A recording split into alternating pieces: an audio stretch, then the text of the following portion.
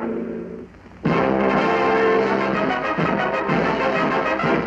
the White House, President Eisenhower signs the proclamation that makes Alaska's entry into the Union official, nearly 92 years after Lincoln's Secretary of State bought the territory from the Russian Tsar for $7 million.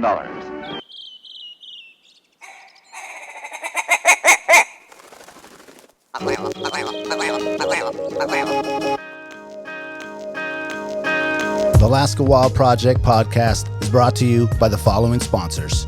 Barney's Sports Chalet, supplying hunters with the best hand-selected gear since 1963.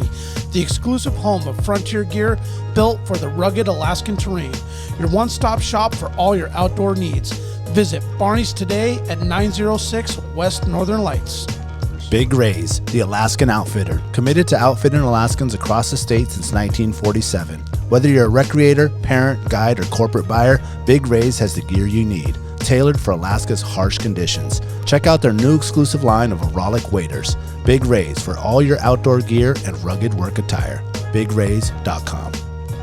Tailored Restoration 24-hour emergency home services, helping Alaskans restore their dreams since 1972. Services include fire, water, mold, post-emergency cleaning, repair, and remodeling. Give them a call in Anchorage, Eagle River, Matsu, or Fairbanks. Hit them up at tailoredrestorationalaska.com. Total Truck and Alaska Overlander, Alaska's premier supplier for custom automotive accessories and overlanding products, providing all-inclusive rental vehicles and trailers custom outfitted to explore the Alaskan backcountry with a unique and convenient traveling experience. TheTreehouseAK.com, located at 341 Boniface Parkway, Alaska's own and grown cannabis and CBD store. Ask the bud tender what the strain of the day is to get your 10% off. The Treehouse, where the culture lives. AKO Farms, located in Sitka, Alaska, built from the ground up with concentrates as their single motivation, with exclusive products such as their sugar wax, full spectrum diamond sauce carts, and more. Ask your local bud tender about AKO. Marijuana has intoxicating effects and may be habit-forming and addictive. Marijuana impairs concentration, coordination, and judgment. Do not operate a vehicle or machinery under the influence. There are health risks associated with consumption of marijuana. For the use of only by adults 21 and older. Keep out of the reach of children, and marijuana should not be used by women who are pregnant or breastfeeding. The Bait Shack, located on Ship Creek upstream of the bridge. Can't miss the bright red shack. They are the go-to fishing gear rental and guide service on Ship Creek. Tight lines and fish on. Come hook into the action with them. Hit them up at thebaitshackak.com. Lawn Pro AK, Alaska's year-round professional property maintenance team. Services include weekly lawn care, custom landscaping, fertilizing, weed control, turf repair, and more. Schedule your free estimate at lawnproak.com. Alaska's OG cider company, Double Shovel, crafting gluten-free colonial-style ciders founded as a healthier, non-inflammatory brew option. Drop by their Pop and Tap room in Anchorage off of 58th and Arctic or visit the second location in Kodiak. Double Shovel, award-winning ciders. The Alaska chapter of Backcountry Hunters and Anglers. BHA is the voice of our Alaskan public lands, waters, and wildlife. Their goal is to uphold our hunting and fishing legacy while keeping our public lands wild. Stand up today and join BHA at backcountryhunters.org.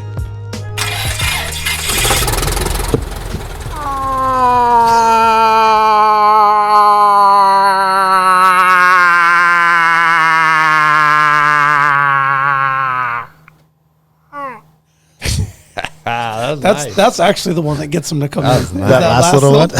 Yeah. Like, yep. Oh, shit. Like, damn, she's waddling. Yeah. Oh, no. Oh, that's good. That's good. Yeah, man. But you were, like you were saying, man, it's just like, I still feel kind of robbed a little bit, but. I'm sure. I'm just glad that, Plan D came through. Plan D. Whenever you have it, whenever you have something that's like what you kind of had lined out as your, like, this is my main event for the year, and it falls apart, it's heartbreaking. Yeah. Tell me about it. Yeah. It's heartbreaking. It is. But if you did it right and you planned and you did everything you could do and you know in your heart that you got up every morning, you stayed up late every night, you did the best you could, and you saw a bunch of animals and you still didn't get one, it doesn't feel quite as like stab, because you know that you gave I the wasn't effort. referring to not getting one. I was referring to not having the whole hunt fall through. Oh yeah, That's what I was talking Yeah. about. That's When you terrible. planned, when that was your main hunt for the year, like Yeah. what Brandon had. Oh, you gotcha. And then like it just doesn't happen. And now you're shifting gears. You're onto a whole different species. Yeah. Yeah, totally. And Just now a shift. weekend warrioring it pretty much. Yeah, just a full But that happens a lot. To a Happens lot of a lot, guys yeah. every year. The homie's trailer didn't work, or something happened, Yeah. and the weather, or Alaska. something happened, and they can't Happens. go. Yeah, Yeah. and Alaska happens. that's the first barrier. Can we all get in the truck? And Can we even kick this off? yeah, Well, and I think you just gotta be open-minded to the pivot. Like, okay, man, plan B, C, D. Like, You gotta have that good little something- baseline footwork. I mean, you just get Pivot. everything on the table packed, and the only change up is the amount of water and food you bring, but everything else is ready. yeah. Is like, Yeah. that was the move. I'm like, I'm just ready to unload this and reload that and Yeah. still make something happen, Yeah, most of the gear is the same, so it's you Yeah, already had a good start. And to your point, though, like you can be frustrated, or if you choose, you can be upset if you choose on a hunt where you don't harvest an animal and you went really hard. But you can do what Daniel said earlier, which was the exact opposite, which was embrace the process. You didn't get anything, but you did everything you could have done. Besides, I mean, you saw animals, like they just weren't the legal kind. Yeah. So it could have been, I was explaining to my family from out of town that came on the hunt, my uncle and my cousin. I'm calling him my cousin. It's my cousin's husband from Hawaii.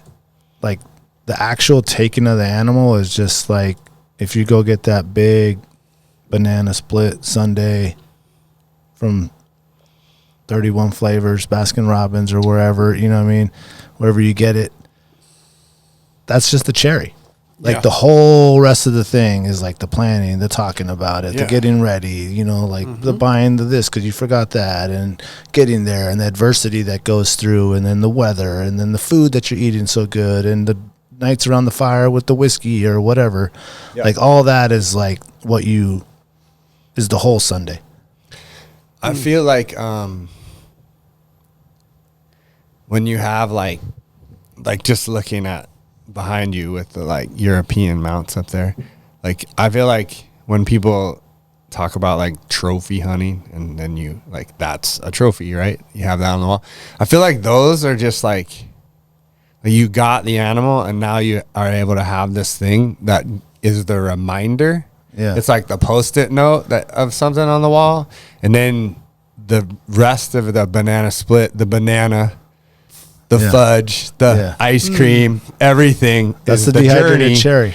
The journey, and the cherry is the reminder. Yeah. And that's what, and like every time you eat some of that meat, you're reminded of that whole journey. Yep. Every time you see that on your wall, you're reminded. Those are the two reminders. Yes. But the journey is the whole damn Sunday. could I get a banana split, hold the banana? Yeah. Yeah. You might I'm the same, dude. I'm the same. For sure. For sure. Just give me It's like, the wait a Sunday. minute. That's like the meat of the Sunday.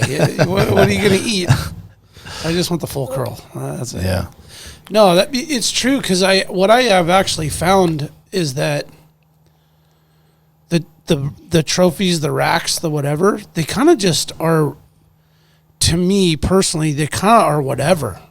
Yeah, the trophy I thought it had so much more value to me, Yeah. but it doesn't. It's just kind of like another, like, It's a reminder. It's just a. That's all it is. It's a trigger to a memory. Yeah. Yeah, it really isn't that special in the terms trophy of it. Like, is the actual. does the rack look beautiful memory. on the wall over the fireplace as the decor? Yeah. Does it have some awesome feng shui in this style of a home or whatever? Like, there's those things, but like the trophy. But it really, like, it doesn't mean shit in the grand scheme of what the. I guess I didn't realize, like, what until all these years later that the racks and stuff don't really. Well, I mean, if you have that 84-inch moose from like sure, that one might be different. I mean, that's a different story. That one might. Well, that's why you see when you'll see like older ladies got divorced or her husband unfortunately passed away. She's trying to get rid of that. Like she's like, this doesn't mean anything to me. I didn't go. Or some trophy hunters' kids inherit their shit when he passes away, and they're like, well, what do I want to do with these 4 fucking Kodiak 10-foot brown bears? Like these things, take them to the pawn shop. Like, donate them or something. Like, do you have any idea the story and the cost? Well, no, the cost of the hunt, the cost of the taxidermy. It's like that's like a $40,000 bear. If you don't know the story, though, then it doesn't mean anything. Then it doesn't. It's just like it's priceless, man. Yeah, that's what I mean by when in the end, it just all of a sudden it's like just a thing. Yeah. It's just a trigger. You know? Like Daniel said, it's just the trigger. Just triggers the memory of that story. Yeah. Like it's crazy how detailed you can remember hunts. Oh, big time. Oh, when you find like things? Yeah. Oh, big time. Try and remember like the details of one whole day of your life that was like a birthday.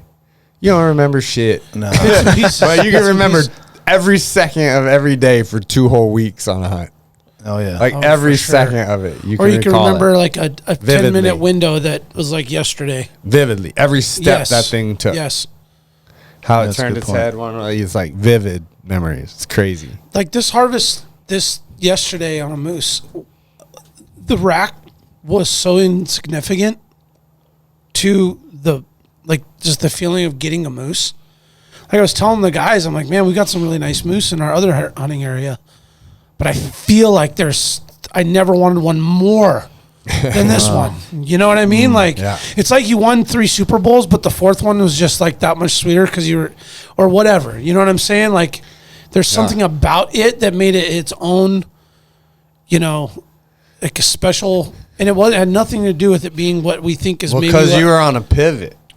Yeah. All of it. So that makes you. Yeah, it was all on the fucking makes back. You real it was hungry. all on the back pocket hunt. The pivot makes you real hungry, because you got that. It's like anger hiking. You just hike better dude. when you're angry. I was so hungry.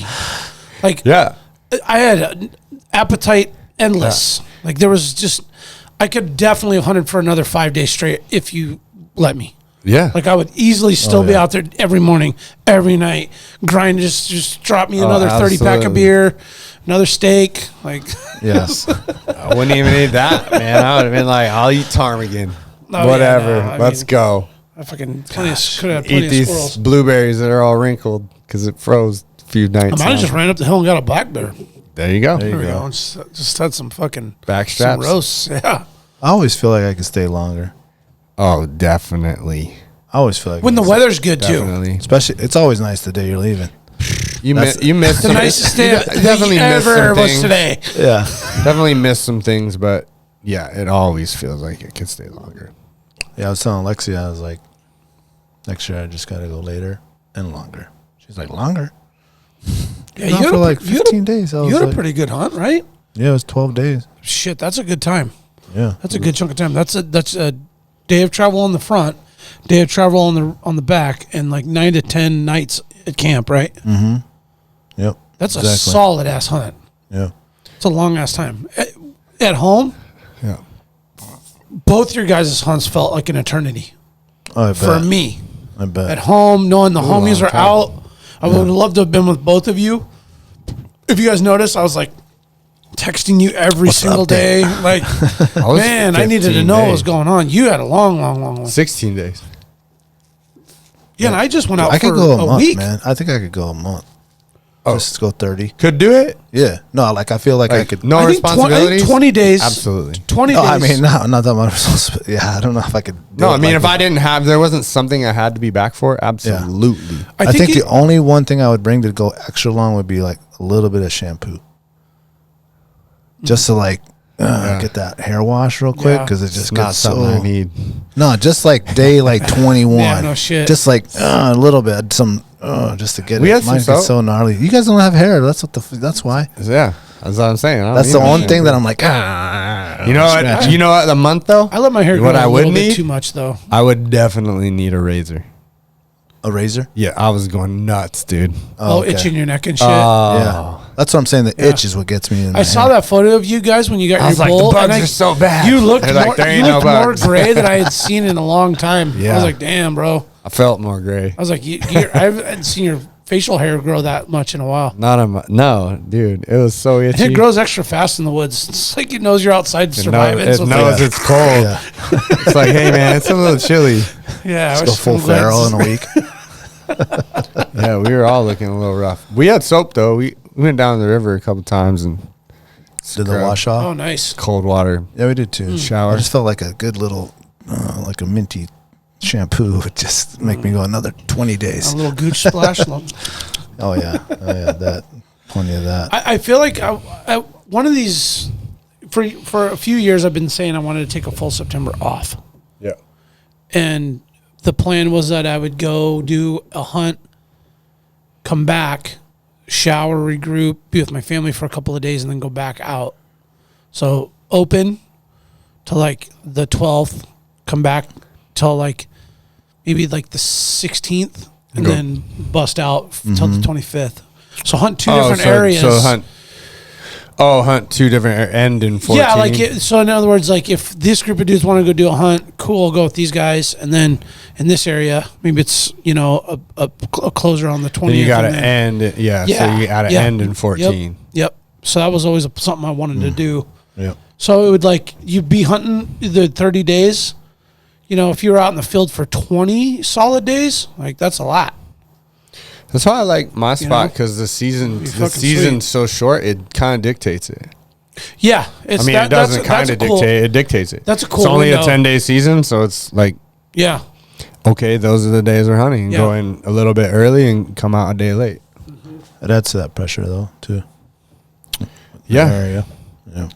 Yeah, but for a non-resident, it doesn't add much pressure because They're here, they're not. Because you're any bull, and that's Being there so long, me. we saw dudes come. Like we were the first ones way back in there, and then we'd see two dudes come, and they see another camp, and then they'd roll. Then that's it, and then like 5 days later, the weather was just horrendous. Those boys are gone. Then you see comes Friday, the next Friday or Saturday, some new dudes come in. Yeah, some weekend warrior boys. Yeah. we were normally I go up there and the overflow parking lot is full. We were first car in the lot, last car to leave the lot. Oh shoot! So we went 2 days early for the season just to make sure. And we didn't hardly that hear paid any. off, huh? We didn't. Yeah, I think it there does. was there was no one in there. No one. I think that's a good. But I felt like I needed to do that because it's public land. And Yeah. Well, with that too, I mean that's a good strategy. You go earlier before everything's disturbed. Everything's been dudes running around, ripping, getting stuck, doing their calls all over the fucking place. Mm-hmm. Versus there's that, which is good. That first 5 days, and then the closer. Yep. Yeah. Yeah. It's nice to go in there when there's nobody, and you get the first eyes on everything. I agree, man, because we pivoted to that. We used to do the late, and it was so much pressure. Yeah. Even in our because when you have that full season, that's what I'm saying. Yeah. That's kind of what I like about it's a mine. lot of fucking action. Because I don't have to go at the beginning. I have to go at the beginning of my season, but not the beginning of the season. Because I don't like to be in there on September 1st. Yeah. Yeah, it's early. So I like that it starts later. It's like the middle of everything else, every other season. Oh, it's prime time. And then so if you do want to just help someone out, you can before it. Then you can go do your thing. Mm-hmm. And then if you're unsuccessful, you still got 8 days of 14 left. If you want to go do that. Yep. Like if something went wrong or you just chose you didn't want to shoot a smaller bull or you couldn't find the bull you wanted, then you can come out and look somewhere else. Yep. I kind of like that. But it's far drive. Yeah. They all got so much pressure on all the near stuff come the end. A lot. Because everyone that went out and didn't get one, they're like, this is it. Saw that this last weekend. Actually, I wasn't there. I left for a night. And the boys were texting me there's a dude over here. there's 2 guys that were walked right in the meadow that we were hunting the morning before. I was like, fuck, man. I was like, it's almost like if I was going to hunt that regularly, I'm just going to go and hunt it during the week. And then the weekend, I'm just going to hang out and camp and drink beer and drink coffee and let it just fucking, you know what I mean? Yeah. Let the weekend boys. Let those guys come do their thing. Roust it up. Yep. Yeah, I was wondering how Eureka would look. Because the closer yesterday was fucking silent. Yeah. Silent. Weekday, right? Bro. Felt so fucking awesome. Pretty sure I was the only motherfucker in there. And that felt good. Yeah.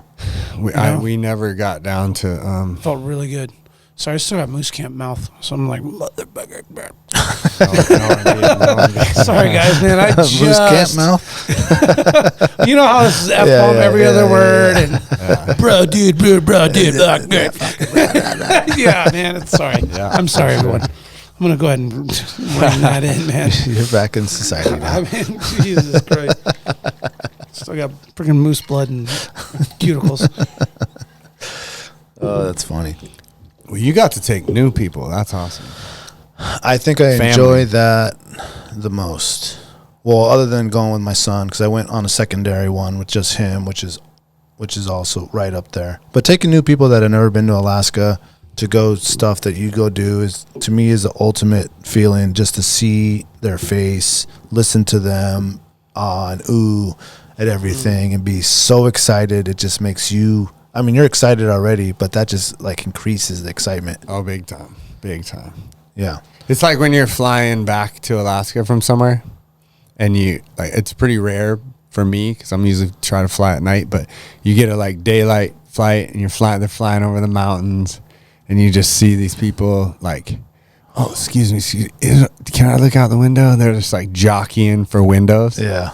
Oh, and I love seeing people like that, like haven't ever flown here, and they're tripping out on just the flight in. Yeah. Haven't even landed in Alaska yet, and they're already losing their minds. So when you get to take people out to like and do the stuff you do, like 4-wheelers, trails, and they're just like, you guys just do this?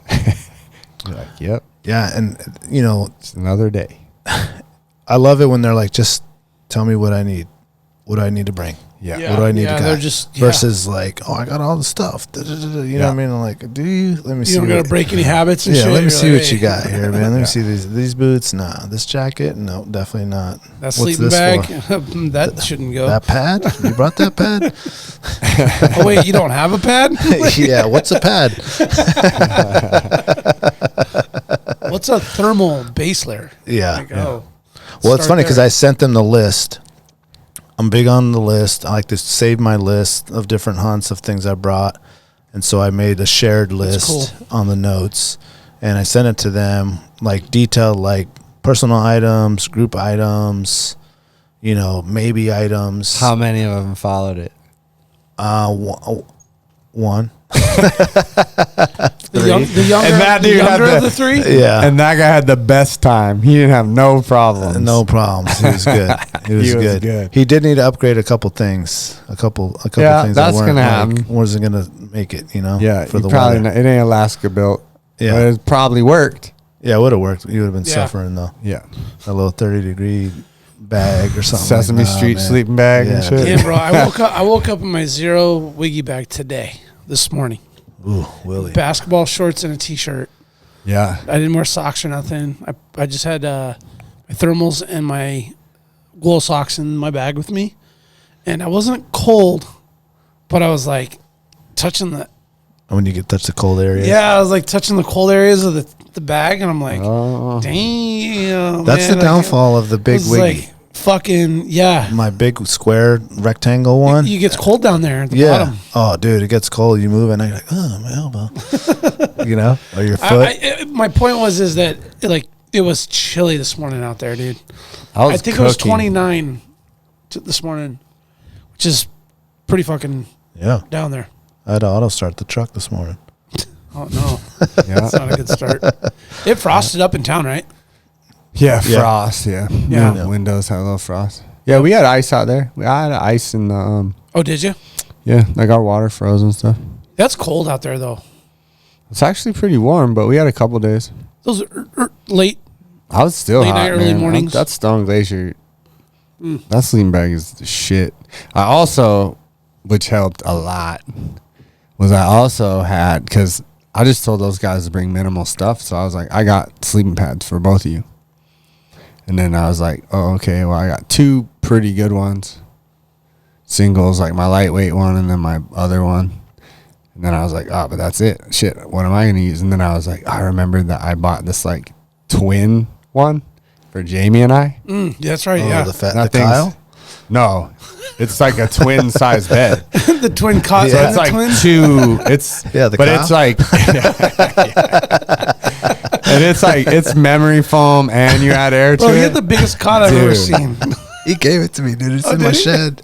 It says like that cot said like Coleman XXL or something. It's huge, dude. I saved it. I was like, oh, well, maybe like my father-in-law and his wife will come and they can see what Where the boys can just go. yeah, toe the to boys toe can on go it. in there, dude. Man. Yeah, that thing is massive, dude. It's Yeah. huge. It's like bigger than Well, I'm pretty much canopy, on that dude. Like you same know how a thing. canopy folds up? Right. It's like double wide than that, dude. It's huge. Speaking of canopy got deceased on the last day out there, dude. Oh, did it? And we were careful, man. We would bring it down all the way down Sure. every single night. Yeah, tying it fully down. strapped. You know what I mean? Everything. Oh, you guys got weather, huh? See, I had good weather. Oh, dude, the weather was atrocious. We had good weather. I mean, like, we had the Kifaru 8-man teepee up, and I felt lots of weather. I mean, we've been mountaintops with the little teepees and just, you know, full flare. But to see the 8-man, like, do that, dude, and those walls, like, coming in, you know, like that, like, to your face, you're just like, oh, my God, dude, is this thing going to hold, you know? Crushing. Like, oh, man. Yeah. Huh. Sick Fucking weather. Earplugs. Yeah, I got Full lucky. earplugs to fall asleep because it's just you're your head is in the engine of the 747. Yo, parachute flap. Just lift off. I mean, if it was that bad, it must have been bad. And Yeah. it was raining sheets too. oh, dude, big time. And Well, that you know what the tent's- money that's a saver big was, dude? tent, man. The money saver, yeah, That's that's a lot of wind with that thing. yeah. The They money- handles it. They handle it. Oh, handled it Unbelievable. great. Handled it But great. there's still that's a big tent, man. Yeah, That's Damn the parachute. Kifaru. 8-man. that's the teepee. 8-man. I think Yeah, they I got only some- make the 8-man now. Oh, they only make the 8 one I think now. they make the 8-man and the sawtooth. They like kind of shrank their. I got a deal picture down. here. We'll bust it open real quick.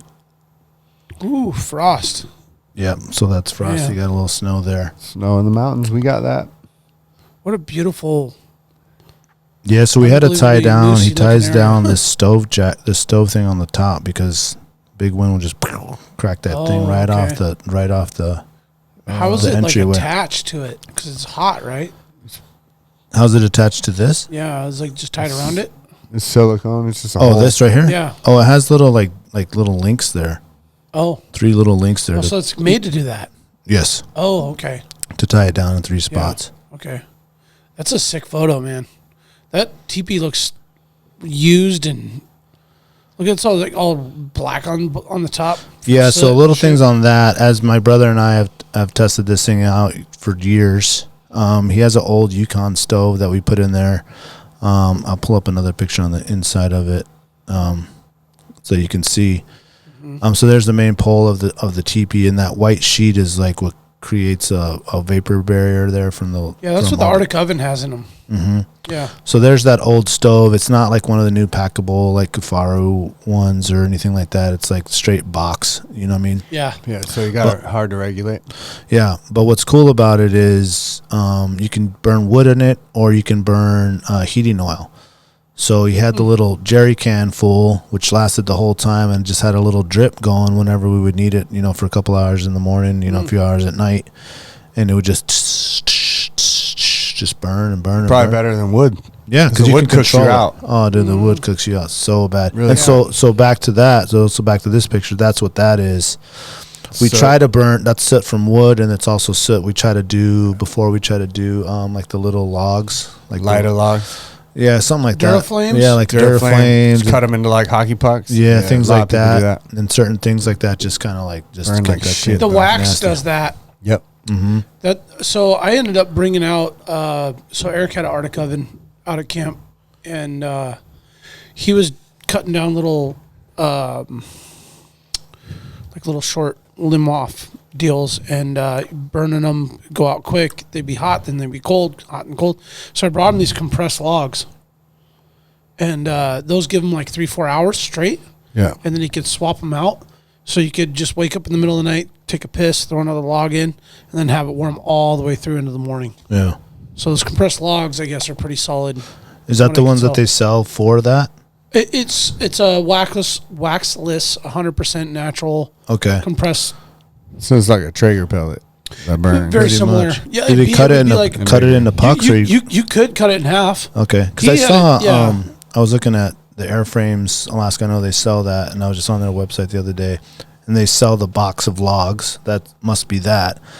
And then they like cut them into pucks if you want to, but they sell the whole box of it, which is cool. Mm-hmm. They have the propane stoves too. Yeah, I was talking to my teacher friend about that. I was curious on what, because your homie had that, or your homie's friend when we went on the caribou hunt a couple years ago. Yep. I wondered how, like, what's cool about that is the control. Yeah. Of heat. Like you can be like 62. I think you can set. I think you can put it on a thermostat. Yeah, it had a thermostat on it, dude. Yeah. And you put exactly where. But I wondered, like, how long was that 5 pound thing gonna last? Less than that tank that whole time he was out there. I mean, it wasn't. I mean, I don't know how long. Weeks, maybe. I don't know. Would you even? I don't even think I would need it very much unless I needed to dry out gear. Is that propane? I'm never cold. I'm never cold though, and I don't mind being cold. In a tent, I kind of sleep better when it's cold. Yeah, sleeping good, but if you got to spend like an entire day, if you want to dry gear, you got to dry stuff out, like stuff is just wet. I'm so glad I brought like 2 raincoats. I think the propane would last if you weren't just running it to be. Yeah, really, you need it in the morning, right when you get up, for a little bit, and then just like at night. I mean, not all night, just like till you fall asleep and turn it off. Mm-hmm. Yeah. The propane. I just jump out and start a fire. First thing, start coffee, water, and fire at the same time. I mean, I just spent a week in the woods without the heat, and I don't have a heater. The heat thing, when those guys would jump in that Arctic oven at night when we get away from the bonfire, and then we would spread it out and then go lay down. Or go into the tents. Like that tent was fucking toasty, dude. Oh yeah, I was like, oh my I wouldn't God. be able to sleep. Well, they got it cooled down and then they would go to bed. But my brother did wake up a few times complaining his ass crack was sweating. Yeah. So I was like, eeh. Well, especially you're in there with the 0 wiggies and it's 50 degrees. And I think he had blankets on him But a fognac, oh man, it's be so nice to dry your gear anywhere wet and rainy. Yeah, 100%. And that was what we were in, dude. It felt like we were fucking in a fognac. And we almost didn't bring it, but then we're looking at the weather and it's like, dude, this is going to be. Are you going to regular tent it? We were always going to bring this, but we weren't going to bring the heater. We weren't going to bring the heater. Got you. We were going to bring the heater. Bring the stove. So I had my uncles in the Cabela's guide, which did the test like it always does. Yeah, bomb shelter. And then Koa brought his little one man that he stayed in the whole time, which is really nice. Or he just slept in that. He just slept in that. Yeah. He just slept in that. I thought I had a picture. Man, so reversing back a little bit. Oh, man, nice camp. Great camp. I happened to come by the house because I dropped off the camera and the camera bag. And I got to see you guys loading up and stuff. And they were like, why aren't you coming? And I'm like, man, I'm just going to go hunting. And thinking about Chad's thing. I'm like, fuck, dude. This is like, you guys are all in just full swing, prepped out, going moose hunting, And I'm like, it was just so painful to I bet. Well, no, you guys were loading up and going out of town. I was like, oh my God, I want to go so bad. But it looked like it all had the energy with all you guys had the makings of what looked to be a really, really fun trip. And I remember right before I left, Daniel asked his uncle, you got a spare for that trailer? He's like, no. I was like, ooh. As I jump in my truck and drive away, and they're like loading and doing this whole thing, and I was like, all right, well, what was it like? Fucking 13 minutes later, you guys leave. That's what I was about to say. Like this picture right here, he's got. This is his Instagram photo. Yeah. This is my Instagram photo of this is what moose hunting looks like. This is what moose hunting was like. Now I'll show the real. Now show the real moose hunting photo. That was for 10 minutes. The real. Yeah, I see like a tire off the rim. That's a good start. Okay, that was about 10 minutes in right there. I think you're shock sagging a little, dog. All right, so for our listeners, the tandem axle trailer tire is rubbing on the frame, the deck frame, the cross beam. Yeah. So last I checked, that's a concern. I would say that's more than a rub, though. That's literally putting a dent in the tire. It's shaving. It's shaving the tire. That's not a rub, dude. That's called brakes. I think I see rubber shavings there on the back. I think I see a tire that doesn't turn. So elaborate real quick on that. So I got a new trailer last year. I had the old green monster, which worked great. I got a nice. Is that what you called that thing? Yeah, three. Yeah, got AstroTurf. Nice 3-place. The putting green, the 3-place trailer, and it had the single axle. And then when I got the 6x and I have the other 4-wheeler, and I'm loaded up, it was too much. So I decided, well, why don't I buy another axle for this thing? And I was like, this thing will be beefy. Beefy. So I ended up ordering the other axle. I had the homie Dan, your brother, help me come put it in. And man, we did so many measurements and make sure how it's done. And your brother is so thorough with all his mechanic stuff, and like he had all the tools and the measurements, and he already had the ideas and tongue weight and like all these numbers that I didn't even think about. Measured to make sure it was square, all of it, all of it. All of it. I know he wanted it to track right. No, he's it was like carry the 2 x divided by y, like all that. And so we did it all, and it was fine. And when I was just doing the 6x, it didn't put enough weight on it when it wasn't loaded. But with the new axle, I was like, man, I'm just gonna bring this shit fully loaded. Yeah. So I had the 6x with the back fully loaded. My brother's 4-wheeler with the new Bosky trailer fully. That thing was loaded down to the back off and go. Yeah. So we just add driver. But with the second axle, it was way good to go. Yes. In theory. Yes. No, it looked beautiful. Like it was good. Except for that location of that beam. Yeah. So literally what? Oh, so literally like bend the corner from my house, like 2 bends. Like boom, hit the main road, gonna go gas up. Look through the mirror, my brother's like, what's that smoke? What? I'm looking through the thing, and the trailer's just smoking, dude. So we just fucking turn. We're on Northern Lights here, dude. We turn in right into the apartment buildings right before Rustic Goat there. We're like, oh my god! We go down there and totally can see what the fuck's going on and why it's smoking. It's just burning up the wheel on the frame. Just shaving the tire. So we're like, fuck, what are we gonna do? So I was like, well. And of course, like it's like 5:15, so people are like pulling into their house. You know what I'm saying? And we just got like 2 trucks with 2 trailers, just fully loaded, taking up the whole parking lot of the apartment building. So I was like, well, we have to take this off. There's only way is to take this thing off. Yeah, you got to get that beam off the tire. Yeah, so I take the 6x off, which is like enough weight to get it off the tire. And I'm just like, well, you meet me at the house. I'm just going to ride this thing down the road. 5 o'clock traffic? 5 o'clock traffic, dude. I'm just like, man, fully loaded 6x, just like, man. Use your proper hand signals when starts you turn. pouring rain. Starts pouring rain at that time. Yeah, people are just like giving me the shotgun, just rallying. Get home, dude. Luckily, my neighbor, shout out to my neighbor, had all the tools that we needed. I'm not the tool guy. He had all the stuff we needed. My brother was like NASCAR, dude. He was like, prop. He's like, we measured. He's like, oh yeah, we're just gonna go like 4 inches, both of them 4 inches. Put the Sharpie.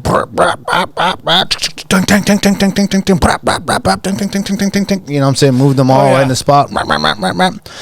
And so the whole time before we were doing that, told my uncle, I said, well, why don't you go to 6 Rowley's somewhere, get a spare. Okay, because you don't have a spare, and these tires, like, you need at least one. Yeah, that shit was looking real skeptical. Yes. Suspect, I should very say. Suspect. Dry rot. Full dry rot. Just like... Tires like white. I mean, it's a heavy-duty trailer. Oh, you got white walls. No. Yeah. Just a little chalky. So as soon as we got done, they happened to just come back, which was perfect. So we just loaded everything up. Boom, we hit the road. We get out to. Well, hold on a second. What about that spare though? Are you getting to that? Yeah, I'll get to that. That comes later in the story. Yeah. So I asked him. I said, "Did you get the spare?" He's like, "Yeah, I got the spare." I said, "All right, cool. Let's go." So we go all the way, no problems. We get all the way to the destination. We had rented a lodge because I knew we were going to be there late. So we stayed at the lodge that night, and then we're going to wake up early and head more down the road to where the trailhead was and go out. So we leave the lodge and we go to get gas, and then we go back to the gas. We're like, what is that sound? it's just one of his tires just leaking. I was like, you have a spare? I mean, you have a we're like, well, we don't need the spare yet. Let's just plug it real quick. So he's like, you have a plug? I was like, yes. So I ended up plugging it real quick right there at the gas station. And they're like, all right, let's hit the road. You know, this is like 7 a.m. or whatever. Hit the road, go down on about like 10 miles. I was like, let's check the tire. So we get out to check the tire and hear another on the other side. Like, oh my God. It's like, plug that one up. Tire rock cracks are starting to fucking. Full other. Yeah, exactly. So then we finally get to the spot. We're like, all right, well, let's just get there. This is probably one of the pictures this is probably on the way back, you know, fixing the stuff. Somebody bent over there, crawled under something. Oh man, he did bring the air compressor and plenty of plugs and the spare tire, which we'll get to. So we hit the trail. Everything was good. I was like, let's just get to the trailhead. We'll make it. We'll deal with the trailer when we come back. It held up the rest of the way. It was fine. So we hit the trail. We get back in there. We try to go down and cross the river where we wanted to initially cross the river. And here's a little video of it. That's you right there? That's me right there with the trailer trying to cross. And all right there is legit about halfway through. And then once you get to about 3/4, I'm going to turn because there's no way you can cross there. The entryway on the other side is past that little limb right there. And you see right there, I'm fully gunned. And I'm like, nope. I just decided, like, this ain't happening. Yeah, you're getting floated. It's fully floated. So you can't get traction. Yeah, fully floated. I'm like, nope. I was like, that way, fellas. I was like, we ain't doing this. We ain't doing this. Plan B right there. Plan B. Yeah. Plan B, exactly. As Daniel's puckering up, like, oh shit, I am floating. I am floating. Nope. Turn, quick. So anyway, we decided to go to Plan B, and I knew another spot that I had been to before, so I was like, well, let's go that way. We didn't see anybody that way, which was nice. We know that we can cross this creek further up, so I was like, let's get all the way to the end. If we can cross it, we can cross it, and we'll keep going as far as we can go where we want it, to a different area. If not, we could just camp right there, right at the base of the creek, wait for it to come down, and then hopefully cross later on in the week or the next week. So as we're rolling up to the spot, it's already getting dark. It's like maybe 7:50, you know what I'm saying? It's like getting dark. Yeah, you got barely. We're getting close to where we might be able to cross the second part of the creek, up the creek, you know, several miles, 15 miles, I want to say. You guys went pretty deep then. Yeah. You burned a whole day. Yeah, it took a whole day. On the way there, before I get to that, full stuck mode.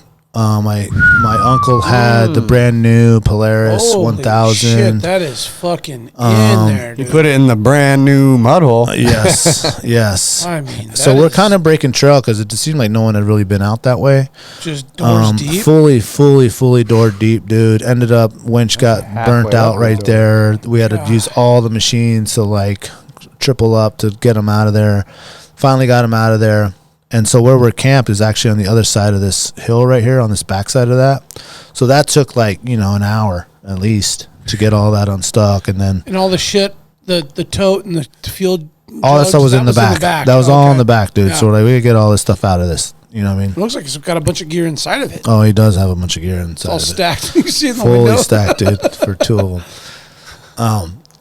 So anyway, we get to the spot, we get close to it, and as soon as I'm in the lead, and I pull up and I just like look up the mountain, and there's a beautiful 3x3, fully velveted, just laying there like looking at us. I'm like, stop. And this is 2 days before the opener.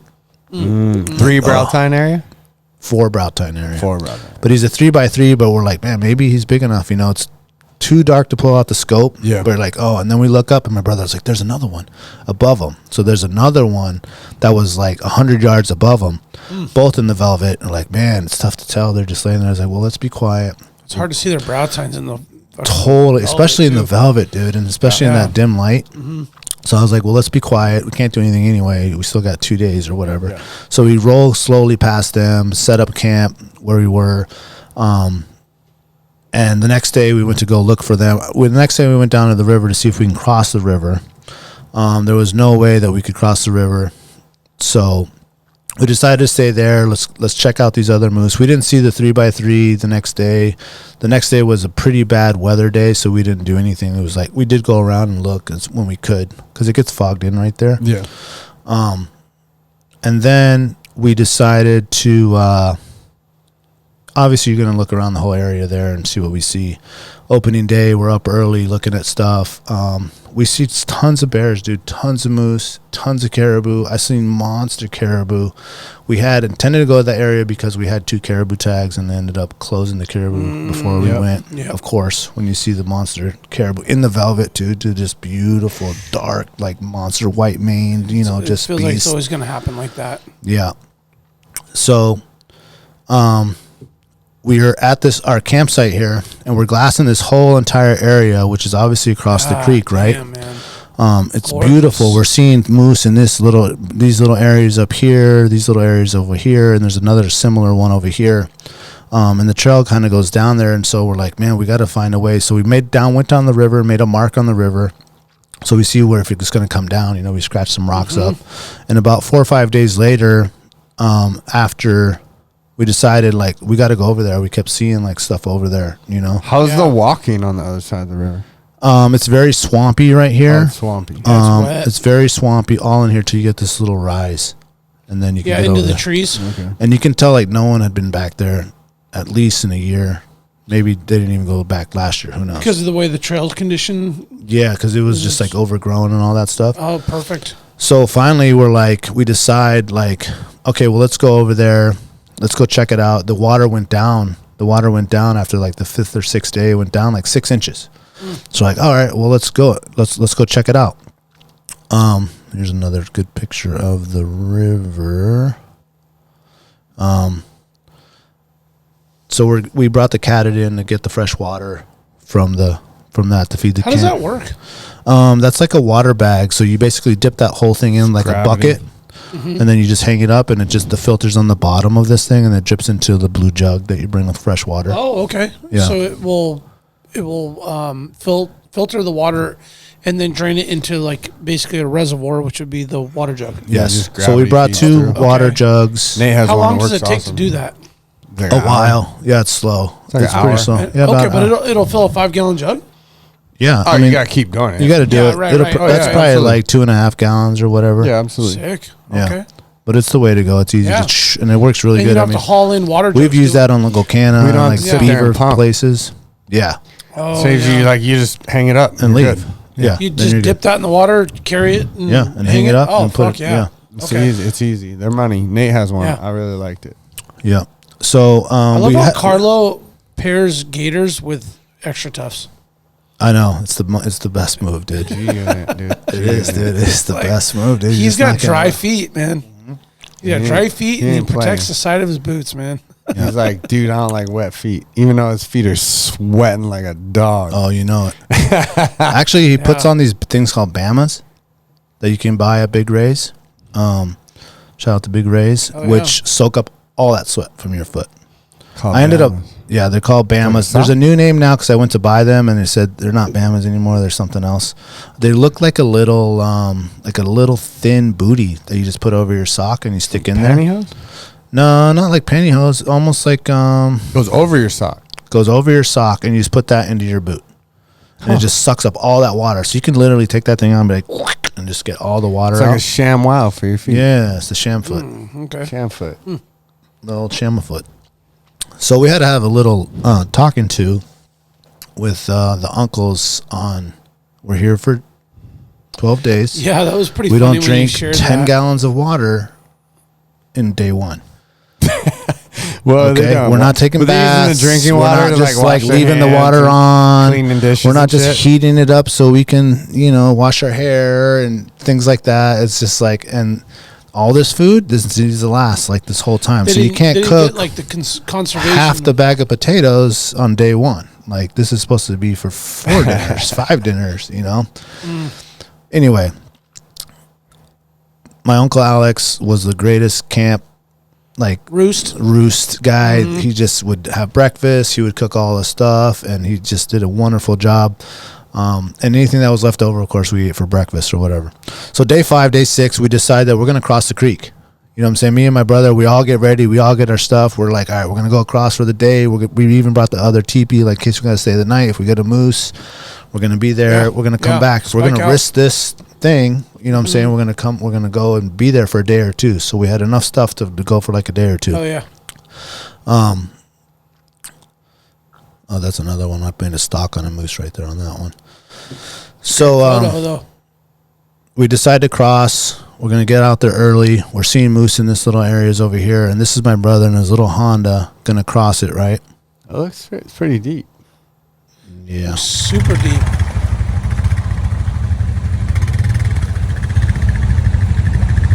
I don't see a life jacket.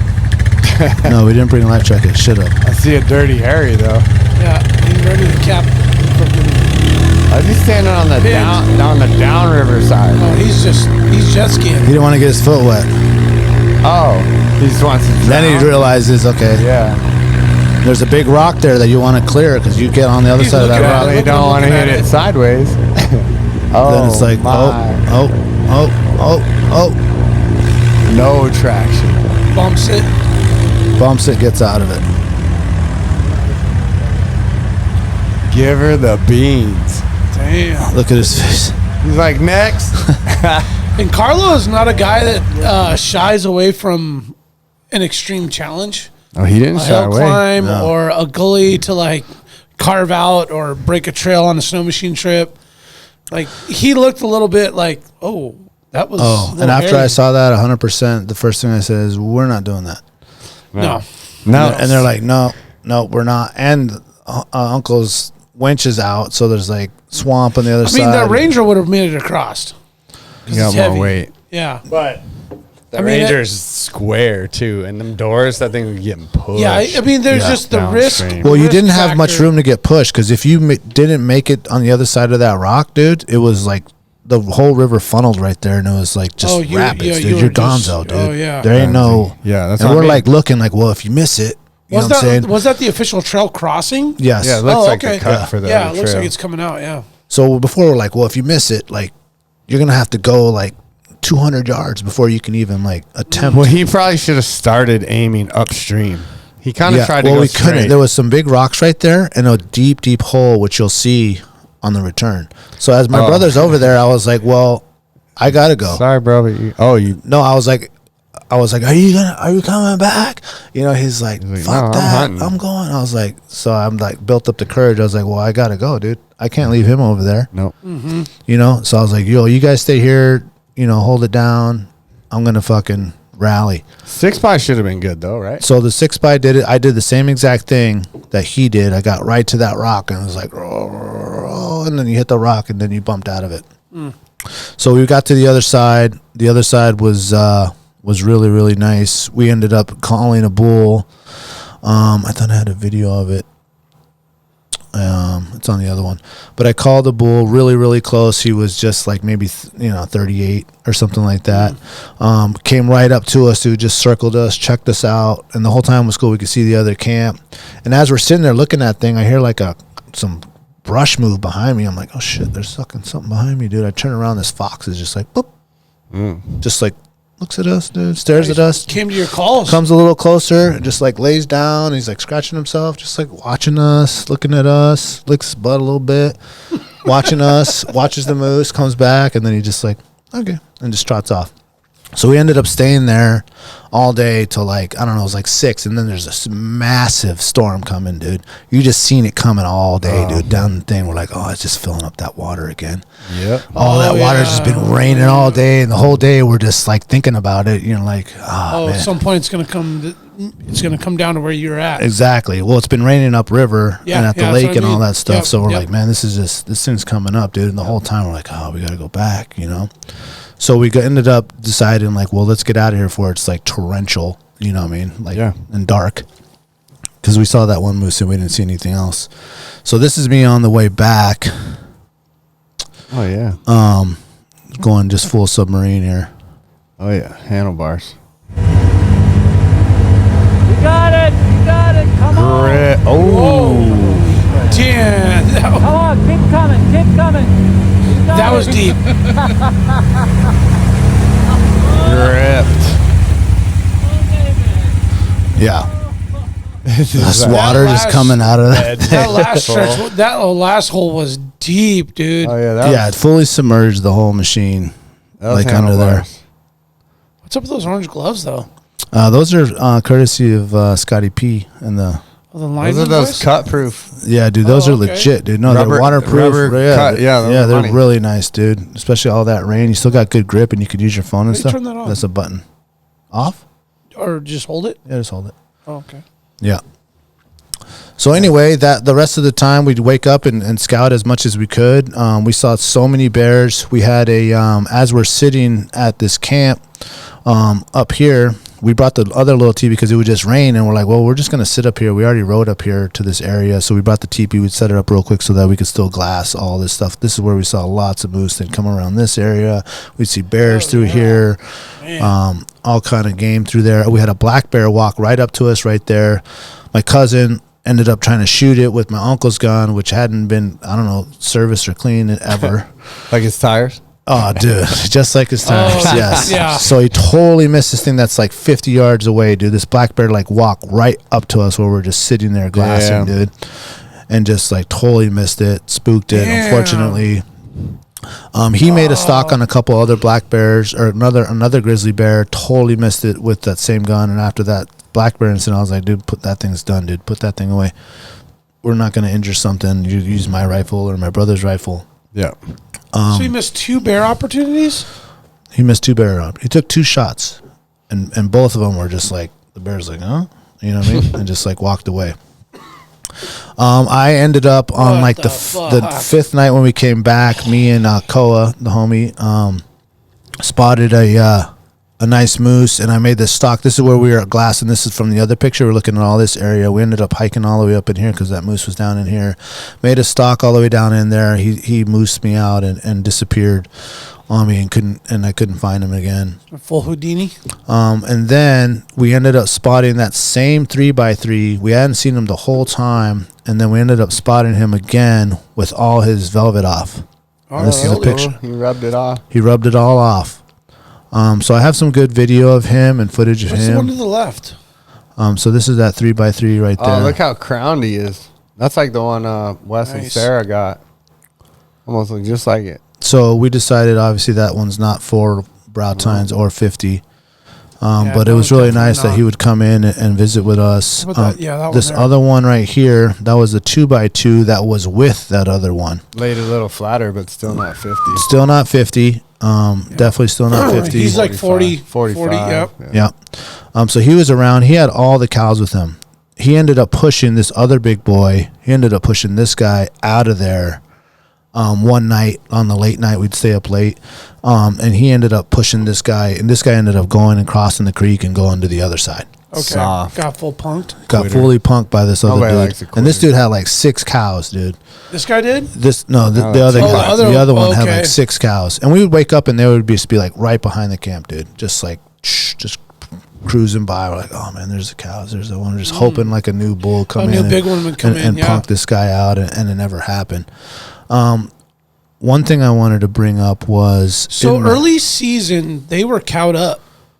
Oh yeah, he was cowed up for sure. Okay. Yeah, for sure. Do you think the full bump and grind was going on, or do you just think they were just getting together? I think they're just getting together. Okay. Yeah. Just getting together. Or is it that he came down to the cows? Like he was up in the high country, and did he come down to the cows maybe? They seem to follow him around. Okay. They seem to stick together because he would circle that area and we'd find him on the other side and he'd be with all those cows. Oh, they would just be cruising with him? They're cruising with him. Yeah. Yep. And as we're glassing from one of the high spots, we spotted this. Are those camper trailers? Yeah. Whoa. A bunch of camper trailers. Looks like someone's like camp or something. I don't know how they get those things in there on some kind of track rig or something like that. Time. And bring all those things in there, and I guess just when it gets blown out by a bear, they just buy another one. I don't know. I know the story behind those. You do? Yeah. Okay. Well, we won't say it so we don't blow the spot up, but nope. There is some cool mining camp stuff that's back there that we saw, which is really rad to see all these big things and all these big equipment stuff like that. Way the hell out there. Yeah. So we had a great 12 days. We had a lot of weather. We had a lot of good food. We drank a lot of good beer. Awesome time with the uncles. Saw lots of opportunities. Could have got like 6 bears if we wanted them. We saw bears all over the place. Beautiful bears. Definitely could have, but you're not going to shoot the bear when the moose are 100 yards from them. Mm-hmm. Yep. So on the way out, everyone rode excellent all the way out. Beautiful day on the way out. Only saw one other camp. 2 dudes came in. They left after 5 days. Got back to the truck, and one of the tires was off the bead. Totally flat, off the bead, donezoed. It's like, okay, well, let's try to get it back on. It's, so he had the generator with the thing. So we're like, let's just try it. Let's just try it. You know what I'm saying? So we all pull on it and it ended up popping on. Yep. Luckily. Yep. And as soon as it popped on, we hear it from the other side. Another hole. Go plug it. All right, let's go. Load up. Go down the trail about fucking, 20 minutes. Check it again. Come out, dude. Hear another fucking thing on another side. We went through, I want to say, 12, 14 plugs just to get back to the gas station. So once we get to the gas station, we're like, well, let's buy some more plugs. Okay, for one, it held up to here. Let's buy some more plugs. We still have, 4 hours to go. So build a tire out of plugs at this point. Yeah.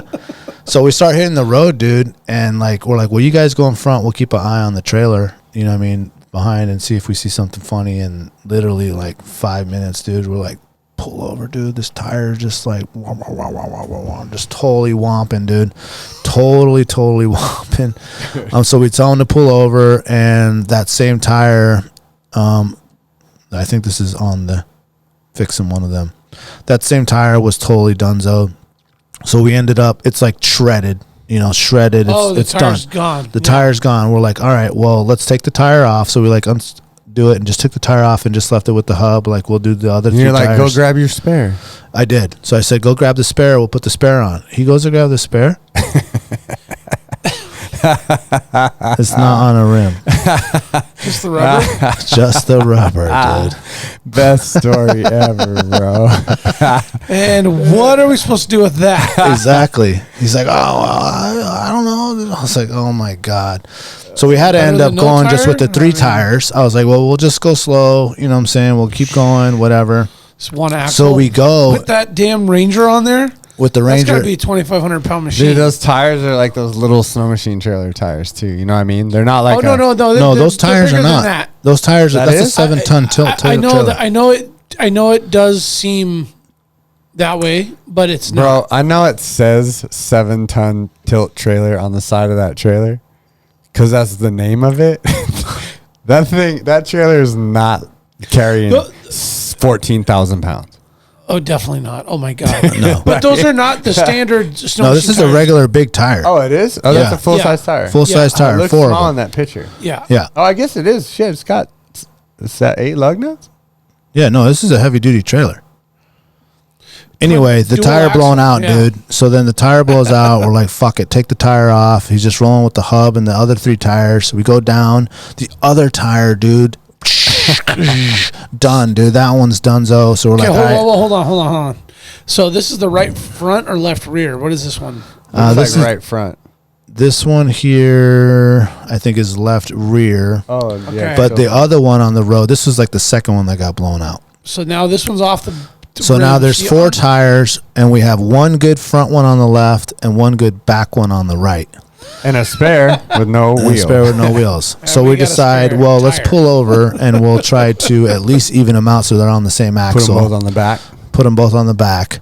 And so my brother tries to go, and then it's just like snap, dude, lug nut, snap. The thing is, the stubs are just getting snapped off. Goes to go another one, it's just spin. It's just oh my done. God. So we can't even do that maneuver. So we're like, okay, well, we can't leave it here. We're like on the side of the road. There's not even a turn off. So we end up having to drive 4, 5, 6 miles with it just and it's getting dark. Got dark. Obviously, the picture's dark. Finally pull into a good enough area, and we're like, all right, well, we got to unload what we can off this thing and go home. So it took what should have been 5 hours, 13 hours to get home. Fuck, dude. Man. So, moral of the story is hunting's fun. yeah. Well, hold on. And I think, if I remember a little tidbit of story that I got after the trip, was that Uncle had to get a Turo because of the clutch. Oh my God. That was in the beginning, dude. Oh my God. What? Okay, so in the beginning. that part? Okay, oh, look, this is, here's on the side of the road, right? Oh, yeah, This, off the this is beat. the other one. Yeah. So before my uncle calls me, like, we're supposed to be meeting up right when I get off work, 3 o'clock. We're out, dude. He like calls. He's like, we might have a problem.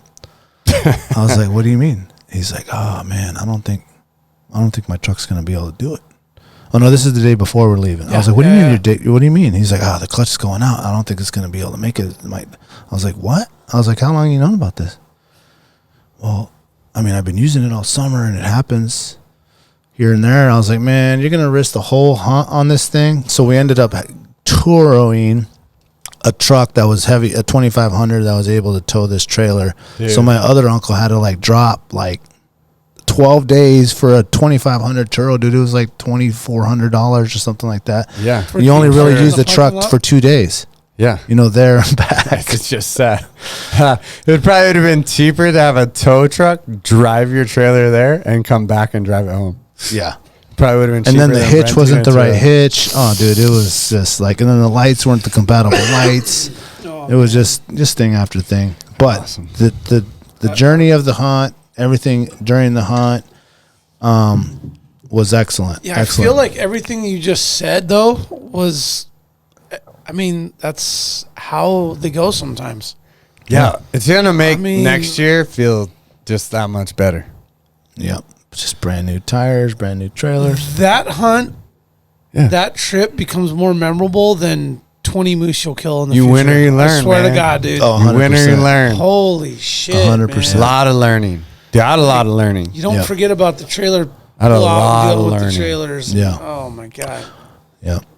We had a black wolf cross and come right to our camp, dude. Like, I thought my cousin was like joking. He's like, "There's a wolf out here." I thought he was trying to get me up because it's like 6:30. I feel like we're seeing more wolves now. dude, this thing crossed the creek, dude, and came right to the Hey, camp. watch it swim across the creek. Crossed the creek and came right to the camp, and then was like, boop, and skirted just like to We, the right. we He was had gone. wolf tracks So he came on our to you? footprints. He like every day. came because I don't know. We were calling that night before, like Oh, you do. okay. And it was really early, maybe like 5:36. Just that initial pee before you go get dressed or whatever. Yeah. Yeah, and he's like, I'm back in there. He's like, "There's a wolf out here. There's a wolf out here." And I'm like, I don't believe you. I was like, what? And this thing just came right across, dude. It was crazy. Just a lone big black wolf. You had wolves, too? Didn't see any. Oh, heard them. Or saw tracks. Saw tracks on our tracks every single day. Every day we saw tracks on our tracks. So they were close. From whatever day we went. Yeah, they were on the trails. Never saw one. So they were just on your outskirts. Only all heard the them time? once. We heard them on our hike back in with parts. Only time we heard them. Never heard them at night. But I also slept like a baby. So I might not have heard shit if there was anything going on. Thinking of them hooting and hollering and just, Yeah. Just out. A few puffs. oh, yeah, Dunzo. yeah. Good Yeah, night. call it. Oh, call yeah, it. dude. The Tired. smoke signals were coming out the teepee. Tired every day. I'll tell you that. It's like, wait. There's the stovepipe and there's some shit coming out the side. What's that? Let's take a quick break. Do it, man. We'll get into yours and we'll give old Danny B a call. Yeah. Oh, shit.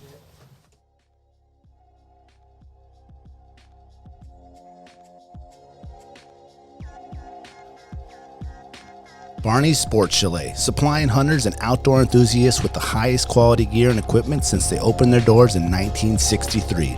Barney's carries exclusive brands such as Alpaca Rafts, Sitka Sims, Exo Mountain Gear, Hilleberg, and much more.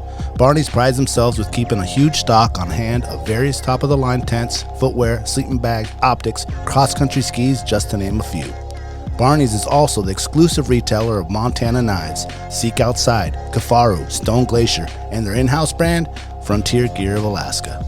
Barney's has a superior selection of top-rated boots, sleeping bags, dry bags, mountaineering gear, electronics, and accessories. Need freeze-dried food or mountain snacks? They got that too. Barney's now has an amazing new paperback catalog available for in-store pickup or online order. Visit them today at barneysports.com, or even better, stop by the store in Anchorage at 906 West Northern Lights. If you want the best, there's only one name in the game, Barney's Sports Chalet. The Alaska chapter of Backcountry Hunters and Anglers. BHA is the voice of our Alaska public lands, waters, and wildlife. From national level policy work to engagement with boots on the ground projects from Kotzebue to Ketchikan. BHA performs public land cleanups, hunting and fishing clinics, and community education to help take your game to the next level. BHA's community-minded goal is to uphold our hunting and fishing legacy while keeping wildlands wild and fostering the next generation of sportsmen and women for years to come.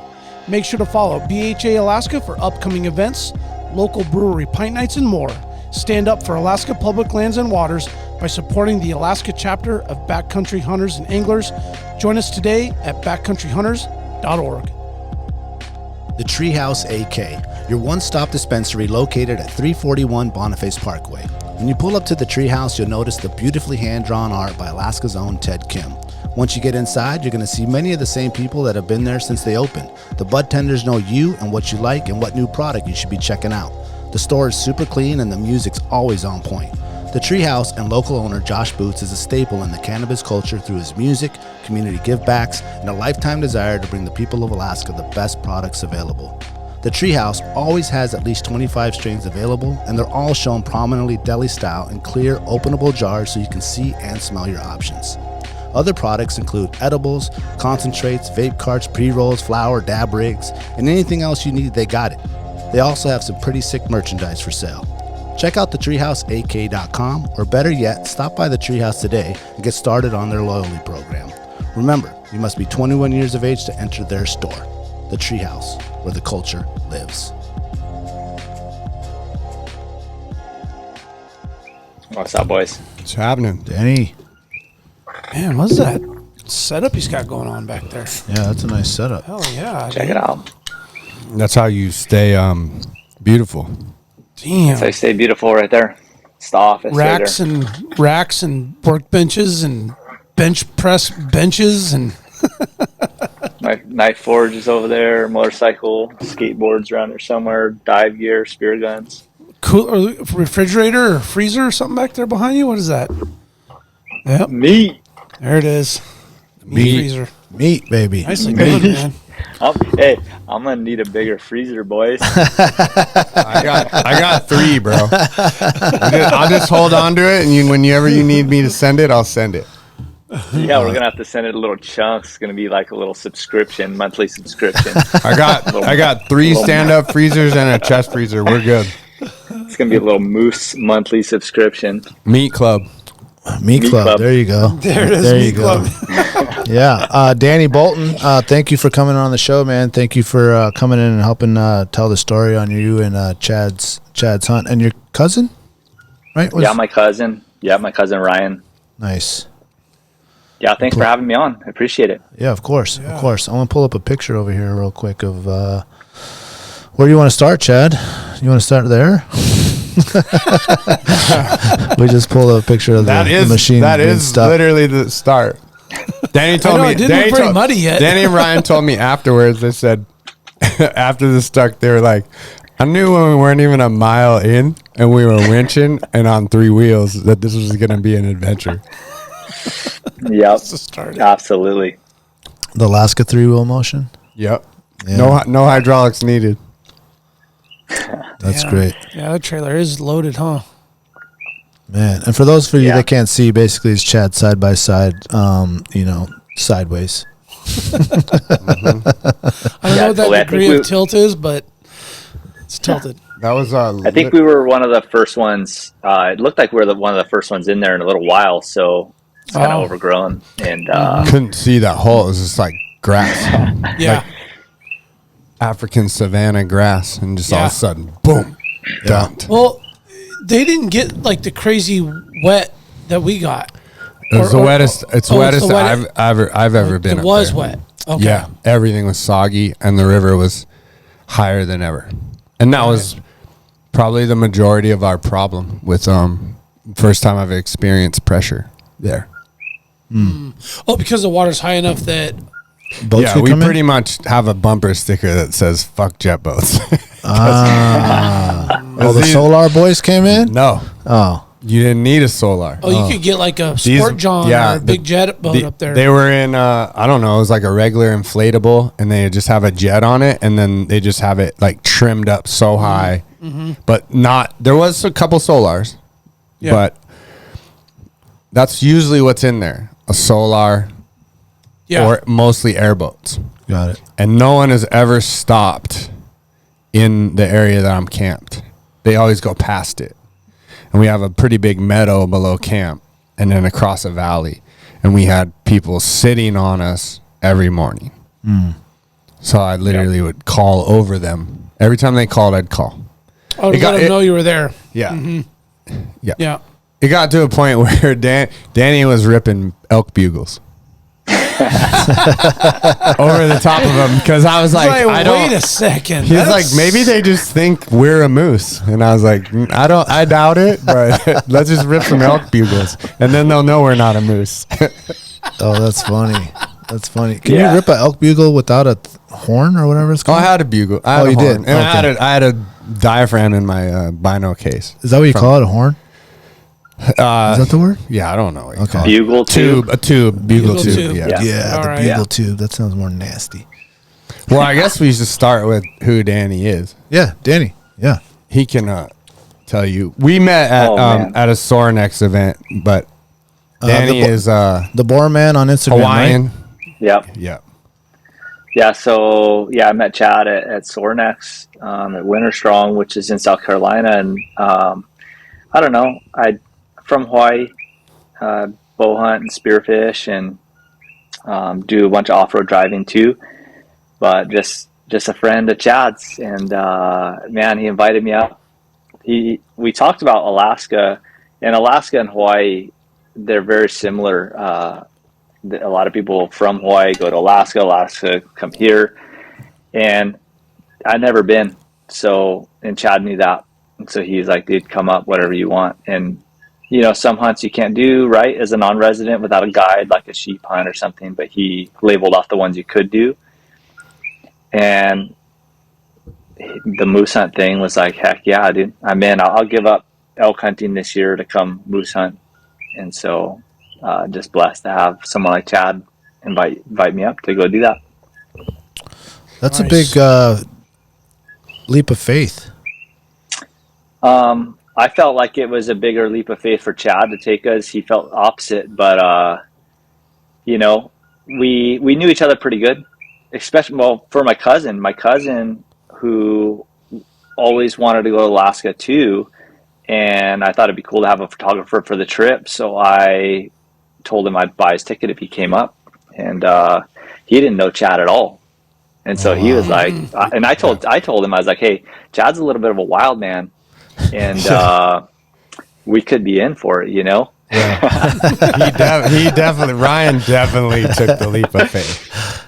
He had no idea what he was getting himself into, and he paid dearly. He paid dearly in there. He had to change his plane ticket twice. Oh, wow. He wasn't involved in the end result. We just made that decision without his advice whatsoever, and he was just stuck dealing with Oh, it. if you mean like taking moose late and then having to extend things and that? Yes. Okay, yes, yeah. Yes. It usually is a full group decision, right? No, he was back there. He was back there documenting it with photos. It's like, oh, we're already here, bro. It's happening. Yeah. Totally. So it sounded like the trail was pretty gnarly. And that, I mean, I've been in that razor a lot. Brandon, you have too, and that thing gets after it. I mean, well, it was so we rolled up there. We started out going to be there 3 days early before the season, just to ensure that that we had the spot, because this is public land. Someone can be on here, nothing you can do about it. So when we got to up there towards Chicken, we rode past the parking lot, and it was there was no one there. So I was like, shit. And it was almost dark at that point. So I was like, dude, let's just go to Chicken and stay in a cabin for the night, and we'll just go in the morning, so it's in the daylight. yeah. So we're not just navigating by on-X, GPS. These boys wanted to go. They were ready to go. Oh, yeah. They were ready to go in. Like, all the they're anticipation, all the it was readiness. late. Yeah, but the thing is, like, it was already dark, close to dark. Yeah. Thank God we didn't go in, because the next day when we did go in, it was madness just getting to camp, right? And that would have been us in headlamps, like trying to figure that thing out and navigate it in the dark. No, I don't always make good decisions, but that was a good decision. That was a great decision. My dad's not an epically great hunter, but there's one word of advice that he always provided. He said, bad shit happens in the dark. Yep. And that was like, all right, man, fucking copy that affirmative. Don't do the shit. Unless you have to. Yeah, unless you have to. There's a big ball down at the end of the night and you're cleaning the second one at 11 o'clock. That's the shit you got to just pay up and deal with. But if you have a choice. Yeah, and we had a choice because I didn't feel there was any risk that anyone would be out there in front of us. As long as we got back to the parking lot by 6, 7 a.m., we were going to be good, and we were. And that was the day you picked up the trailer and then went out, because you guys maybe got a later start to the day. Yeah, I picked up the trailer when they were the day after I picked them up. 8:30 in the morning or something. Yep, we loaded it and we were gone. Yeah, okay. So you got up there that night. We got up there about, I was hoping to get up there around 4. We got up there around 8. Yeah. Yeah. We took our time, Sure. We enjoyed the drive. Neither of them had ever been to Alaska. So it was like, when you're driving 6 hours, like you're getting to see a lot of the state. So it was cool to just take our time with it and stop and get photos at some places. That area you guys drove, at least the last stretch, is quite possibly one of the most beautiful areas to drive, man. Yeah. I mean, my grandpa is an old trucker from way back. I mean, he's driven stuff from, Fort Lauderdale, Florida to Anchorage, Alaska, and everything. We're in between on a truck. And that section of the highway is by far his favorite in all of North America. Yeah, I think when you hit the Wrangles there, and you go around like Sanford and that's beautiful. It gets beautiful, and the colors are changing a lot faster there. Yeah. Mm-hmm. Well, even leading up on the way, Matanuska Glacier. Yeah, all of it. Oh, I mean, everything up through there. Yeah. They enjoyed it, I think, and I always enjoy that. So I felt like it was like a national park, just driving through normal roads. Sick photo. Well, technically, I guess St. Elias, it was a national park. Part of it was a national park. But we got in there, and dude, the trail it had some spots that were like the trail that I've driven on for 7 or 8 years was completely washed out in spots. Damn. And the bridge that's been there, that sometimes you got to tune it up a little bit. It's like cut down logs to get across this like creek that you really can't cross because it's like just a cut. It's just You actually had some good pictures of that on your Instagram. If anybody out there listening that wants to check out some of these pictures in person, you can go to Boreman. Is it just Boreman or the Boreman? If you just go to Danny Bolton. Oh, Danny Bolton. Okay. Danny Bolton, all one word, and then it does show up as Boreman too. Okay. Yeah. Yeah, you've been doing really great at documenting that. And that bridge, like, that's not just like 5 little logs. Oh no, it's 30. we probably had to add about 10, 12 logs to it just to rebuild it. And going across it, pulling a trailer, it's a little, But I was telling these guys, and you guys have heard me say it on here all the time, that like the only way to get separation is you got to have that, like your spot. If you want to like get rid of people, you got to have barriers, like like there has to be these barriers of entry. Yes. Right. And if you don't have them, everyone will be there. So like I was telling them about that, and I was just like, this is like barrier number 1. Yeah, it was pretty obvious. Because it's like some people aren't going to want to go across this. Yeah. Like Eureka has it, and the first barrier usually it just weeds out kind of the weaker, more novice riders, Sure. what's the mountain? Monument kind of weeds out. Like that's where the first like drop people out. Those are like the dudes. And way before that initial like beaver dam area. The mud. If it's wet, if it's Right, full of water. Right. But you got to have those barriers of entry in order to get away from anyone. Yes. And so that was like the first of it. And then we got on, and it was just wetter than normal, but no one had been there. So there was some mud spots that we had to winch. We had to winch quite a bit, put it in a hole that you just couldn't see like 3 different times. And then we had to winch a lot of the mud. But these guys were like pros. Yeah. Like he said, he does off-road stuff. They grew up on a coffee farm, doing construction, running heavy equipment, building dirt jumps for BMX and motocross. So like, they're like Alaskans. You know, it's like hanging out with a couple of Big Lake kids. Well, totally. We've talked about this before on the podcast, and you even confirmed it, Danny, that Alaska and Hawaii have this like connection. Like the lifestyles are similar. You know, the characters are similar. 4950 love or something. Yeah, 4950 love. Yeah. And you missed the first part of the podcast, but my cousin's husband, who's from Hawaii, from Kauai, he came up on his first Alaska hunt with me, and we did 12 15 days, and he was the only person I never had to like question or wake up, or I mean, he was like up, ready to go, down for whatever, down to stay up all night, just down to get his hands in the mud and get unstuck and put a plug in a tire. Just one of those like Alaska, like it felt like the homie was there. That's exactly what it felt like. He rose to the occasion. Oh, 100%. Yeah, 100%. And these boys did beyond that. I mean, it was like hanging out with your buddies from here. No different. Like there wasn't really even like having to like explain what to do or any of that. They didn't have to take your direction every 2 seconds to guide them through it. Not at all. They could jump right in and make it happen. I mean, we're doing stuff. Well, I mean, further along in the story, for sure, that, like, I learned stuff from them that I didn't know. Like, I never had a radiator. I never dealt with a radiator in my life, other than, like, put some radiator stop leak stuff in it.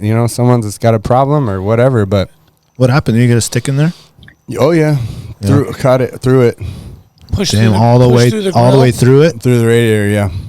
Wow. Fuck. Yeah, like, ripped, like... 4 or 5 different bars out of the radiator. So it's just dripping shit. Puncture wound? Yep. But the way in, got through all the mud stuff. These guys there was a lot of sections, probably a good solid mile of a really muddy section that's was holding a lot more water than it normally does. And I'm pulling a trailer for the first time, really. And we're loaded pretty good. We have 3 dudes. Normally I have 2 guys, and we have other vehicles or whatever, and I've never pulled a trailer. But you're loaded. Yeah. Pretty ballsy going with one machine, man. You guys weren't doing mountain houses. Yeah, well, the thing about that area too is we had spam, we had spam. Yeah. You had some spam. We had some peaks for backup, and we got into them. Yeah. We got into the backup food, which was we had everything. But we didn't come out with no food. Yeah. Not an M&M left. Nothing. But you didn't come out lighter though. Came out lighter. No. Well, came out in 3 trips instead of 1. Not lighter on any of them. Oh, it took 3 to get out. Yeah. 3, bro. Brutal. So, oh my God. So we get through that mud section because they just walk it. They just jog it, and I'm to the floor on a lot of sections, like just carry momentum. Trailers just. So I'm just like, I'm muddy. These boys are sweating because they're trugging through the woods. Yeah. We get through that section. No one's in any of the camps. So we're stoked. Drop down. Going across the normally flat. It's the marsh, but like you float on top of it. It's pretty easy. The grass is taller than I've ever seen it. Can't really see. Dumping in another huge hole. Got to use a land anchor to get out. Oh, just please, come on, man. This is getting embarrassing at this point. I'm like, these guys are probably like, man, Chad's machine's fine, but this dude can't drive. How many times have you been back here, bro? He's hit every hole here. But they're just stoked, happy, literally good vibes the whole 14 days, 15 days, whatever it turned out to be. But we get the last pull to camp is usually a very dry hill.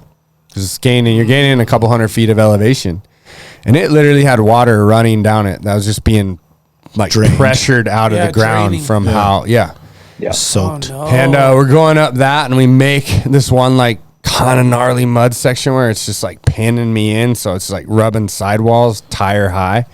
And just like kind of squeeze box, so you're like losing traction because you're getting squeezed. Oh, and you got a boat anchor behind you. And dude, belt goes. Oh, full snap? Have a Duraclutch. Shredded, bro. Duraclutch, 5,000-mile belt warranty guarantee. You just put that in last year. No, I have about 1,000 miles on it. A little less than 1,000 miles, but still, regardless, doesn't matter. When we went on our sheep hunt, you had that same. I thought you changed all that. No, shit I've out. had it since I put it on there like 2 years ago. Yeah.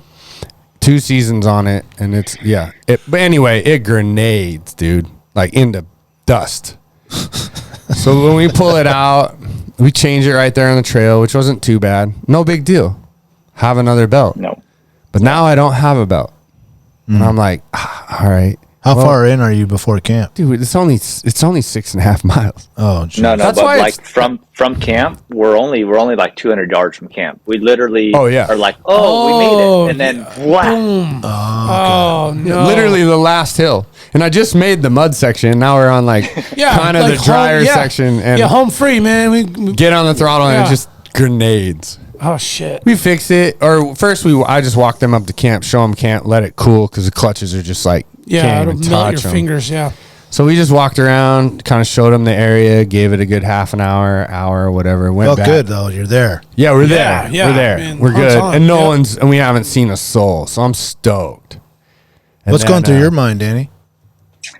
I was just happy. I mean, all that stuff that getting stuck, and I mean, that was to be expected. Like I've made enough mistakes in my life and been enough off-road stuff to know like that is just part of what was going to happen. And when the belt blew, I was expecting it. Just because I know you go through belts on those things. I didn't know he had the Duraclutch. I just know you go through belts on those machines. And when we're loading up Chad's trailer, I pointed at one of the belts to my cousin Ryan. I was like, I hope he's got extra belts. And I forgot to ask because I think that one in the shop maybe was for his snow machine. But sure enough, he's got tools. He was ready. So we had that extra belt. It was no big deal. It's like, yep. That was expected, and just stoked to be at camp. At that point, it was like we're where the moose are going to be, and that's all I was caring about. What was the time frame from like leaving the truck to get to the camp? 3 hours? Oh, 4 hours? No, you wish, bro. It took us like 5-6 hours, easy. Was it? It took a while. I remember like you telling us it was going to be like 3 hours, and then 6 hours later, it's like, okay. We're here. I mean, it's only 6.5 miles, man. An hour a mile. Yeah, one Hour a mile. mile. One bridge. Are you going 1 mile an hour? No, I'm going an hour a mile. You didn't tell him the one bridge, one belt? One bridge, one belt. Yeah. So first lesson learned, buy some more damn belts. Yep. For sure. Dang, you got to more- bring 2 belts? You need more than one. And 2 You need more spares than one. tires? 100%. you Yeah, might so we need got 3. to camp and like made pretty quick work of setting up camp. Got the the tent set up where we're going to sleep. That stuff. Chad has a nice little setup for the kitchen camp. It's got a tarp and kind of like a pole across to hook the tarp to, so it's pretty solid. Set up all the kitchen stuff, unload our stuff, unload our bows. And even brought a target and was able to shoot our bows that first day, and just feeling good, feeling confident that we had everything we needed, had food. At that point, it was just looking for moose, and the views. Are you kidding me? Like the views from there are so good and so beautiful. Yeah, it's a good spot. So Yeah. this is the 30th? No, so the season starts the 8th. Oh, the 8th. So Okay. we're in on the 6th. Gotcha, So gotcha. Yeah. It's the evening of the 6th. So you got one whole nother day of Total- glassing and Yep. Yeah, we have a checking whole what's nother up. day. And Well, you get your bearings down, right? Yeah, for yeah, sure. we get everything set up. We go, we cut it. It was teamwork makes the dream work the whole time. Like, you got a lot of burnt stuff there from the fires, 15 years ago or whenever they were. Good firewood. So just firewood everywhere. So we just like cutting down trees. One guy's running saw, 2 guys are stacking, just grabbing bundles, run it back to camp. Then we just like set up an assembly line. Like one guy's grabbing the cuts, one guy's feeding trees, and then one guy's running the chainsaw. And we're just cutting things and stacking it. And You try to cut for the whole time? So you don't have to run the saw again? You cut enough that it looks like. I like running the saw. Yeah, okay. Danny hasn't bought in 100% yet. Because I told him the saw brings in moose. Yeah, sounds like cow calls. And he was like, there's just no way. He's like, man, that saw is just like them jet boats. Like, it ain't no different. I'm like, nah, I promise you they're different. But when we would run the saw, we'd see a moose within an hour every time. But no, we probably cut wood 3 times, I think, 3 or 4 times. Yeah. I mean, we definitely, we had a good pile, but there was a few days, and one day it poured rain on us that we went through quite a bit of wood. And then when we'd get stuff wet, we'd kind of cook up a good fire to kind of dry stuff out. So we definitely went through some wood on those days. Yeah, we weren't worried about, like, there's so much wood there. It's nice. And they're all like little 3-inch rounds, 2-inch rounds. So perfect for like campfires. It's terrible for cooking because they don't have no coals. That stuff's so dry, it burns to like white ash. Wow. Like there's not even ash in the fire pit. It's crazy how that stuff burns till there's nothing left. It's so dead. So dead and so dry. And it's already been burned. Right, yeah. You know, that's what killed it. So it's like... Yeah, good What'd you bring, the mansion? Yeah. Nice. The Teton? The mansion Teton? The canvas tent, man. It's good. Yeah, that thing's money. Danny, you guys are cozy in that thing or what? Yeah, totally. I mean, that was more than what I expected. And was just super cozy. And, you know, it's a little cold the first night, but I just I was actually in Florida for a wedding, and I had just from Hawaii too, so I had that thin blood. So everything was kind of cold at first, but definitely got that thicker blood, you know, like a couple days in.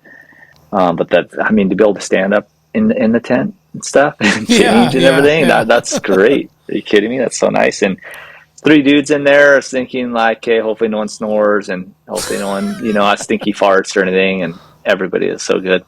Yeah, no, it was money. Oh, see, it's better that I didn't come in. Yeah, I was just gonna say. I would have definitely brought the snores and the farts. We talked about you. You came up in conversation. Man, dude, the old diesel. Danny snored. Danny like lightly snored on like 2 nights where he was just like exhausted. He was so dude. Yeah. Exhausted or drunk, right? It's one of those two. No drinking. You don't drink. We didn't have any alcohol. Those things will make you snore hard. Oh, he was, dude. He went ham both those days. Mm-hmm. That was when he had to bail us out of the radiator. Oh shit! So we're a few days in. We're seeing moose, seeing a lot of cows, quite a bit of cows, seeing a couple small bulls. Mm-hmm.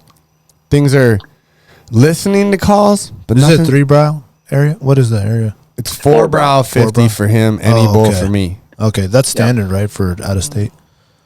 No, it's whatever the area is. In 14, it's 3 brows. And 4 and 450. Most of whatever the brow time is for those places is, but this is any bull for residents. Okay. Yeah. So we're seeing some stuff, but then we have these jet boats that are like not solars. And normally every time I've ever been there, there's boats. But no one has ever stopped below my camp. So there's 2 boats that are the same kind of boat, and they're just like a regular small inflatable, but with a V. It's not a solar. It's not made for a jet, but they got a jet on it, and they're short, and they got 2 people in each. Are they day tripping? They obviously are the same camp. They're downriver from us, but I don't think they're at the bridge because we could hear them start up at 6 a.m. every day. Okay, I'd be calling at like 5:15 to 5:30, depending on, you know, we were getting darker and darker and darker every day, like 7 minutes a day or whatever. Yeah. And at 6, we'd hear that boat. And I don't care. I don't care about hearing a boat. It's not a big deal.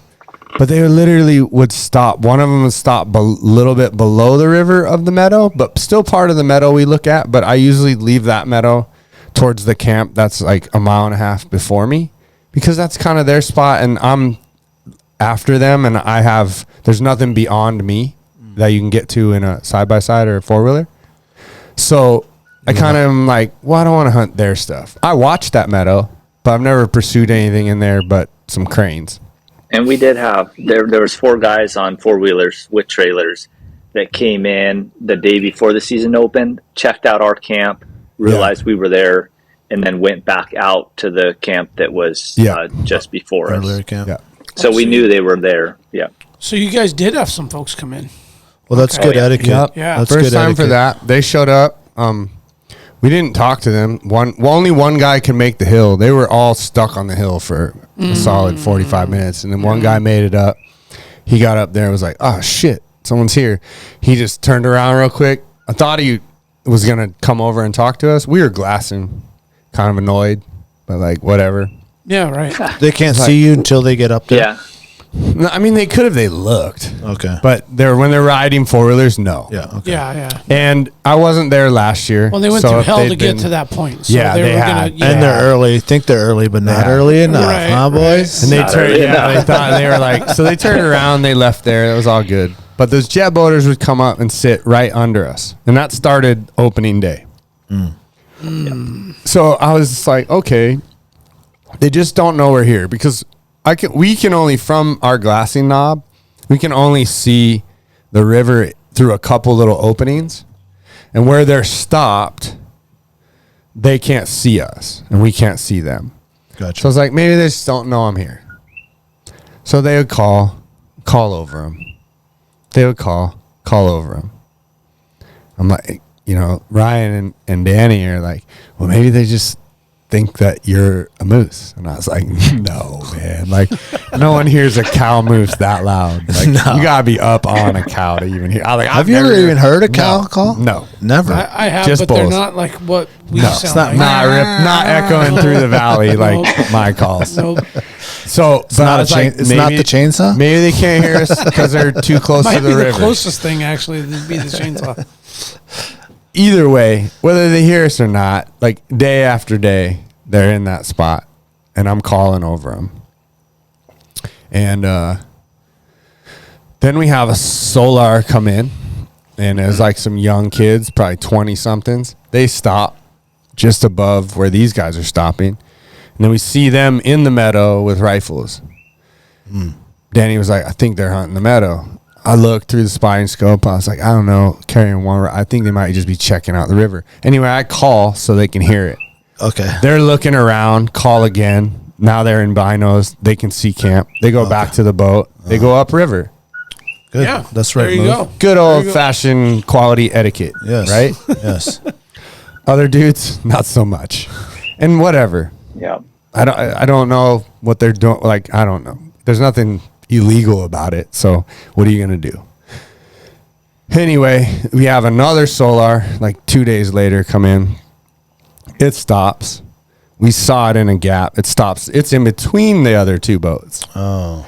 And so these guys, we wouldn't hear them. We wouldn't hear their boat start up where they stopped.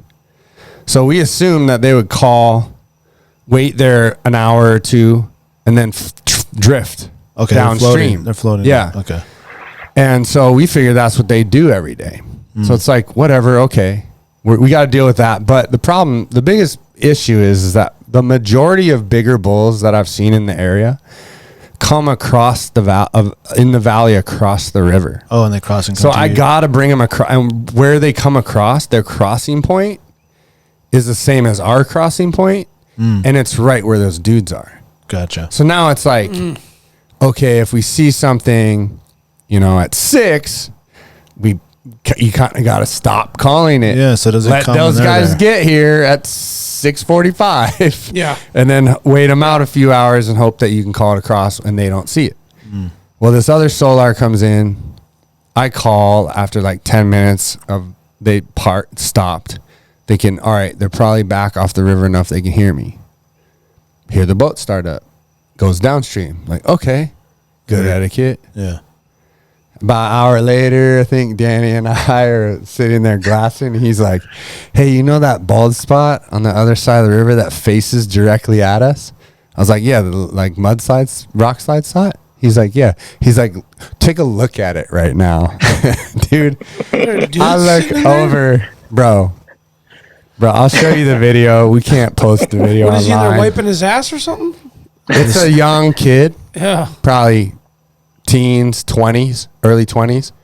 He's laying on his back He's big, dude. He's big Kylish. He's Yeah. big Kylish. Yeah, a little He's hoss. laying on his back. He got his gun in his armpit, and he is on his phone for 45 straight minutes. Oh man. shit. On his phone. Oh, he's going full TikTok. He's with his dad, I think, and he ain't. Oh, he got he dragged ain't out there. asked to come. So I'm just like, you got to be kidding. He dropped this dude off. Sure enough, man, this guy shows back up. 2 other dudes in the boat now. He's like, I shut didn't on see people. shit, Dad. Oh, So that kid gets up, heads down the boat, and so we're like sitting there. I'm like, okay, they're gonna all leave now. They probably made a bad section, felt they needed to shuttle it. Yeah. Danny's like, nah, man, they're gonna camp. He's like, they're camping right there. I'm like, surely they wouldn't do that. Like, I'm calling, and this kid would look over at us, but he never picked up binos. So I'm calling now that I know that their boat's shut off and they're on the bank. Next thing you know, hour later, 4 dudes in that bald spot. Oh no. Ryan is in my spotting scope, and he's like, I can see the guy's eyes through his binos right now because they're staring straight at us. So I'm like holding my orange tarp, and I'm like putting my arms out. I'm just like, what are you doing? Yeah. And they're calling. Oh my god. So then I call over them. These are the guys we started ripping the elk bugle at because it was just like, Danny's like, what do you do? And I was like, well, man, I have to say something to him at some point. Mm-hmm. Like, I mean, the guys in the boat is one thing. They have never seen us. Yeah. We haven't made contact with them. For all I know, they might sit in that boat all day and not even hear my calls because they're on a river. Yeah. Yeah. So I don't like, that's whatever. But this is blatant. This is like, dude, you guys are all 4 in your binoculars staring at my camp. Like, at this point, we had taken a day and we built like the area that I sit, the little glassy knob, like we cleared some more brush off of it. Danny dug it like super flat, so like 3 chairs could sit out there. We got bright red chairs. Like, you can see this place Yeah. now because we've cleared it.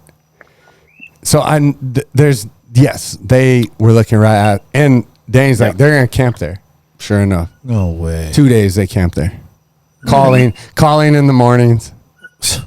We're up earlier. We're calling the boats. Anyway, the second day they're there, we got 2 bulls that Danny found, and they're pushing each other around just on the other side of the river.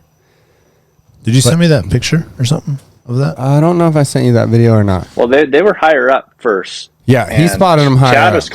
Chad was calling, and they were very aware that somebody was calling, and they were making their way basically towards us. Like, if you nice. put a straight line on us, they would look over and be like, "Oh yeah, who you calling?" And then they'd come down and mess with each other, and then Chad would call, and they'd look again. So we're thinking like, and one of them's like a decently bigger one. So it's like, okay, this is probably our better opportunity at this point, to make this thing happen. So, Yeah. So we felt like, okay, now we have one that is Potential. a possibility. And this is like 9:30, yeah, it's kind of late morning. 10 a.m. Plenty of time. And so we're thinking the dudes we haven't heard the guys in the boat call in like a couple hours. These guys are still camped down there? The guys are still camped, but they don't know about this. Okay. They they're haven't kind of they further haven't down. moved. You guys have the high ground. Right? We have the high ground. They have high ground too, but I just don't think that they Yeah, they probably sleep in and shit, and ish. They're up, Yeah. but Sleep or sleep. yeah, either way, they weren't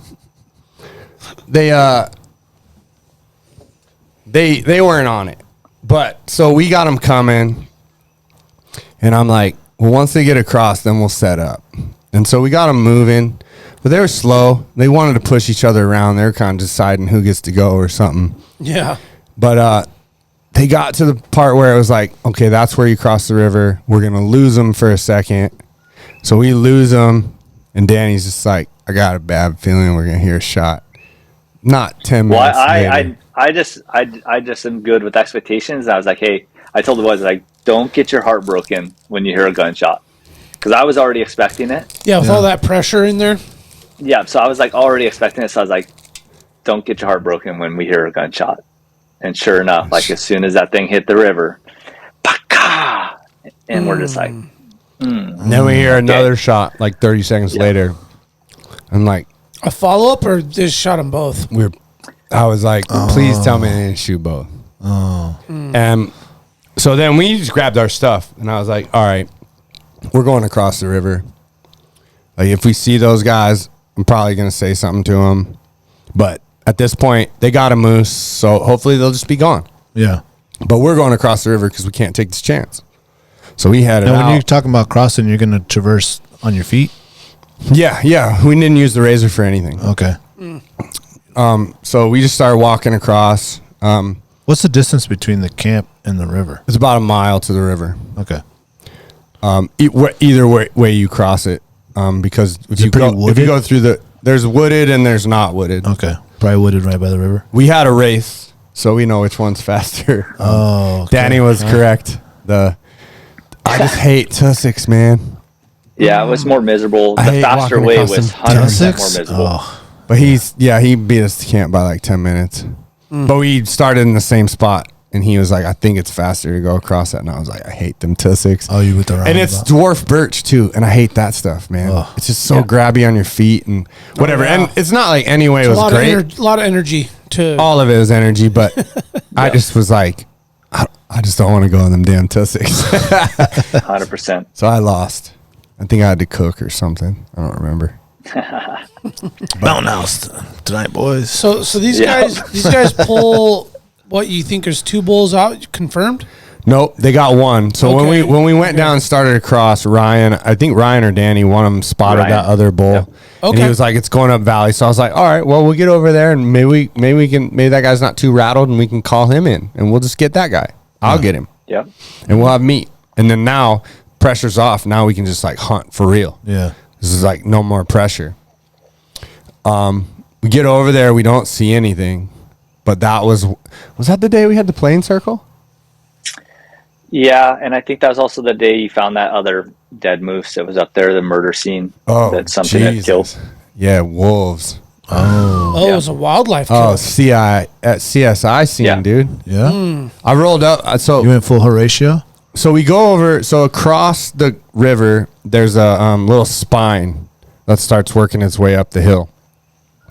And I've been on that spine. I actually shot a little paddle bull from that spine on a trip that we had wolves and babies and everything in there. And wound up pulling one out of there. So I was like, it's pretty good over there. And we can see what we can't see from here. So we go over there. Well, these guys are sitting on that. Well, I've never really gone any further than that. So I was like, dude, I'm going to go up. I'm going to follow this spine up on this game trail for a ways. You guys sit here. I called. I was like, just sit here, see if you can find anything in the landscape. I'm just going to go check out of it.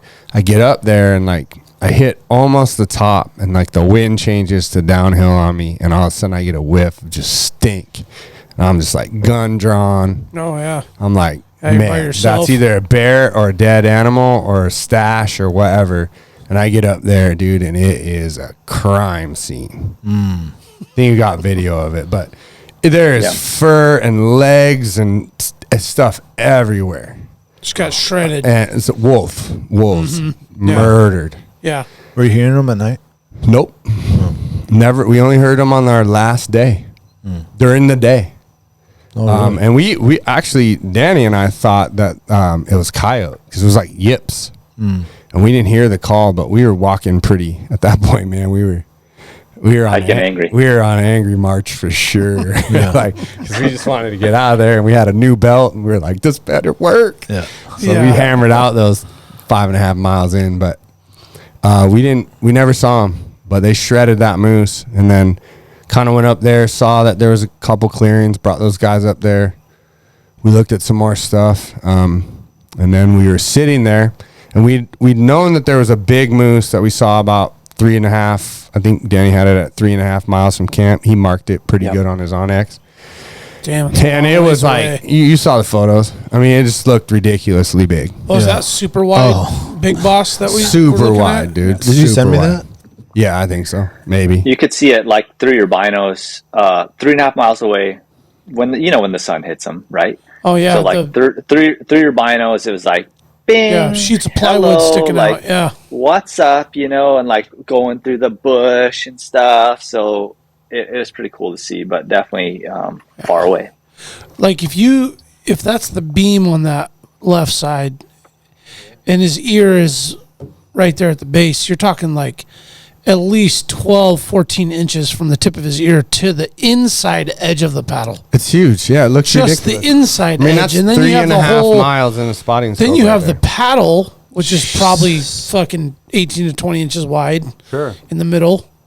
I don't That's a understand why they monster, haven't dude. created the app where you take the picture and it does the measurement between this, does the whole math. Like you're There, this far distance, it's going to do the math. It's going to be like, okay, that's 54 between this point and that The point. Baileys have a measuring app that we used before. They do? You can take any picture, and if you have a clear enough picture where you have the eyeballs, and you can then you mark the distance between the eyeballs, 10 inches, 9 right? inches, 10 inches, this, that, yeah. Yeah, 10 inches outside to outside, and then it will do, and then you mark the ends of the horns, and it'll tell you the distance. There's an app. I watched Chad get a stick and get on his phone. Oh, he And did he it was and marked it? He was like, He was like, okay, this is like between the eyes. And I seen him grab the stick and go like this. yeah. Cheek. Oh, yeah. Cheek. Oh, yeah. And then like, cheek. That's how he hangs up all his Yeah. pictures at his house. It's like, yeah, right there. It might Honey, be is that half straight? inch off. We're good. I didn't know anyone saw me doing that. But I did do that. He's not making that up. I did do that, and I was like, that thing's 60 inches at least. Well, it's like how you used to Oh, do yeah, the for old school sure. maps, dude. You just use the thumb. Like, okay, that's Yeah. 5, this is 10, that's 20. Think about that. 33 miles. Yeah. Or 3.5 thumbs. Yeah. Fully. Well, those guys got that bull. We saw that big one. We didn't see it when we were up there. But we had a plane come in, which I thought was Jack's buddy. It was a nice Super Cub, gray and orange. So if you're listening and you have a gray and orange Cub and you were flying in the Toke-ish area, Maybe it was Cole. Upper Huffman, right off the Dalton Highway. Oh, what color? Right at the junction. Gray and orange? Gray with orange stripe. Anyway, that guy flies over and he's low. Like all the other flights that we'd seen coming in and out of there were probably supply runs to somewhere. Yeah. And this guy's flying pretty low, and he hits the bowl where this big bowl up there where I've never been up there. It's far. It's like, don't shoot anything there area. Out of bounds. No one. I don't think Out of anyone. bounds. Yeah, out of bounds, bro. Out of bounds. Don't even glass over And there. Is that like the 10 or 11th day? Like, okay, we're going to that bowl. this is probably like day. That's when we cross the river. It's like day we're going 5 over or there. 6 for I feel sure. like it's not so far now. Well, we're sitting on that ridge. We see that thing circle and then do a second circle Oh, shit. over that area that we just can't see. Why in would a it. Super Cub circle something Yeah, twice? and then when he came out of the second circle, he saw those dudes with the inflatable down on their kill site. Okay. So he came over the mountain and he just dipped down on them and dove and then stabbed a wing over them and then flew off. The signal. Yeah, he gave them the signal because he saw them. We were sitting in the brush, so he didn't see us. So I was like, oh, fuck. We know where that big dude is now, for sure. Yeah. And these guys were like, is that dude, is he like, he's looking for moose for a client? And I was like, no. I'm like, that's just what pilots will do in Alaska. Like, they'll let you know. They'll dip the wing. That's like a signal. That's a signal. Like, hey, saw this. Just giving you a heads up. Yeah. And Is that what you thought, Danny, when you saw that? Yeah, I thought for sure he saw something, but when he came low, I was confused. I thought he was going to land. Like when he was dipping on those other guys, I was like, dude, is this guy going to put this thing down right there? Because I kind of knew it was like trash down there, but he came down low, and I was like, good God, this guy's going to freaking auger his plane in right here. But I'm just not used to those bush planes. You're like, so radical, you know? You're like, is that you, Glenn? Is that you, Glenn? Yeah, exactly. Yeah. No. So he hot lapped and he was gone. Mm-hmm. So I was like, okay, well now we know. Yeah. And we've been patterning that bull. Like we'd seen it on, then I think the following day or whenever was when we saw it again. Now it was like on a meadow. Or no, the following day was when We had a bull come in to camp. Like this. Okay, so we seen the big one across the river, and it sat there and it would hear the calls, but it wouldn't come. And we stared at it for probably an hour and a half. Bedded down. And wouldn't even stand up. And then he finally stood up and just walked away from us, kind of like at a diagonal out of our life, like that way. And part of me, because everything I've ever hunted is like spot and stock, so part of me was like, man, we should have just charged it after that, because we watched him bedded for like an hour and a half. Yeah. Oh, could have made some ground on him. Yeah, but it's 2 miles away, and so like that's the thing. It's like you're kind of you're limited to like how deep you want to go, and I've never felt that way, so I tried to kind of push that out of my head. But Chad is a lot wiser than I am about how big they are and the terrain that they're in. So yeah, when we saw that, I was kind of like, damn it, dude, we should have went after that one, but it was all good. But one morning, I think it was the very next day, Chad calls in the dark, and we're getting coffee ready, whatever, and I can't even glass, and I'm sitting there, and half an hour goes by, that light kind of comes on pretty fast. He calls again, and I'm looking at the stuff I can see, which is kind of closer, because the further stuff you can't really see, it's not light enough. And I see a bull on our side of the river. And it's like dark, and I'm thinking like, dude, I was like, Chad, there's a bull on our side of the river, and he's coming. And this was it. Like, this was what I thought our chance was going to be, because Chad, I'm down for any hunt. Chad was definitely knew his call-in ability was good enough to get bulls to come to camp, because it's been tried and true the last couple of years, right? Like, he's proven it. And I think with these jet boats, it was kind of holding some of the bulls up, and I could tell Chad was getting a little frustrated, thinking like, dang it, dude, I want to just get one right here at camp, one up to Packet Far. And I was trying to shoot one with a bow, and Chad knew, like, if I could just get one in this meadow, it could happen. Yeah.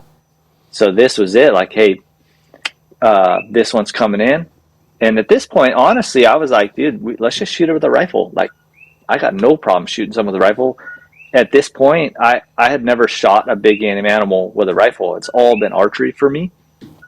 But I shoot quite a bit. I just love bow hunting that much, but I shoot guns quite a bit. But I was like, and I've kind of been itching to blast something with a gun. And with all that pressure and hearing other people shoot them, and we actually had that other camp with the four-wheelers. They shot a bull. Oh, really? Probably a mile and a half.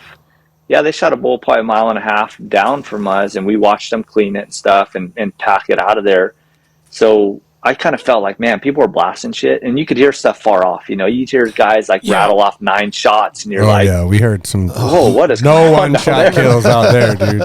No. Yeah. 3s. So heard a 9. Were they maybe hunting caribou too?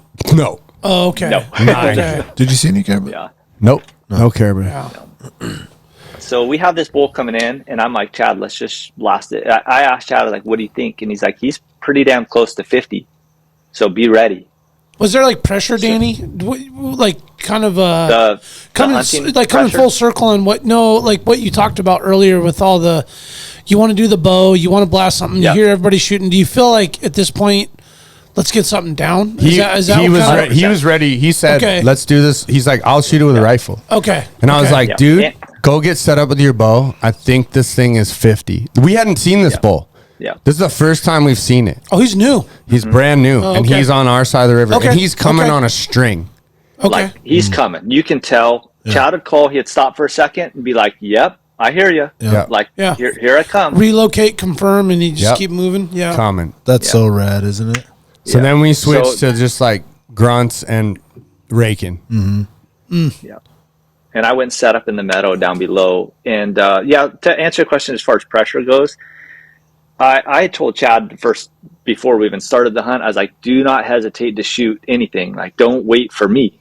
Like if for some reason something passes me and you're thinking like, oh, is he going to get him? I'm down for the hunt, and I was down for Chad to blast him too. Like, we were just trying to get some meat as well. So at this point, I was happy for whatever. And Chad's like, dude, this one's coming in. This is like this is it. And I felt it too. He's like, grab your bow, go get ready. And I was like, I'm in. Perfect. So yeah, I went set up. Chad's behind me. I felt like everything was going to be running smooth. At this point, the thing's already within like 400 yards. Yeah. Just got, he's like come across all the dwarf birch and blueberries, and then he hits a little lane. And to go down that lane, he's gonna be behind some spruce. So we lose him for about 200 yards of the 400 yards that he's got to close, and then he hits our meadow.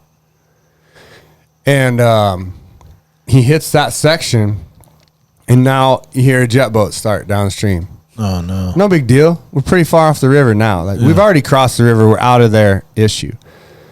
No big deal. So I'm down there and I'm raking and I'm beating and I'm like, the moose is off to Danny's left, and Danny's in the middle of me and the moose, and I'm off like 100 yards to Danny's right. Try to get him past. Raking to drag him across in front of Danny. Yep. That's what we've done. It works like a charm every time. I'm beating, I'm raking, I'm breaking stuff, shaking trees, tall trees so you can see it. And it just seems like, dude, this thing came in quick, covered a mile in no time. Why haven't I seen him? Was he glucking too? I haven't heard it yet. It wasn't close enough. He didn't clear that timber. Okay. So I could hear that. I don't know if Danny heard it. Ryan said he heard it. Ryan might have. I only heard jet boats and four wheelers, brother. Yeah. we were having jet boat flashbacks. Like, so we'd be sitting around, like just sitting around, and it'd be quiet, glassing, and someone would be like, "I hear a jet boat." I was like, airplane, jet boat, damn it, it's tripping. It's like you couldn't get it out of your head. Well, anyway, so I'm like, something locked him up. So I run back to camp because I'm like, hopefully Ryan's got eyes on him, because Ryan stayed in the camp and was going to film the whole thing from up there. Got it. So I get back to camp. I'm like, dude, what the fuck? He's like, bro, he stopped and now he's gone back. He's moving away from us. So now I glass him. He's at 450 and he's walking away from us. And I'm like, dude. And then all of a sudden turn around, we hear four-wheelers. Oh no. Four-wheelers are coming across the meadow. He obviously, because he's got satellite dishes on his head, heard it way before us. He heard it when they started in the meadow. We didn't hear it. Dude, they roll up to camp. Ryan in there. Like, I'm trying to get, like, I got Ryan with my rangefinder just clicking on this thing as it's walking away, just giving me yardage. And I'm like cranking the dope, trying to get set up with like a tripod and anything to shoot off of. Like, I was like, I'll shoot out to 700 on this thing, but we couldn't get it done. And then he was like, dude, now it's running. And now we can hear the four-wheelers.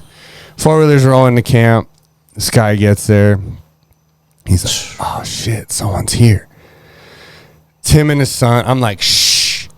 I was like, at this point, like, I'm so fed up with the jet boats. This guy's gonna catch all the jet boat hate. Oh yeah, you're gonna. And like, he don't turn around like the other group and just leave. Like, he shuts the machines off. You want to chew my ass out? They roll over. Okay. He's like, dude, I'm so sorry. And I was like, and Ryan's like, yeah, man, we got an archer sitting down there, and you just blew our moose out. He was at 350 yards.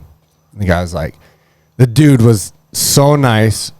I think his name, I think he goes by Moon, but I think his name might have been Ryan too. His son was named Hunter, I think. Moon Hunter. Ryder. But anyway, they're really nice, and they actually have a camp that I didn't even know was there, because their trail goes through the camp that's before me. And then goes down over this little butte and then looks over a whole different meadow. And he's like, yeah, we never come over here. He's like, I've been hunting that camp for 19 years. They're from Skagway. Super nice, man. I apologized to him for kind of being an asshole. He's like, I understand. He even said to me, he's like, I understand. You frustrated with the jet boats? Oh, yeah. I was like, yeah. He's like, never seen so many of them. He's like, there's like 9 working this section of the river. I'm like, yeah, I know. And so that was our archery shot. And that was our best chance. And we missed that. That was definitely our best chance. You know, before that though, that day, I think it was just the day before that, we had seen that big bull and we seen it walk away. And then another day, that bull came back embedded. Actually, what happened was that we knew those guys were shooting those ones at that river. So I think the next day we're like, hey, let's be at the river. So if we see a bull, we're going to blast them before the jet boats get them. Yep. And then we get back to camp after the morning, and I glassed the meadow way out there, like 2 miles away. And I'm like, dude, he's back. Right. I told Chad, I was like, hey, there's a bull out there. Because I think we seen one that morning. And I was like, I think I see that small bull. Chad puts the spotting scope on it. He's like, dude, that is not the same bull. He's like, take a look. I was like, that's not a small bull. And I'm almost certain it's the one that Chad ended up shooting with the big tines on it. And he bedded down. So I was like, hey, I'm going. Like I asked Chad, I was like, hey, do you care if I just go blow it out? Like, because that's most likely what maybe is going to happen, but I'm willing to take that risk. Like, I'd rather go over there because I had that heartbreak of watching the other one walk away. Yeah. I was like, I'm going to just run over there as fast as I possibly can while it's still bedded, take the picture of where I think he's bedded, and go try find him. And I got over there with Ryan with me, and it was way thicker than I thought it was going to be where he was bedded. They got there in no time. Yeah, we freaking hustled, and we got there, and we got within 100 yards. And by that time, I'm not even certain that he saw us or anything or heard us, but he was up. He was up. We saw his antlers within 100 yards, and just his slow walk away from us kind of took that same path the other one took. We were never able to catch up to him just because like their slow walk, it would be like you can't jog you for should us. never chase an animal. Yeah. Yeah, so I stayed at camp while they did this and stayed in the spotting scope and kept calling.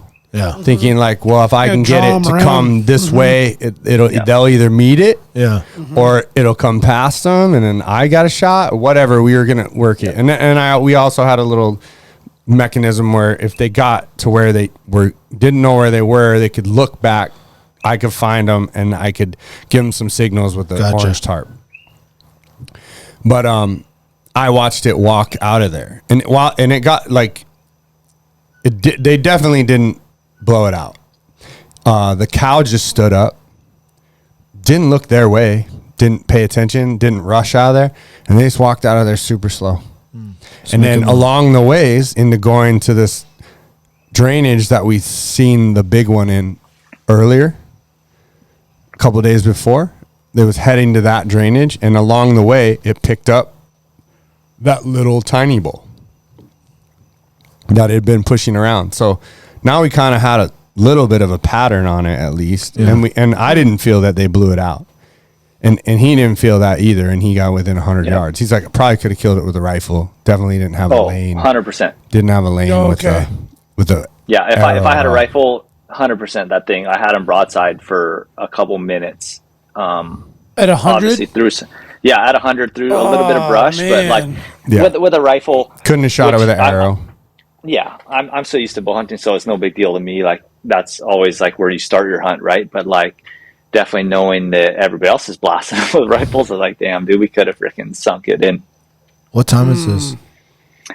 This was probably just like afternoon. 4, 5 or 6 in the afternoon. He's making his little nightly move. They left at 3, and I told him, you have till 5 if you're lucky. Probably 4. It got up at 4:20 on the button. Yeah. Wow.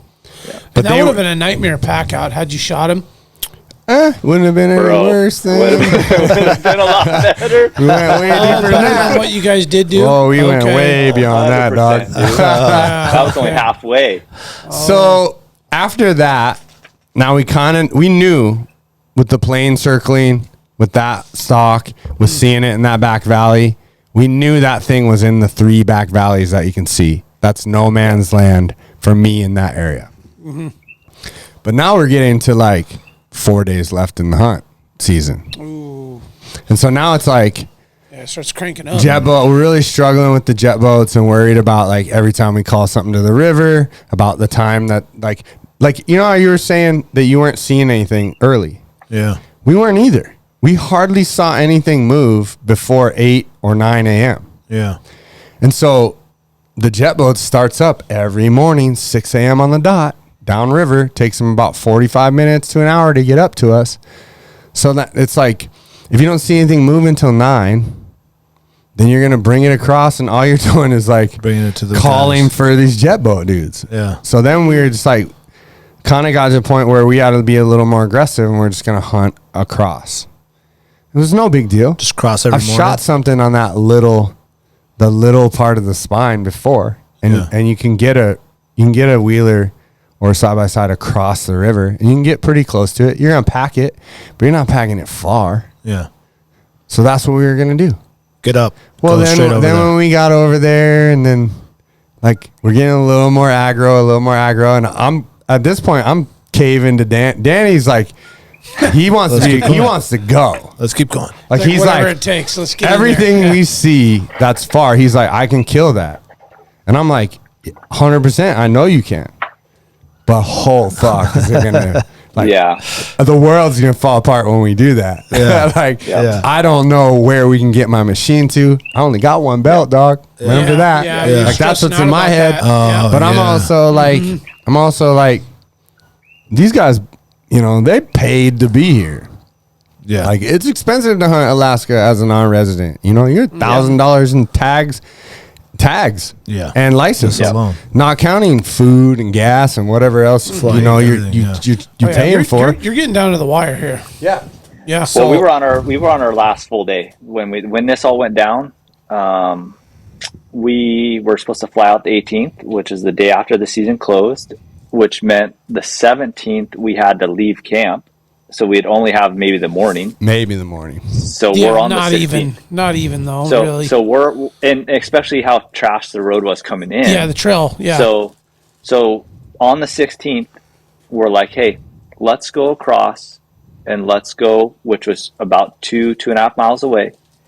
And let's go look at those two back valleys, because you couldn't see them. We could look down one valley where they would come where those two other valleys came to. You could look down that valley. We're like, let's get there, and then we can look up both ways. And so we did that. We're like, okay, cool. We'll just go on a walk. We'll make our decision when we're over there, and go for a walk. That's how it starts. So we went for a walk. Further, Beautiful walk. a little further. We went a little further. We went, and then we got up on the hillside so we could glass up that valley, basically where that plane circled. And right away, like we weren't seeing much for the couple days before that because we were patient. We're like, okay, maybe something will just come to camp. We had that one opportunity, and we're like, let's just hope and pray. And it's a waiting game, right? Like hunting, you gotta be patient. So that day it was like, no more being patient. Let's get over there. And we're looking up that valley, and right away we're seeing cows, and we're seeing them at like 2 p.m. Yeah. So we're like, hey, there's animals up here for sure. We see 2 cows, and then we see 3 cows. And then as the day kind of rolls on, here comes the little bull. And Chad's like, that's that little bull that was with that other big bull. And No sure big boys enough, around there somewhere. Like that big dude is bedded down. He hasn't stood up yet. Yeah. And we're cranking out calls. And at this point, we've gone further up valley than we've ever gone. Yeah. And now we're looking up stuff like that we can completely see. And so, if you go from camp, we're 2.5 miles from camp, and we're looking up like another 1.5 miles. Okay. Like that would be away from camp even further. Oh. And sure enough, that big bull came out. Chad was like, that little bull was the one with that big bull. He's there. And he was. At the third mile?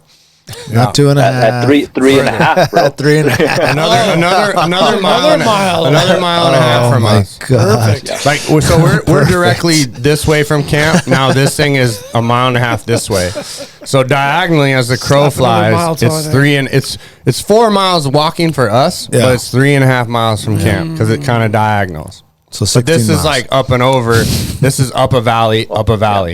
And this is through old burn and shit we're talking about, right? Yeah, and then swamp on the bottoms and tussocks and all that, but a lot of deadfall, but also trails? some good, decent. Yeah, to get to where we had pretty good game trail. Yeah. Yeah. And then so we're calling, and nothing. This thing's like, I call, and he's like crushing trees, but he will not even take a step in our direction. And I'm just like, all this for one cow? And like, are you worried about that little 36-inch paddle bowl? Like, that's what you're not leaving one cow for? Must be So good. it's just like, dude, this guy is like, I've never dealt with this. So we're sitting there. I want to keep calling because we are in an intersection of where we've patterned that guy to go. Oh, he's going at to come 4 back that p.m. way. Okay. He goes up this valley. We're in the middle. He's got to go through us to get to that valley. Yep. So I'm feeling like just wait, call. That's what he's going to do. Yep. Danny's like itching. Like, he's starting to shake a little bit. Like, he's like, this is probably the most contentious we had the entire 2 weeks together 100%. as like a group, and it was like not even contentious. But this is probably as close to contentious as it gets, where he's just like, got a little tense. he's like, He wants to go. You want I to want to respect the way that you hunt, but I'm telling you, if that's an elk, I'm gone already.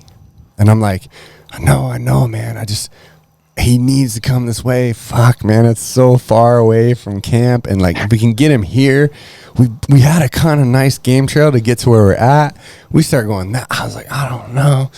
And he's like, and real quick for the record, Danny, Chad's not the guy to really be that resistant to the temptation. Like, let me just tell you right now, like, he's normally the guy. Let's go. Him saying this, I'm like, wait, Chad, you were doing I that? told him that. I was like, you dude, were the voice of reason in this situation. I was like any other species, I'm so confused. we'd right already now. be gone, Right, 100%. right, yes, like, we wouldn't yes. even had to discuss this. We would have both we would have been gone. Yeah.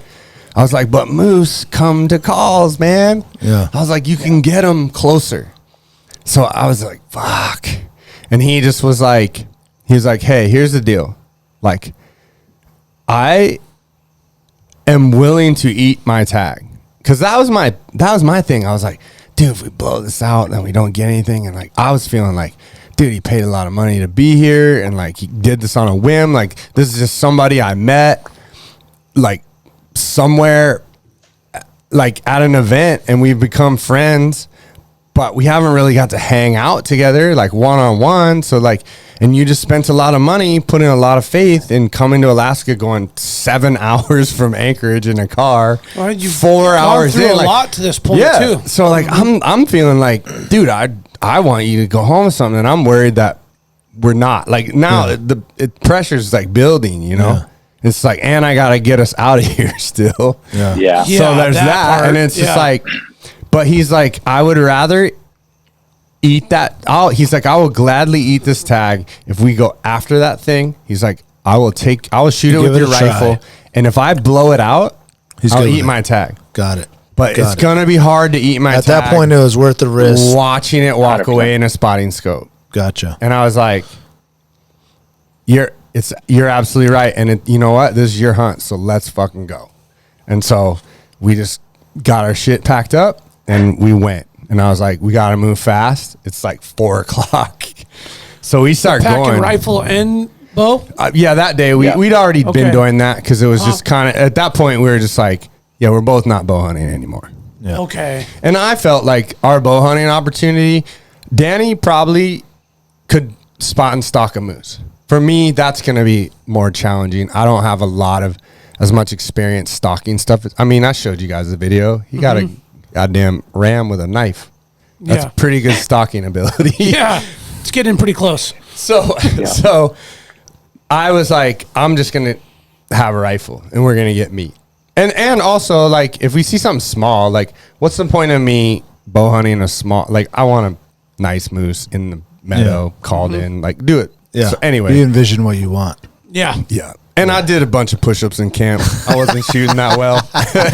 So let's just call it what it is. I know that rifle works good. He's like, you know what? The bow's staying in the razor. Like, So now we're like, we're my trigger going. finger's fine. And so at one point, you know, we're checking the wind the whole way. We're closing the gap. He's got it marked on Onyx, which, dude, shout out to Onyx, because you're 30 minutes into racing your ass off to get to this thing, and you're like, Where am I? it's only 7 trees in front of us.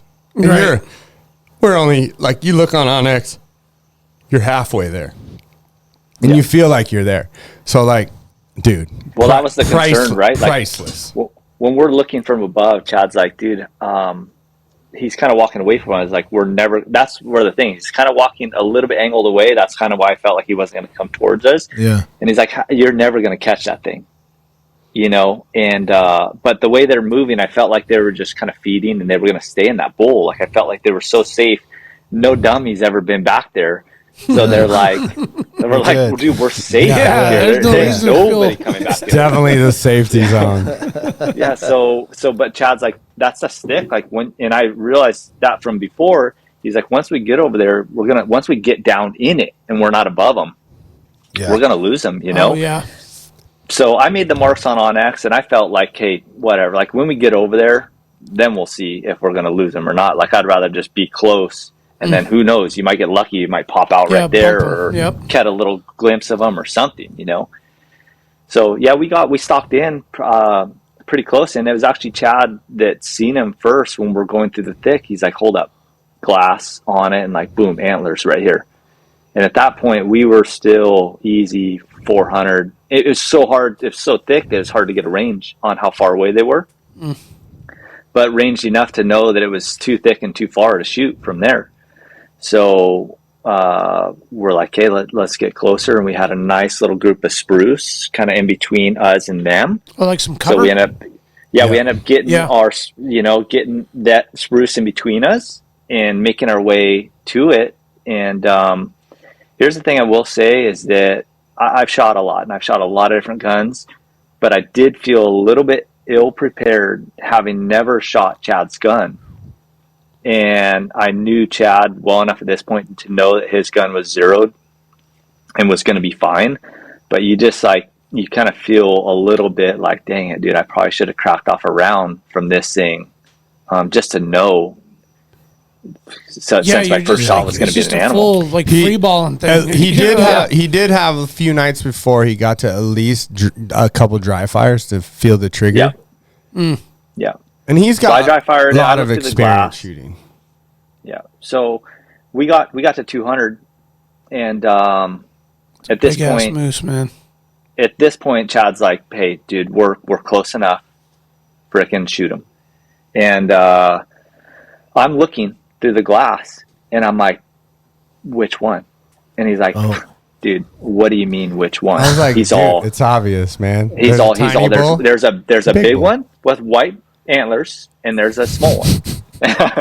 And I'm like, no. I was like, no, dude, they're both gigantic. And he's all, no, dude, it's very obvious. And I'm on this side of the tree, and Chad's on the other side of the tree. And Chad could probably tell this story a little bit better, how he was looking. Dude, I'm on his right. The tree's on his left. He's braced against the tree because it's like branchless on one side. He's braced not the best rest either. It was like a little. It wasn't, tree, but it was all that we had because it was like tall, so you couldn't use a backpack or anything. So you were pretty much against the tree. And the trees are kind of wiggly, but he's on it, and he's like, dude, no, man, they're both huge and they both have white antlers. And I was like, what are you talking about? Like, we've watched these bulls, bro. There's a time I'm just like, what is he talking about? Oh, all this time you're thinking it's the little one and the big one. Yeah. No, I'm like, what? Well, I only see one with big bleached white antlers. Yeah. And it's very obvious. Like, it's legal on all accounts. I don't care if it has one brow time. It's well over 50. Yeah. So I'm like, dude, what do you mean you're having trouble deciding? So I am on his right, plugging my ears. So I'm like, hold on. So I jump around him. I go to the other side of the tree, and I see a moose with bleach white antlers. And I'm like, I think he's just looking at the same moose or something. So I go to the other side, back around to his right, look over his shoulder. I'm like, bleach white antler moose facing right. Okay. Other side of the tree. I'm like, bleach white antler moose facing left. Oh, fuck. That's two. There's two moose. Then I'm like, go back around him. I'm like, you're right. There's two big moose. Shh. shoot whichever one you want. Doesn't matter. They're both huge. I was like, I don't know. Whichever one's sideways, shoot that one. Yeah, best broadside shot. So he's like, are we ranged good? I'm like, we're good. We're at 200. Just hold dead on. So he cracks off a round. I'm like, yes, I see it. Flinch. And then I uncover my ears and I look back at Danny, and Danny's like, he's already racked around and he's back in the scope, like pro. Yeah. And he's on it. And he's like, dude. And he's like, I think he's kind of zoomed in, like probably like 10. No, it wasn't that zoomed in. It was only like 8, but I know what it was looking back on the color of them. If you look at the hump on their back, It's white. and the coloration, it looks like an elk ass. Yeah. And if you look at a moose's ass, they're not white. The moose's ass are white or black, right? Yeah. Real So dark. I see this, and in the window I shot him through, I had his vitals, and I had his antlers through brush, and I had his ass in brush. So I only had vitals. Oh. And so Right when behind I the shoulder. shot him, and I racked another one, I looked, and I'm like, and I see this red spot, and I see this big hump, and I'm like, dude, I think I shot him in the ass. He's like, I got to shoot again. I'm like, no. Hold on. And this is all. Because you want to get the second one. This is all like a second. No, I'm not worried about the second No. one. Oh, you're not? Not Okay. even thinking about that second one. Okay. I'm like, don't shoot it again. You Yeah, wanna don't shoot the I second don't one. like shooting animals multiple times because Only one's unless good. you have to, because you're just ruining meat, bloodshot, you know. So it take like this is all in split seconds, you know. He's just like, Yeah, I it went think I shot down an in ass. probably 30 It's like, I seconds. see a red spot. I'm like, no. I was like, hold on, don't shoot. It took like this thing has only gone like 10 yards at the most, and it just lays down and it just tips over. And I'm like, dude, you're good. Yeah. So now I'm like standing out in the wide open. He's like, yeah, we're high fiving. I look over, and the other moose is now facing it and just staring at it like, Fred, get up. What are you doing, what's dude? going on, bro? You didn't hear that? We should leave. Yeah. Like, why are you laying down? We should get out of here. I just heard a bang. Yeah. And I'm like, I looked at Danny, and Danny's like, he's like pushing the gun out towards me. And I was like, dude, and the whole time, his cousin is like 100 yards back filming and shit. So he ain't part of this conversation. I was like, Danny, should I shoot that other bull, dude? And he's like, Yeah. that's how fucking legends are made. Oh, He's like, he's like, Just fucking one line that shit. he's like, but you do what you want. And I was like, give me that gun. And I got up on a tree. Don't have to tell me twice, Crack. man. And it went down. Not as nice as his.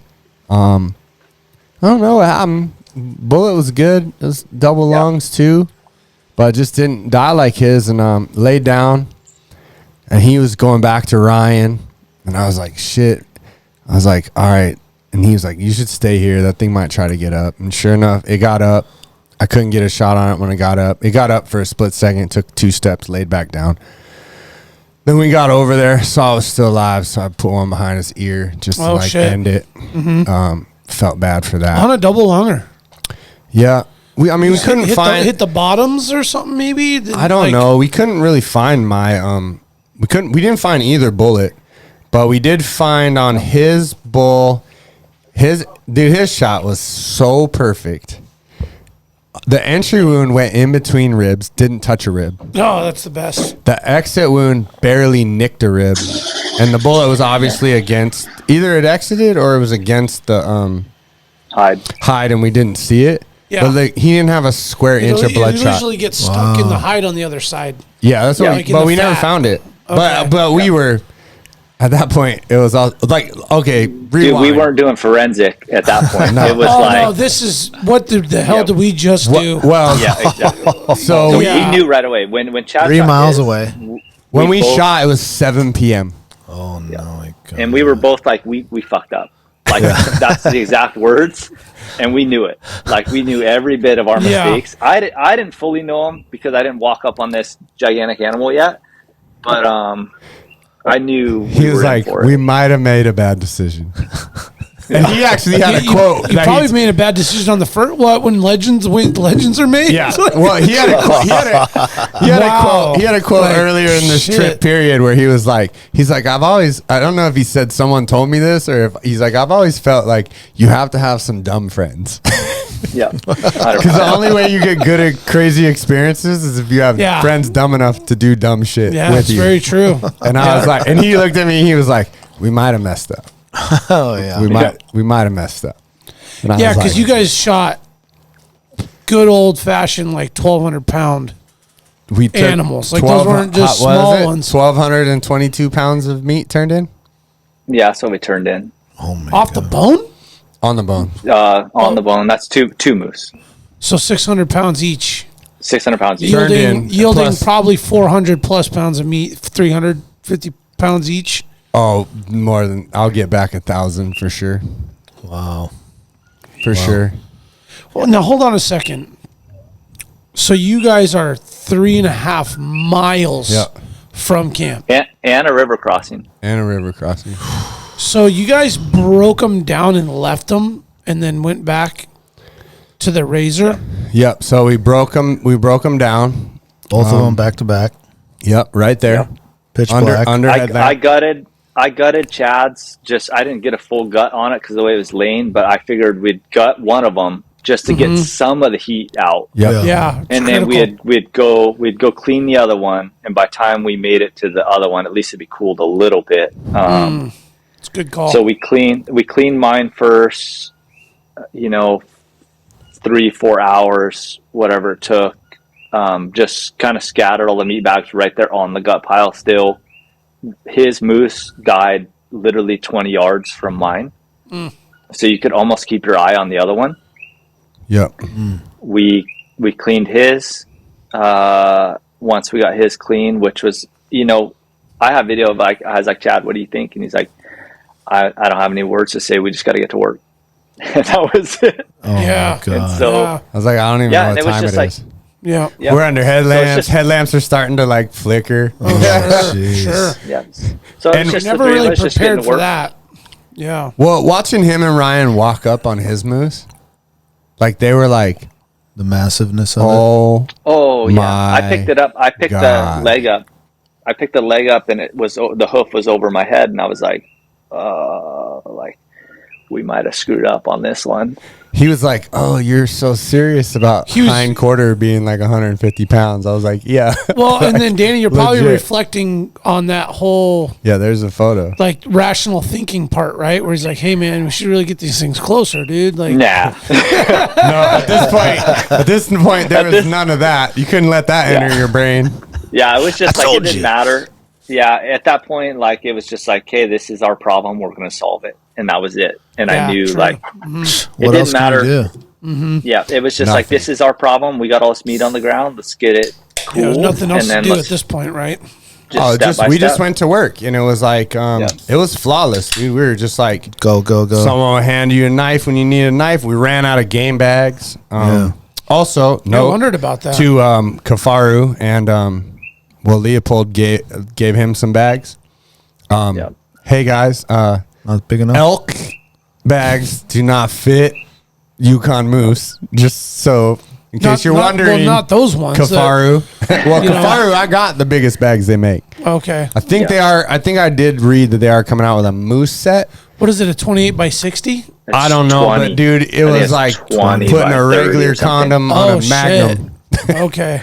So was- we'd stand the quarters up, dude. and we'd get it like a pillowcase, Like, right? look at that and photo. Two guys, That's as two far guys as on the bag each end. will go. Oh, it is. Two guys on each end, going like this, and one dude shaking the thing, trying to get it to go down in it. It just goes to the base of the top of the shank. You pretty couldn't much. even get the rope around, dude. It was so Oh, tight. shit. And that's a front But quarter, thankfully so that those, thing would actually fit in. Hind Okay. quarters, no. Yeah. No. And you gotta leave it on the bone. Yeah. So Yeah. it was kind of we didn't have a choice. That's Yeah. an excellent picture right there. So good, man. We got those things Just hella bloody ass pants, too. done at Just full send. 4:30 in the morning, Oh my God. and then we. Well, a little bit earlier, probably than that, because which is cool. We seen the Northern Lights one other night. I'd never seen them before. We woke up to pee. My cousin did, and he woke me up, and we seen them like at 1 a.m. But that night they were pretty banging. And then, Beautiful. and at that point, I was like, "Hey, I'm gonna take a picture." And I realized, like, we're like, "Oh, dude, it's like 3 a.m." And it didn't feel like that because we were just like getting to work. It didn't feel that late. but then we had to shuttle the meat off the gut piles too. Yep. So, and it was not an easy walk. We literally we hit the decent way to get to where we shuttled the meat to one time, and I did it without meat. But all the other times, I never hit that trail again, and it was either through shoulder high, what do you call stuff, like mini Dwarf birch. So it's either like shoulder high stuff, so we're like tripping a lot of meat, and we're just shouldering. We had one Everly stock mainframe where you could load meat on it, and you could put a whole quarter on it and feel good. But it was like a frame pack. Chad, yep, and Chad and I just shouldered a couple quarters. Jesus. Oh, dude. Chad freaking shouldered some hind quarters. Huh? Those You are didn't have the so pack? heavy, dude. You don't I have had frame- my Kifaru pack, but I was just like, dude, at this point, We were it's just getting so it done. late. Like, I don't Just even want go. to mess with this strapping. Yeah. And then picking it up. It's like 500 yards. It's just like Just carry it. just shouldering it stuff, and it was like, and we're so beat, dude. We Let's go haven't full eaten. sore necks. We had no dinner that day. Yeah, we went full sore necks, dude. Sore We, necks. No, we didn't eat Sore much, spine. and then Sore dude, we were all out of sore water. shoulders. Yeah. Yeah. I know when we shot that thing, I had like the same like this. I had like, a little bit of water in my Nalgene, and I would go over every once in a while. I'd take a little sip. Yeah, just what the Yeah, And then when we got done cleaning it, I was like, take my last sip, and then we had to go back to camp at that point. Once we shuttled all that meat off. Is the ATV side by side at the river? No, it's at camp. But when you first did the first run, did you bring it down? We haven't done a run yet. Oh shit! They're We're just getting still- back we're to still- camp we after haven't the even kill. Oh, you're shuttling everything to the river. No, we're shuttling everything No. 500 yards from the kill site. Oh, And just put it. There's no tree to hang it in because they're all Gotcha. burnt, so it's Okay. nothing we can do. So we're just leaning it on trees on like really dry areas that were kind of raised and not swampy. And we Okay. just leaned it all up, and then at that point it was like, oh, the hope is to come back the next day with the razor. yeah. Gotcha. Yep. Gotcha. So we didn't carry a scrap piece of meat to camp. Well, we went empty. Oh, Just we carried didn't it leave- from we the didn't kill leave- site to a spot to get them cooled down, and yeah. Took us three. Hang spot. It took Yeah. us 3 hours in the dark to navigate our way through the woods to get back to 3.5 miles. after When we 6 got hours when of we got to cleaning, the river, like he's saying, like no one had water, and I know 2 dudes that got Giardia from that river. You know how hard it is to cross a river in the dark when you are dying of thirst and not take a sip. Like I didn't even want to like wet my mouth with it because I know 2 dudes that got Giardia. Yeah. Like Dave got Giardia twice from that river and was in the hospital once. Like, so he couldn't drink it. yeah, And of course, you didn't have the. But by the anything. time we get to camp, like it's sort of light at 6 a.m. Yeah. So there's actually a super good video of Danny like doing a little short video, and he falls down, like trips because we're like your feet are so heavy at this point, and we're almost to camp, and it's getting light, and he falls down, and he's like in the video, and you just see him like, oh. And he's like eating blueberry. And he's like, "Oh my god, just these are stayed there. so good, so good." just liquid and fruit. And I'm like at this point, like I'm in like angry March mode. So I'm just Full like zombie. I can't eat no blueberries, man. I'm just like gone. I'm like, it's light. You guys know where camp is. Like I'm gone. I'm like, I'm getting to camp, and I'm just like making some food because it was like I had to eat. Well, Yeah, these yeah, guys some got to energy. camp and just were like Straight to bed. straight Gonzo. to bed, and I was like, I have to eat something. I'm gonna vomit. So we slept for 1 hour. Yeah. Set But at that alarms. point, we're kind of feeling like kind of sick too, right? Like you didn't eat, you're out of water, you're dehydrated. I knew we had to hydrate, so I tried to hydrate when I got to camp. But you had that like sick feeling. Like part of it was like, what do we do? And like, oh, we're not out of the woods yet. Like, yeah, we got them yeah, clean, yeah, but yeah. And you got to now camp. what? That's cool, but But then phase 1. yeah, phase 1 is done, and now Yeah. so we literally So we slept for an hour. Slept for 1 hour. Yep. That's not enough, dude. That's like enough just to. No, it's not I enough. mean- But this is just the beginning of like the not Yeah. enough for At the several point, days. we were still thinking we were going to try to make our flights. Mainly my cousin. I knew I might have to extend mine to like help Chad clean up and get the meat to the processor or whatever. Yeah. But the at aftermath. this point, yeah, we're trying to get my cousin to his flight, and we didn't know if he had a job or something to go to, and he's kind of quiet. And but I knew he was stressed. When I woke up that morning, he was stressed looking, and he looked like shit, which we probably all did. And because like eyes are bloodshot, hair's messy, Sure. you're dirty, you're full Bloody. of blood. I was like, dude, you look like shit. And he's like, I feel like shit. And You look like a feel, bro. Bro, he is his cousin Ryan, man, I honored to know that dude. Savage.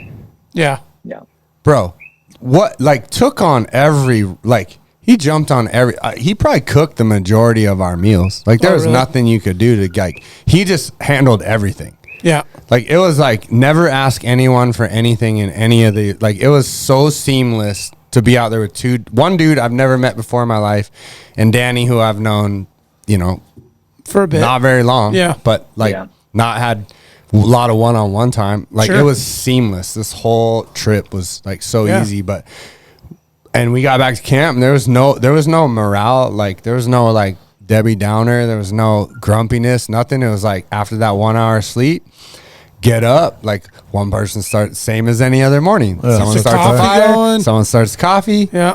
and then we're, like, loading stuff that we need in the razor. And then yeah. drink some coffee, and then we're out of there. And we're, like, hoping that we can find a path to get there.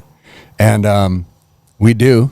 After, I think, 4 hours, I think it took us. Picking your way through Yeah. there. Picking our way Yeah. through, driving through just deadfall and just, like, you know, Worried Live about the this, belt move the whole that. time. and I could Yeah. running into some, like, cut bank rivers that had, like, drained down the little gullies, and, you know, finding ways around them. And these boys are walking out in front of me most of the way, Yeah, and just, like, right. giving me something to look at to know which way to go. So they're walking it. So Danny pretty much walked the whole thing. Ryan walked a lot of it, rode with me some, but barely. Then we get over there, and we're like, yeah, Can't even tell what's going on there. a lot. Like, yeah, rode. What was that movie? We got a picture up, Danny, of the razor fully loaded with the two heads, pretty much sideways. yeah. Stuck in that hole Yeah, I'm on trying our to Yeah, way out on the so- first what the load. hell's going on. Okay, so that's how it was loaded. When we finally got to the bulls, we loaded 4 quarters in the rear with both those heads that you're seeing. I don't think we untied those. Nope. And then we loaded the other moose, the other 4 quarters, and all the meat bags and all that stuff. Some went on the roof, and most of it went in the seats. Oh, all on the razor, Oh. none on the trailer. Yep. So we turned. Nope. No, I didn't take the trailer across to get it. Yeah. Oh, So what gotcha. you're seeing in Trailer that was too photo, much of a challenge. Yeah. yeah. So what you're seeing in that photo is only half the load of what we're about to do in the story, because we had unloaded the seats at that point Yeah, where the and the thing's roof. stuck in the puddle. And the roof. Yeah, and the roof. So when we get to, I don't think I have a picture of it. I might, but when we get to the bulls, thankfully nothing had touched them. A couple ravens flying around with some pieces of fat and stuff and squawking at each other. So we load up quarters and start taking knuckles off, because the night before we just, like, never even took the knuckles off. We were just shouldering these things with the hooves on them. And I cleaned up the heads, got all the meat off the heads, and took the lower jaws off, so that we, mainly just to lighten them up, right? Yeah, the best you could. Yeah. Yeah. And we loaded it up, and I mean, I was feeling pretty good at that point. I was like, damn, dude, we freaking got this done, dude. And it killed was bulls and it's sort of downhillish the whole way, right? Oh, nice. Yep. There's not any Okay. big, And we- there's not any big Yep. uphills until right when you get to camp. Yeah. So it was like, okay. I mean, the razor was like, I still had, like, I think 1.5 inches of, you know, shock showing. Yeah. Shock. Maybe. left. It was pretty squatted. It was low. Oh, but it was God, I like, bet. I don't drag over shit. Yeah. But it felt like, okay. But, you know, it's full. Like, I got meat in all 3 seats, plus on the roof rack. That is You loaded. turned in down. 1,222 You are pounds so of meat loaded. plus the head. So you're looking at least 1,400 pounds in there minus me. So 1,600 pounds in that razor. Oh my god. Probably not good for the belt. But we're going downhill. Yeah. Yep. Dude, these Like guys gravity does job. got to walk. You know, Danny already walked pretty much the whole way there, 3.5 miles. Now he's got to walk back. So we start going. We get, what, maybe 3/4 of a mile from the kill site? Yeah. I smell antifreeze. I'm like, Oh, okay. shit. Well, when Ryan and Danny was out in front of us and we're driving through that dwarf birch, those little leaves that are on it, like blueberry leaves, kind of build up on the radiator, and then the fan's sucking air through the radiator. It holds them there. So I was like, well, maybe we're overheating. So I stop, I get out. These guys, they had shown me a trail, and then I would leapfrog them, and then I would stop, wait for them to catch up. They catch up, and I'm out gonna investigate, and Ryan's like, I smell antifreeze. I was like, yeah, I know. And I look, and I'm like, okay, there's a drip. Maybe we're overheating. And then the fan kicks on, and the thermostat opens, and it just starts nuking. Oh, no. And I'm like, oh, fuck. I was like, dude, we have a stick through the radiator. And I'm just like, I'm like, thank God my camp is only 6.5 miles from the road, so we can walk out of here, take the truck somewhere, replace this part. Well, Danny, like, trains people off-road driving and how to fix shit. Ryan is like, runs a CNC machine, fabricator. These guys grew up in construction, and you know, I say like it's a Crew Jones thing. Like BMXers just know how to do shit. Yeah, there and you that's go. what they are. Yep. And Tinker. so I'm just like, I know a lot of stuff about a lot of stuff. How to fix Like shit. we in put the a field. hole through it. You know, this is like we put a freaking hole through the radiator. Oh, so and that thing it was like a small tree.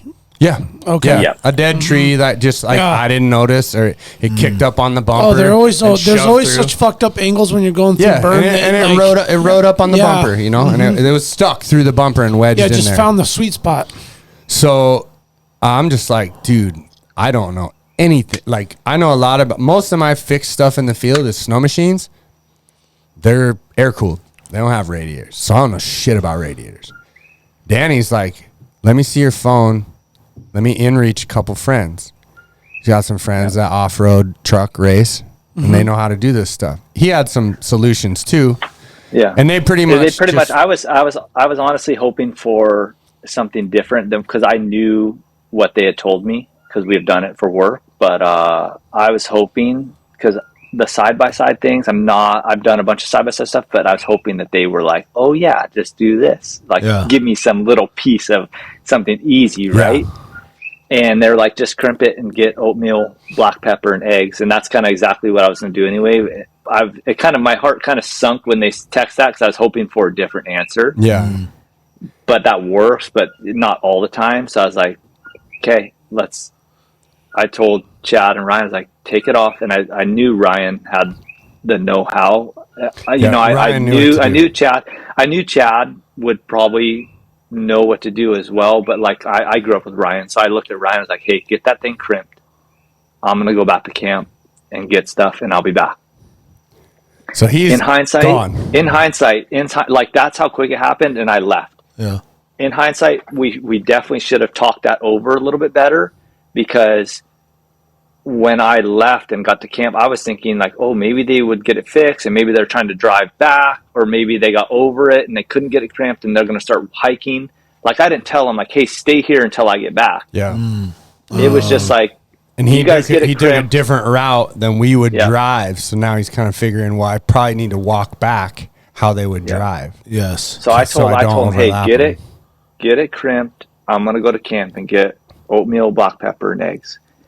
And thankfully we had all those things. Yeah. So, what is that? Can you explain that? So the continental oatmeal, breakfast? Yeah. So the oatmeal, that's what you get when you stay at a hotel. Right? The oatmeal like swells, right? Okay. And that so you put it in there, and then it gets in those holes, and it kind of swells up a little bigger, helps seal up those holes. Same with black pepper. And black pepper is kind of flakes, so usually it gets in those tight little crevices. Okay. And can swell up.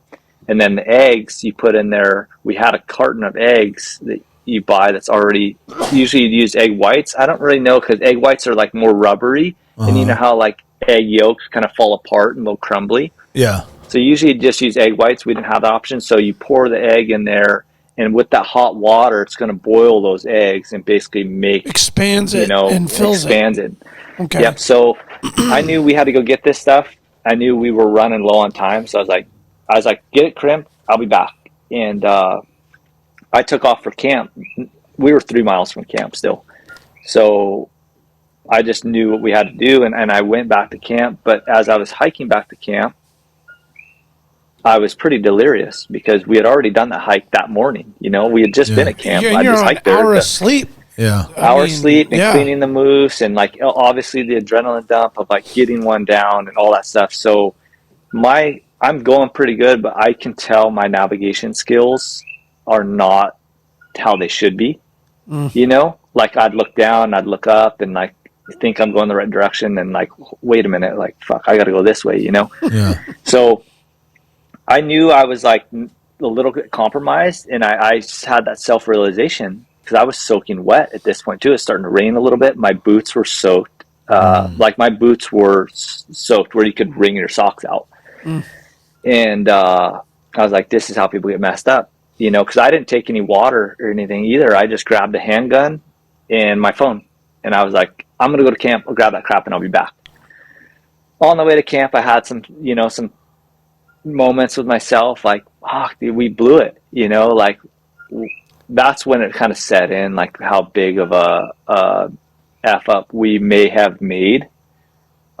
Just because I knew that was kind of a game ender if we couldn't get it fixed. And it would be a mission at that point. Like from the Razor, he said 6 miles from camp to get to his truck, but from the Razor, that's 9 miles. Yeah. And yeah, you're in a situation there. Yeah, so and we got the meat, and I want it to be good, and you know, you just have responsibilities you got to take care of. So I go back to camp, have these moments of like, damn, dude, this is bad, but we got to get it done. Get to camp, quickly grab all the stuff, and I'm like, I better eat something. So I eat a peak meal, and then I was like, okay, no time to waste. I got to get back to him. And I'm going to be honest with you, there was part of me that was like, I don't want to go, dude. I just I want to stay here. Yeah. And they're going to get over it over there. They're going to get over it and they're going to come hiking back, and or they're going to get it running and they're going to come back. And I could just be right here. I could just be right here, and I don't want to go. So I took one glass. I looked at the meadow to see, like I wouldn't be able to see them, but if for some reason they were coming, I'd be able to see them. Uh-huh. I looked and I didn't see them, and I was like, fuck it. Like, so the one thing I did too is, since my boots were soaking wet, I took those off. I put a dry pair of socks on. I put them on when I was eating that peak meal real quick. I finished that, and then I took those socks off, which were now soaking wet, and at least put another pair of socks on. Oh, a little sponge action. So now at least it soaked up. At least it soaked up some, and I was feeling a little bit better because just having heavy boots and like lifting them and through that terrain. But by the time I got back, and so the whole time on the way back, it's windy, it's raining, and I can't hear very well. And so I'm like whistling just for animals, but then I'm also every once in a while stopping and be like, Chad, Ryan, because I didn't know if they're hiking. Oh, okay. And when you're having to yell someone's name, like, and I stayed calm through it, but there is a level of like, something's up, you know, when you're like having to yell someone's name in the woods. It's almost like like a panicky-ish type thing. And I was calm, but I was like, if I get there and the Razor's still there and they're not there, I know where they are. I'll just hike back. If I get there and the Razor's not there, I know where they are. I'll just hike back, you know? So the whole time I'm listening for the Razor, it's windy. I can't hear crap. And I'm thinking, okay, with this wind, they're only going to hear me if they're downwind. But so I take my time. I get back to camp. I see right when I get close, and I'm thinking, okay, on X, they might be around here somewhere. I see a little bit of smoke, and I was like, yes, they're still there. You know, they got a little fire built, and I get there, and they got this thing like cleaned up, crimped, installed, and looking good. Still leaking a little bit, but at that point, I gave them both hugs, because I was just happy to see them again. And like, I told Ryan, I was like, dude, at that point, I felt 100% responsible for what we did. Because I'm the one who's like, I was like, let's go back there. Let's kill that bull no matter what. And I even told Chad, he left this out, but I was like, if you don't go with me, I'm going to go with my bow and I'm going to go kill it. Like, if you don't want to bring the rifle, I'm all good at that. Like, I'll respect you, but I want to go back there and I'm going to kill it with a bow. And it was the right so call. At that point, it was the call. Like, you had to be aggressive. I felt 100% responsible. So I was like, I'm sorry, and but we little continental breakfast in the radiator, and right away, like, the thing stops leaking quite a bit, but still leaking a little bit. You But just pour it into the. So you got Yeah, so like he's telling, like, so his part, like, while he's walking and gets to camp and all that, and he's like doubting.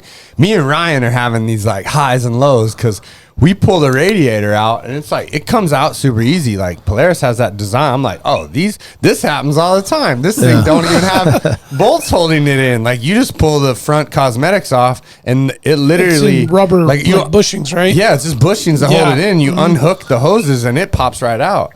So we get it out, and he's like, what do you got for tools? And I'm like, I got these little, like, needle nose vice grips so you can roll it and pinch it.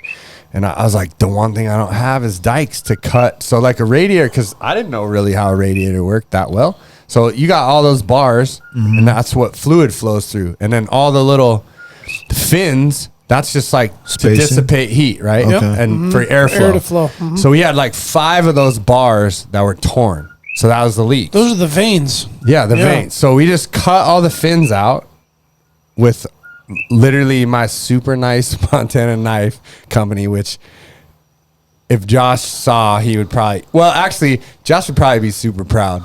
But he'd probably be like, He you will don't be have a proud. different You'll knife. see it. You don't have a different knife to do that with, man. 'Cause I'm using my like super nice Magna Cut, like the stainless. I used that Montana knife that you gave us yesterday to clean that moose, dude, and I'm a believer, bro. 100%. Sharp as Continue, shit, but though. I just wanted to tell you that, like, well, so Avalon, scoot over, bro. Yeah, because you're breaking blades all the time. It's Yeah, super that annoying. thing's fucking badass. So we shave. Me and Ryan are like, we're shaving all this down, and then he's like, "How do we cut? We need to cut the tubes out. We got to cut through those." And I was like, "Fuck, dude, I don't have any dikes. I don't have anything to cut through them." So I just take the Montana knife and do that knife has such a nice point on it that I could set that point on that 1/8-inch thick little channel and hammer it through and slice one side at a time. Super clean. Yeah. Like cut through 5 bars, super clean. Ryan's just like tactician in there, dude. He's like rolling it up super slow to make sure that the aluminum doesn't crack.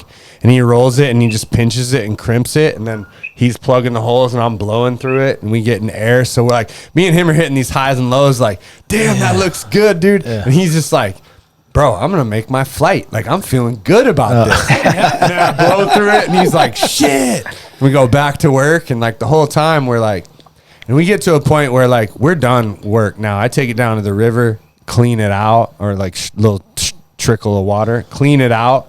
We reinstall it, fill it with water, get it run up to temperature to where it's circulating and builds pressure. And it's leaking now, but it's like a drip. Yeah. It's like exactly manageable. where it's at. So even if Danny wouldn't have come back, or like at that point, Ryan was kind of like, we could go. Yeah. Like we have enough water and we stay close to water. You can just keep on topping it off. We can just keep topping off water. Mm-hmm. Not a big deal. Like we can go. I was like, man, we just don't. But it was our one breakdown. 2 weeks, 3 dudes, only one hiccup in communication. And it was this day where we didn't decide because we were in a hurry, man. We just like, so Danny was just like, I got the shit at camp. I'm going to get it. And we didn't discuss that part, like the breakdown, like he said, where. So now I was like, well, I don't want to move. Because he's coming back. Because at this point, like we know it's 2 hours to camp. It's 2 hours back. I'm praying that he was smart enough to eat. Yeah. So I'm like, that took a minute. Shit, if he laid down for a minute, I wouldn't, wouldn't hold it against him for a second. Yeah. Like take a nap, man, whatever. Right. So like it's raining, we're getting wet, we're not working anymore, it's getting cold. We start a fire. I got fire starter. I got shit in my kit. We start a fire. We're warming up. I was like, this fire will be good because maybe Danny can pick us up. And it's probably only 40 minutes. And Danny showed up and it was just like, yeah. And then he put in the black pepper and the oatmeal. And it like, I think the trickle got a little better. But it was like, that didn't really do it. And I was like, we can still get out of here. So you but put my all the machine, materials in raw into the hole, mixed together. into the radiator. Into the top of the radiator, like not the reservoir, because then it's got to get sucked in through there. But you just put it right in the top of the reservoir. You just pop that open. And we didn't take the time, but normally I would take because we had oatmeal packets and they got sugar and stuff. Sure. Normally you'd take that sugar out because you just want the oatmeal flakes. But we were like, dude, maple brown sugar. Dump that shit in get there. some of that in. Yeah, Clog get it, some of baby. that. yeah. Just glue it together. Pepper, bro. We're like, brown sugars, molasses. Yeah. Oh molasses, yeah, get it sticky. all nice Like, and sticky in whatever. there. It's the glue. It's the glue. But then when it got up to temp and he added that egg, man, it was like, Oh, so you had the egg. Oh shit! add the egg, it started Expansion. circulating, and then it kind of Yeah. started, it got hot enough that the thermostat opened, and so it wanted to pressurize, so it wanted to boil water out. So we like had to get the cap on real fast, and then it built pressure, but like it was still dripping. So we're like, we couldn't tell because it still had like water all over it. But then it like, as it got the temperature and pressurized and warmed up, it evaporated all that water, and I was like, dude, it's fucking good. Yeah. Like, I don't even have to replace it. We'll just run it for the rest of it. Like, we're good. Dude, it was so then it was like, oh shit, okay. We're back in it. Let's go. Yeah. So now we're going to camp. A win. Yep. So now it's, I don't know, 4 or 5 p.m., 6 p.m., I think. 5 p.m. Yeah. It's pretty late in the afternoon. We get back to camp again in the dark. Yeah. Yeah. So on 1 hour sleep, now we're back at camp again in the dark. All the meat's there. All the meat's Razor's there. Yeah, these guys are rolling up the trail, and I got to go a different way than them in the Razor. Yeah. And I got to make the hill in the So camp. you got to pin it a little bit. And the trail is nasty, so I'm just like, I'm not going the trail. I'm just running over trees yeah. all the way up to camp. Yeah. So I'm just like, I'm just like, I know we only Testing got that one plug. belt, but at least we're in an area where we're like, we're on the trail now. You're closer to camp too. Got to camp. Yeah. These guys get to camp. Now we fire up some food. We all have food. Now we sleep pretty good the following There's day. some good spirits Yeah. Oh, Good all around spirits. at that point. Like you guys. Yeah. Good spirits the whole time. Like never had. No, I just mean like you're Moment. finally back with their shelter, food. Yeah. It felt good, and, dude. Yeah, We ate so much food, dude. Yeah. We were like miserable. Yeah. Meat back at camp felt good. It was like, there it is sitting right there. Yeah. All that meat. And you're like, we got it out. We freaking, all that mistakes. And now at that point, it would have been the same as if you shot it at camp, right? Like the meat is at camp. yeah. So I was like, okay, Phase 2 complete. phase 2. Yeah. Yeah. Phase 2. Phase This two. is phase 2 or 3 or 4. Oh I my don't know what gosh! phase Let's take a quick break. Well, Let's take a quick okay, break, and okay, then let's do we'll it. come back with phase 2. So I got to pee. Phase 1. Okay. Go Phase Pete. 1. Okay, roll those We'll out. keep you on. Okay.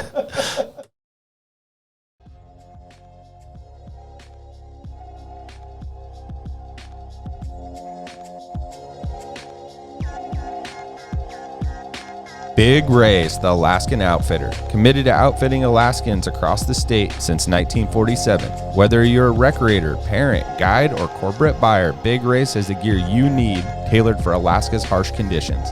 At Big Ray's, you'll find brands like Carhartt, Grundens, Darn Tough, FXD, Okiwear, and more. Big Ray's is your one-stop shop for both outdoor gear and rugged work attire. Check out their new exclusive line of durable but affordable waders, inspired by and named after the majestic Aurentz River in remote western Alaska.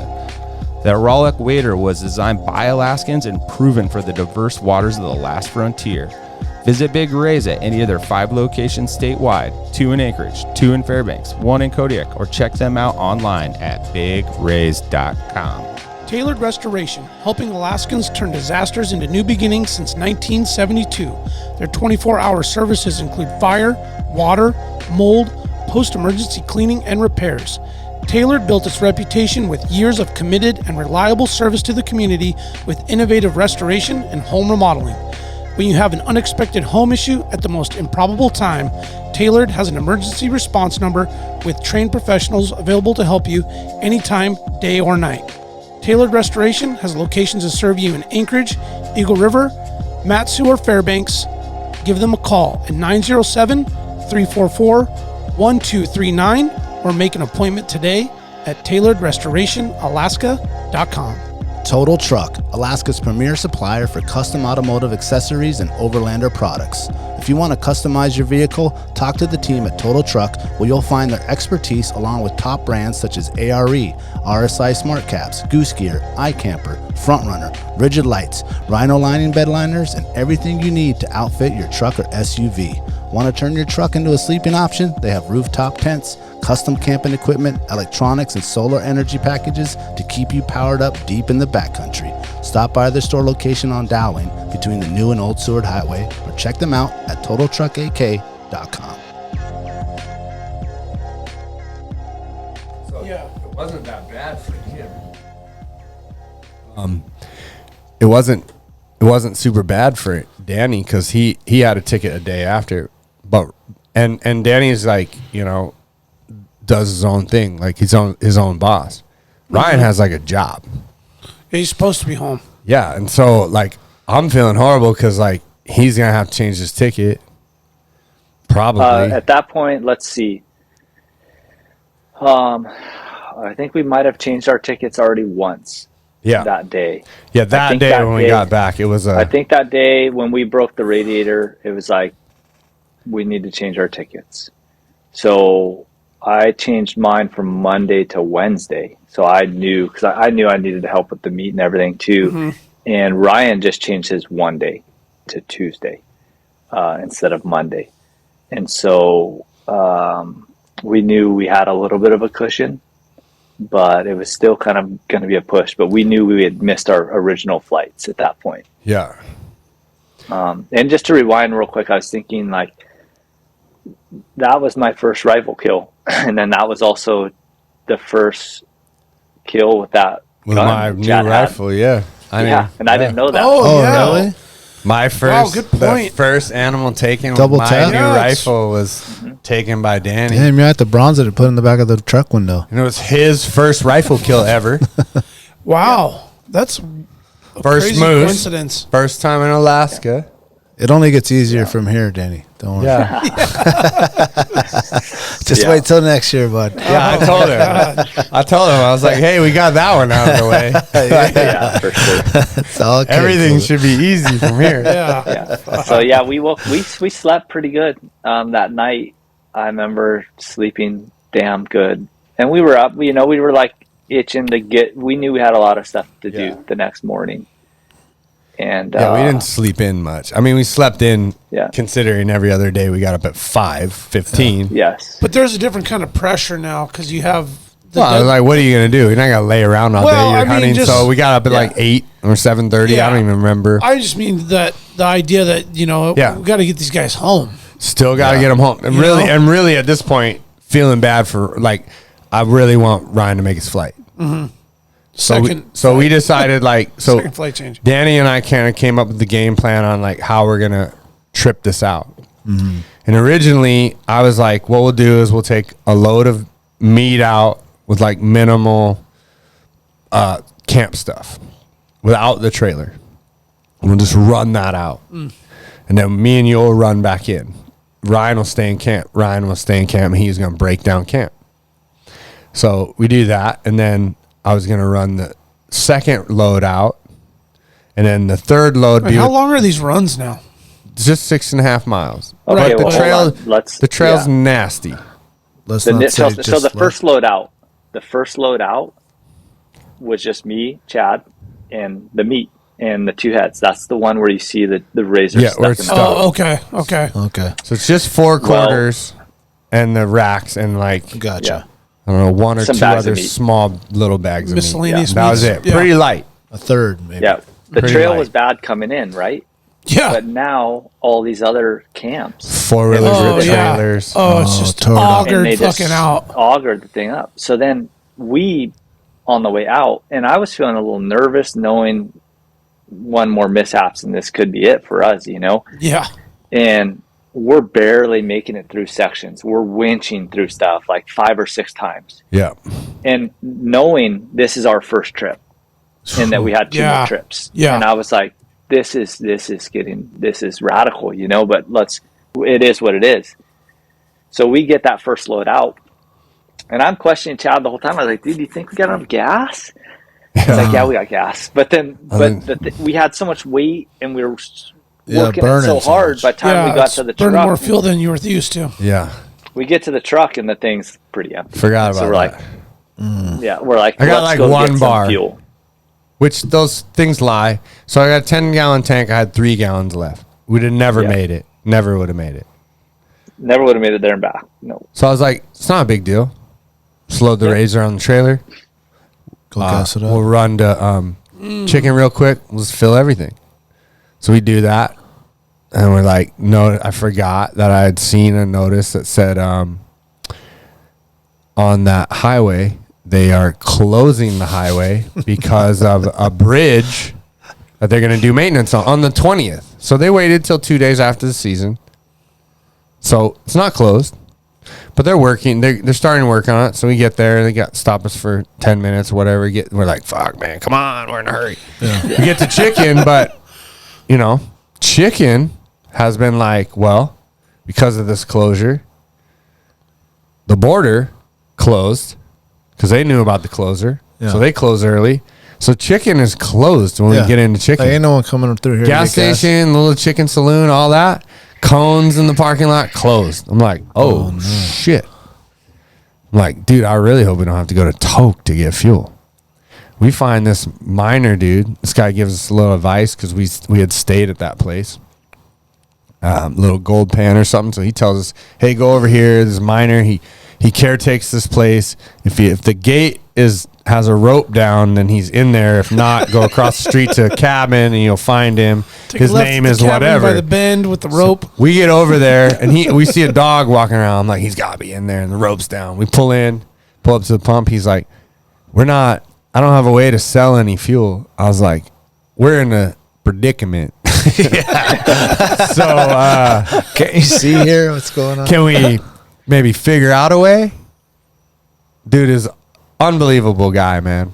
Like this would never happen in the city.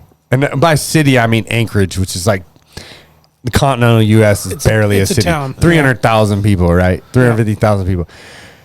This dude is like, well, I guess I was like, I have cash, so maybe you could just like save the receipt, save what you sell me, and then you can just give them cash for it. And he's like, if you have cash, I can probably make it happen. Danny's like, we probably should get 5 extra gallons. I was like, we got a water jug. Danny's kind of like, he's got more knowledge on this shit than me. 4-wheel drive instructor. He's like, water jugs kind of, they're not the same plastic. Yeah, corrodes. Well, they leak. Usually they'll leak or whatever. So yeah, the seal. Fuel molecules are smaller than water, and it'll leak. But regardless, dude, that was the water jug that had a hole in it anyway that we tried to melt the fork into. We tried to patch so a water jug, got a hole in it. It was gonna leak anyway. So anyway, this guy fills my truck. He's like, "What do you have?" I was like, "I have 2 $100 bills." He's like, "Okay." So he fills my truck, fills the Razor. He's like, I have a gas can. You can just borrow it and you can just drop it in Toke when you guys are done with it. If you use it or you don't use it, like, yeah, we can do that. The bill comes out to like $160 or $140. And he's like, you don't have change? And I was like, no, you don't have change? I was like, it's fine. Just have it. Take it. Yeah, keep it. I'm like, you're saving our life. Yeah. And he's like, I don't feel okay about that. He's like, what do you have? I was like, I have 2 $100 bills and a 20. And I was like, and there's no way I'm giving you 120 and putting you on the note for the 20. Yeah. Like, just take the 60. Yeah. He's like, I do not feel good about this. He's like, the jug is probably $38 here in Toke, so maybe. He's like, but I don't even feel good about the $20. I was like, bro, just take the money, man. Yeah. And he did not want to. He did not want to take it. And I was like, bro, like, we don't have an option. Like, you're saving us right now. You don't even understand what you're doing for us. He's like, you think you'll come back to chicken in summer? I was like, not a chance. I was like, I don't come to chicken stock, which is, I hear is cool as shit. Yeah. But that's not my music. Really? Yeah. They got a big concert thing up there every year. It's huge. Like some fucking dream? Yeah. No, it's like, it's a lot of bluegrass, but it's very hippie, but it's a big event. Like, they get a lot of people. It is. So I was like, but I will be back next year for Moose. And I will come to Chicken and I will find your ass and we'll walk over to that saloon and you can buy me a beer. There you And he's go. like, Yeah. good enough. All right, So there he we finally go. lets us out of there because I'm just like, dude, I don't care about $60 right now. You man. know what, man? We really got to go. All right, Yeah. So now, Throw it out the window. now we're full on gas and we get back and I'm like, shit, dude, we're like ready to race now. Yeah. Like Empty. Yeah, I'm we gonna make it jump in this like an motherfucker. hour and we're good. We load. So in that meantime, Danny's like, hey man, I've been thinking about this because the way out, he's like, I think we should go all three of us and the trailer on the second load and leave the third load as light or even lighter than the first load. He's like, that way, while we have the trailer, we have two dudes to help with Got it. winching or pushing the trailer or Yeah, anything if more you got to back manpower. up. I was like, yeah, dude, that's definitely the right call. So that's how we plan it. And we load the trailer pretty light, and that's what we do. Did we lose Danny? Nope. He's on here. But this thing could disconnect. So I'm still here. so that's we what lost our visual, Danny. that's what we do. And we get back there. Am I back? Ryan's got everything you're packed good. up really well. He's got stuff broken down. He's put only light shit in the trailer. He's cleaned up camp. He's left the tent is it. And so we load what we can and we do that, run out. Well, when we get to the mud section that me and him struggled through, by that point, it was like you could feel the load coming across the swamp. And we were both like, that's not going to be make the it. choice. So what do we do? Oh, hold on, Danny. Hold on, Danny. I think we lost your audio here. Hold on.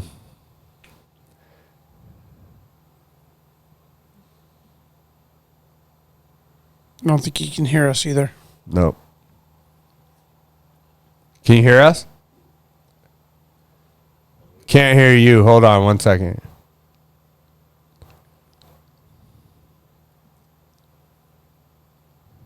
Yeah, dude. The whole time I'm thinking when you hit me with we got two down, blew the radiator.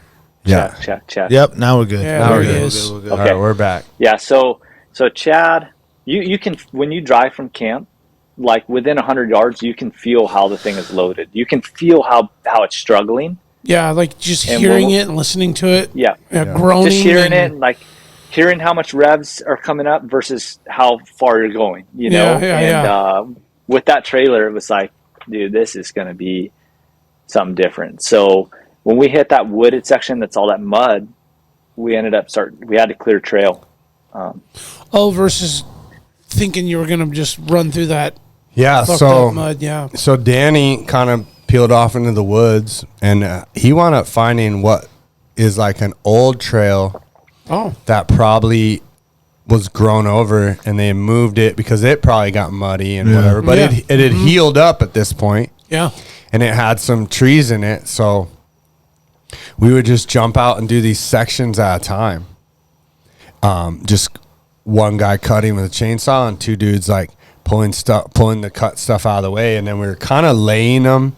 At first, I was laying them in the middle, like kind of like as a center line, and just drive over these little trees, and that'll be your direction thing. But then you kind of like kind of couldn't see that. We kind of when I was on the saw in the beginning, we didn't cut as nice of a trail, but we wound up cutting probably a damn half mile Wow. through this new trail. Probably Because we still had one more trip. 3 hours. Oh, hell yeah. So we're like, I mean- let's take the time. Like we have the machine running, we have chainsaw gas, we have a chainsaw. Yeah. Let's do everything we can to try maximize our chances of getting out of here. We were out of bar oil, so we're using 2-stroke oil for bar oil, but we were good. Yeah. And so we put in that new trail, which was the old trail that healed up, and we cleared that. And it was probably an old trail pre-fire, really. But I don't know if he was able to find it on X or how he. You like, could see just- part of it. You can Yeah. see part of it on But it. anyway, he had some super good navigation skills through that, and we wound up clearing this, and we skipped that whole mud section. And so then nice. we're like And then we were able to circumvent another nasty section by going on an old trail through the blueberries. That was a little like off camber to get onto it, but once we were onto it, we were good. So we just like slowly picked our way out, and it took hours, but we get out and we're like, all right, do one more run. So it's like now Danny and I are going back in, nothing, no weight in the vehicle at all, full of gas, good to go. Yeah. Leave Ryan at my truck. Ryan's with excited with all his he's stuff. Kind of back in civilization. Yeah. He's like, I'm going to make my flight. I'm going to be home to my wife and kid. Back to work. All that. And then we're back at camp in like an hour and 10 minutes.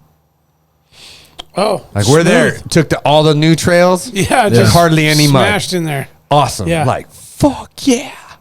So we put down the tent. We load up everything. We got a good load. We got most of it like in the vehicle instead of like in the back. Mm-hmm. So it's like in the seats. Yeah.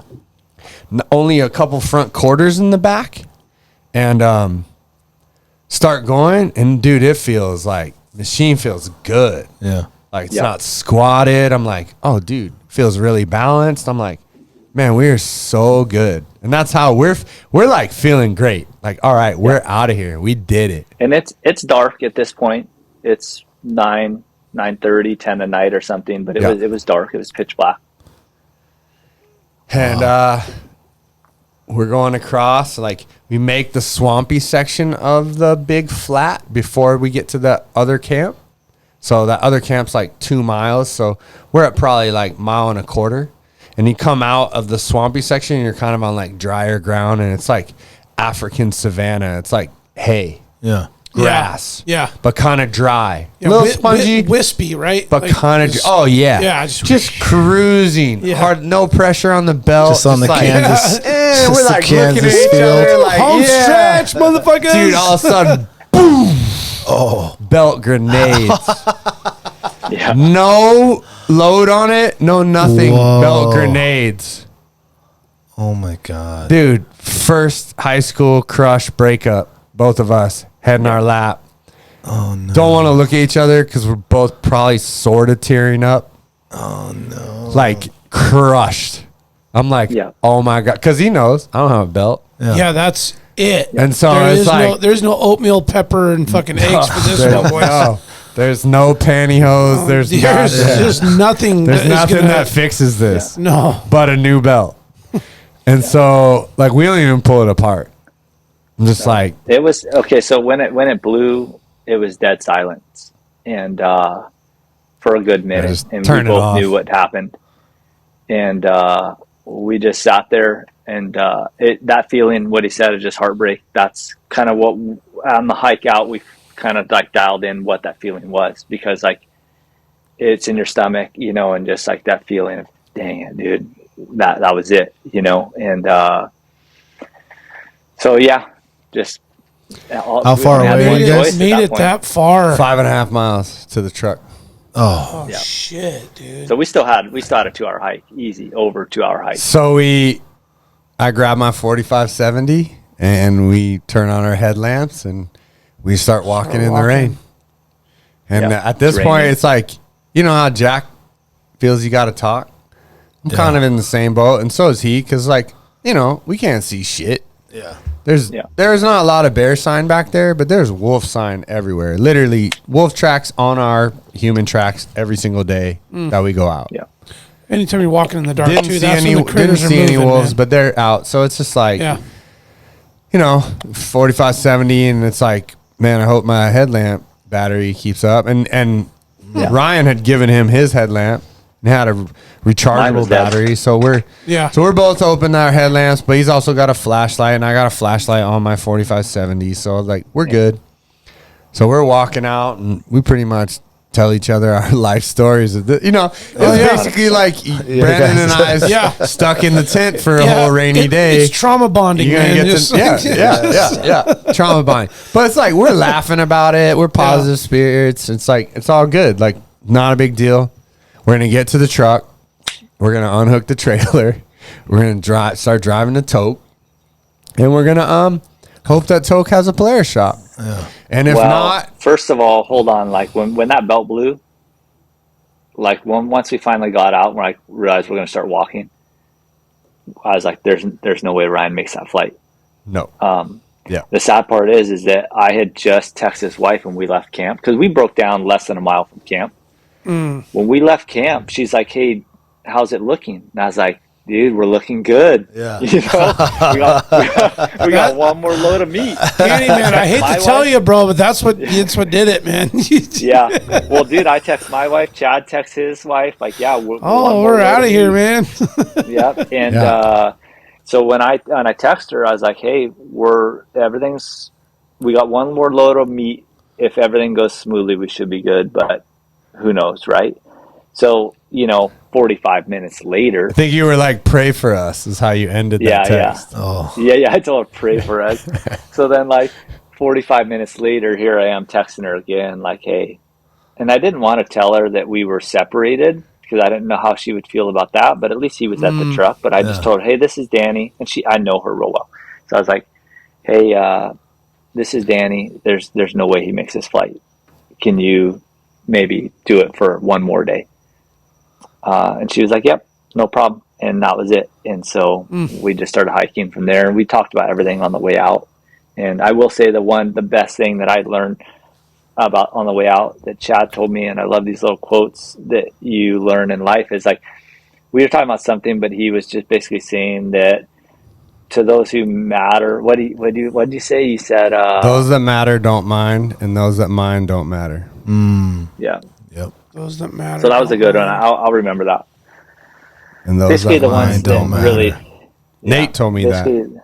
Yeah. To tell my wife when we were stressing about putting our wedding together, a destination wedding. And, like, somebody's always going to be mad that they didn't make the cut or whatever. Yeah. And Nate was just like, "Man, you need to tell her that those that mind don't matter, and those that matter don't mind." Or did I say that right? Yeah, the opposite. Yeah. But it was. What I'm saying. Yeah. And two, like, part of it, I know, because we were running on such little sleep, and I've been in that situation before. Your emotions are, you ride highs and you ride lows too. Like your emotions are fluctuable. It's hard to control your emotions at that point. Yeah, you're not that rational emotionally, right? Well, yeah. At this point also, like, before we even like grab the 45-70 and get out, like, my boots, the day before when we rode across, like, I put my boots in the floorboard to set meat on, so that when I cross the river, the meat wouldn't be in the water. Gotcha. So I'm wearing like my muck boots. And My other boots are like filled with blood. They actually are disgusting. I might even have to throw them away because I don't think I can get the blood smell out of them. Like, they're so gross at my shop right now. My boots, dude. Yes, because it smells like rotting. They were soaked in blood. They were dripping full of in blood. Like, Brian dumped blood out of my boots. Yeah. so might be compromised. So now, I'm walking in muck boots, which I'm like, I'm getting blisters. Yeah, those are awesome. And Ryan's already Ankle got, support. like, you heard it. I mean, Danny, you heard Danny talk about his day before in the wet boots. So his this feet is 2 are days. I've been in shredded. two days in wet boots, like soaking wet boots, and they weren't even close to being dry. And I had no more dry socks. Well, and you did 9 miles the one day and 6 the other. I think or we did. whatever? Now he's doing 5. I think it was 13, and then we ended up doing like 17 miles in one of the days, because we did 13 miles, and then we did 17 miles somewhere mixed in there. But my heels are still kind of calloused. But yeah, my heels were pretty shredded at that point, to where I was kind of having to walk a little bit funny. But not only that, dude, my butt was all chafed from riding in the machine, and I was wet, and we're riding in the machine. And it was like chafed. So when we started walking, I was like, well, 5 miles of just fuck. Here we go. He's like, dude, my heels are fucked, and I got monkey butt. He's like, where is my baby powder when you need it? Oh, my God. Probably and we knew we had to come back in. And we knew we had to walk back in once we got the part. Right. Dude. Yeah. Oh, my So we walked out in the dark, and we get to, I think it took us 3.5 hours. I don't remember what it took, but we got to the truck. And now Ryan, who's just like, getting giddy every time a car passes or anything because he's hoping it's the Razor. Yeah. Sees 2 headlamps come around the corner into the parking lot. And he's like, gets out of my truck, starts it, and he's just like, and we're both like, I'm so fucking sorry, bro. I'm so sorry. Danny tells him, I already called your wife. So it's just like, okay, what do we do? Well, we unhook the trailer. We all get in the truck, drive to Toke. Hope Toke has a Polaris dealership. They don't, just in case you're wondering. They have a Napa. But I know once we get to Toke, at least we got cell phone. We can Google shit.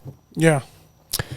So, you know, you can probably do the math if you live here. Delta Junction Power Sports is going to be the closest, and that's 160 miles from Toke. So we just decide, like, nothing's open in Toke. It's 2 a.m. when we get there, 2 or 2:30 or something like that. So we couldn't have got a hotel room if we want to. So drive it. 3 dudes in an F-150, and Danny's just like, well, we're trying to decide because Danny's online and he's seeing that Napa does carry a belt. Which, granted, it wouldn't have worked now that we know because it was the belt for my 2016. And because I have that Duraclutch, which was also another concern because I was like, I don't know what belt they have their own belt. So I don't really know what belt works. So I was like, I need to call. They're in Minnesota or somewhere like Minnesota, I think, or Wisconsin. So I got to call them, which is 3 hours ahead. So it's no big deal. So we decided to drive to Delta Junction that night. So we drive through the night. We sleep in Delta Power Sports Parking lot. 3 dudes, 1 truck. It's a beautiful drive, by the way. Yeah. I bet you guys Not are at really night. enjoying the views. Oh, yeah. Not at night, dog. True. It's all dark. At night, it's terrifying. Yeah, looking out for moose every freaking curve. It's Yeah. terrifying. And, dude, have you ever... I've never driven to Delta Junction before. You guys been there? I love it. Bro, what do you do if you're going to pass or encounter a semi on those bridges? Oh. You got to just stop, right? Oh, yeah. No, You ain't There's not a lot of that ain't no space. 2-lane. You are not fitting, dude.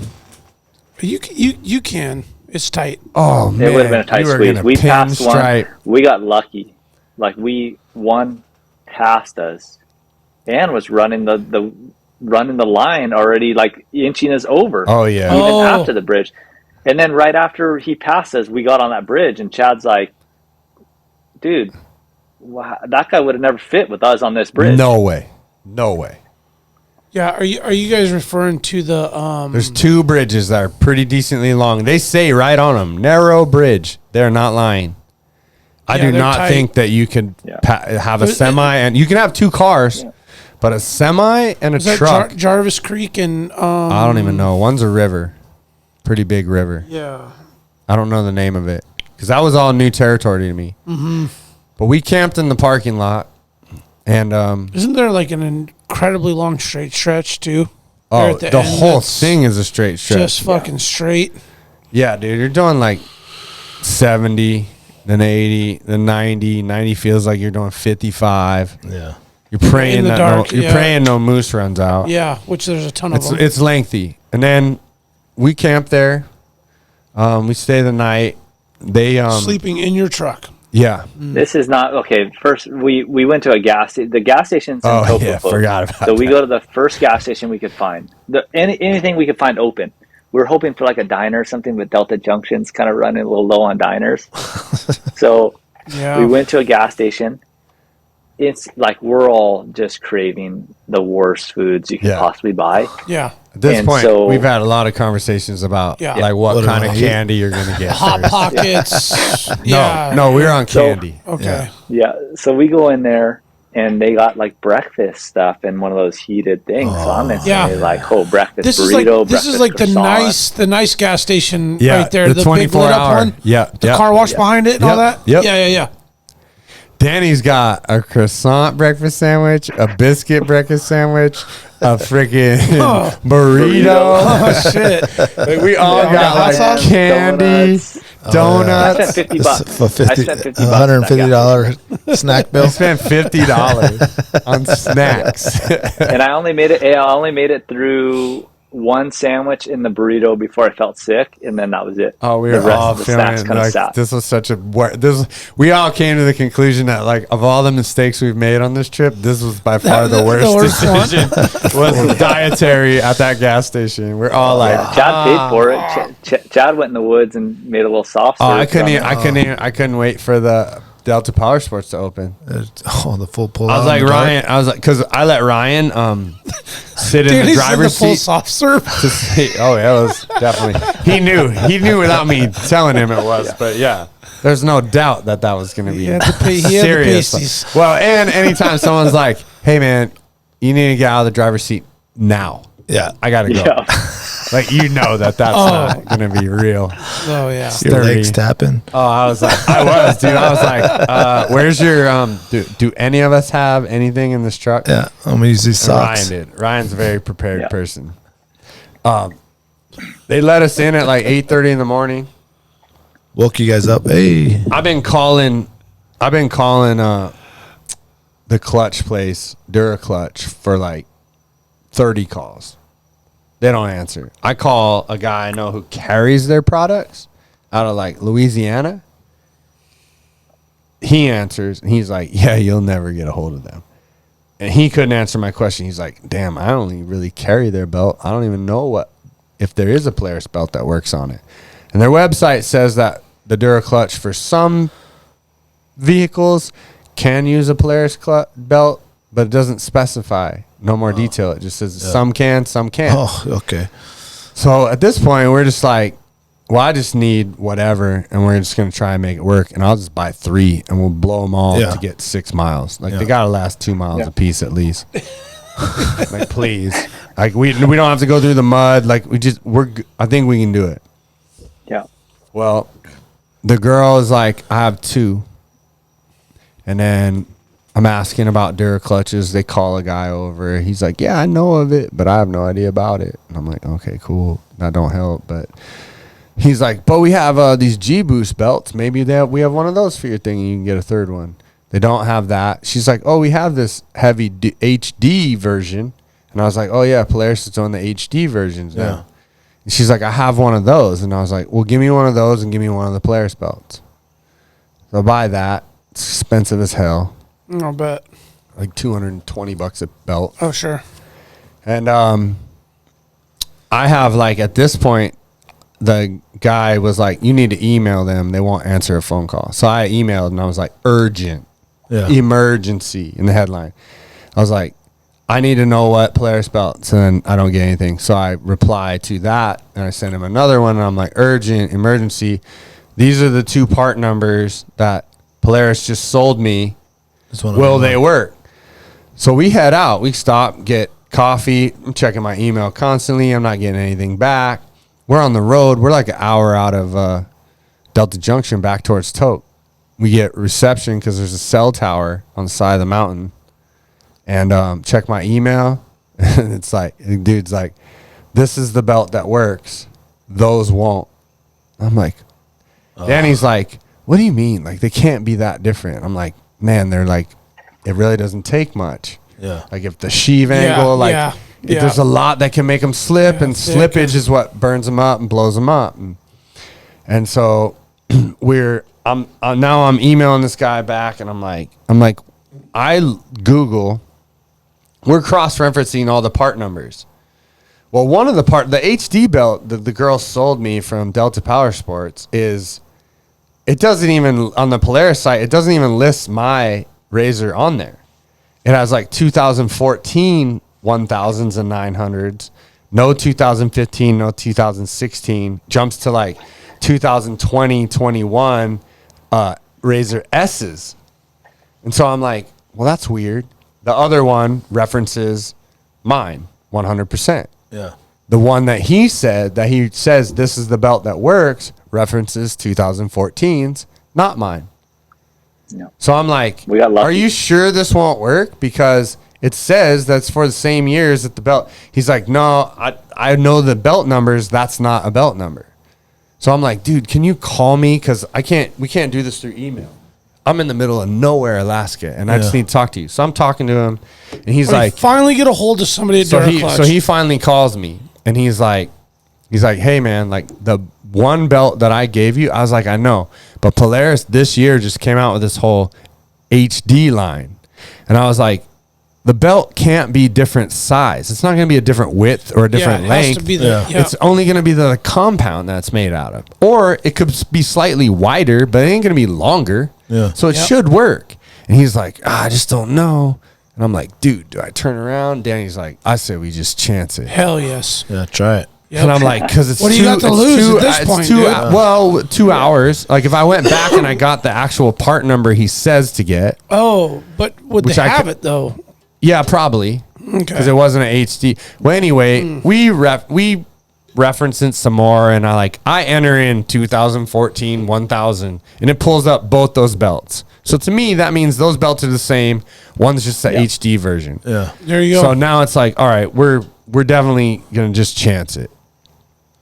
Well, we go back, blast through Toke, call the wives. Oh, this is probably so.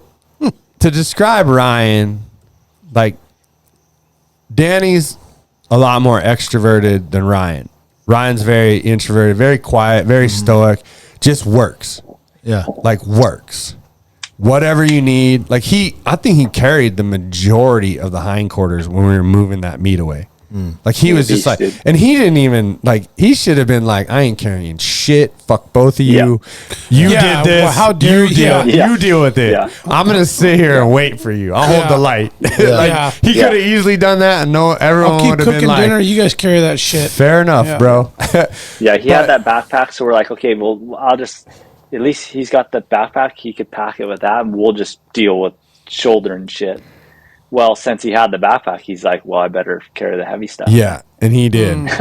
And he was just like, hey, while you guys are just doing this, I'm just going to start packing stuff. And so he was, Anyway. Set his mind so so now we hit Toke, and like he can call his wife, because at this point, only Danny's communicated with his wife last. Yeah. So he can call his wife, and he's on the phone with her. This is like what I'm saying. He don't say a lot, but I hear him in the back. And he's like finishing the conversation with his wife. Like he's like, babe, yep. He's like, well, I can tell you this. You don't make plans in Alaska. Alaska makes plans for you. And I was like, ooh. Yeah. I was like, that's a good one-liner, dog. I was like, that just summed up the whole trip in one line. I'm like, you don't say much, but when you do, it really counts. It's a zinger. Oh, it was hilarious. So we rally back, we get in the parking lot, and we're stoked. So we set out. It's daylight. It's a nice day. We're like, it's a little chilly, but so we start going, and we're hiking in, and we're just chatting it up again, and staying super positive. We're laughing about stuff. We heard some what we thought was wolves, or what we thought was we thought it was actually jet boat, coyotes, jet boat. We heard jet boats too. Just running up the trail on the solar. The phantom jet boats were everywhere. Yeah, but we get in there. I hear somebody was like, hey, aren't you worried about your side by side out there? Yeah, my wife had told her boss, and he was like, man, he better pray that side by side's there. He's like, there's a lot of yahoos in that area. Or no, he said there's a lot of dumbasses in that area. I was like, babe, there's only 3 dumbasses left. And they got to get that razor out of there. So, we went back in. I just took my pistol. We went back to it, and it's on blocks. Like, oh, shit. That would have been so funny. They leave everything but the wheels. Oh, that would have been gang. I would have laughed my ass off if that happened. I would have lit it on fire. Yeah, no shit. But I would have laughed.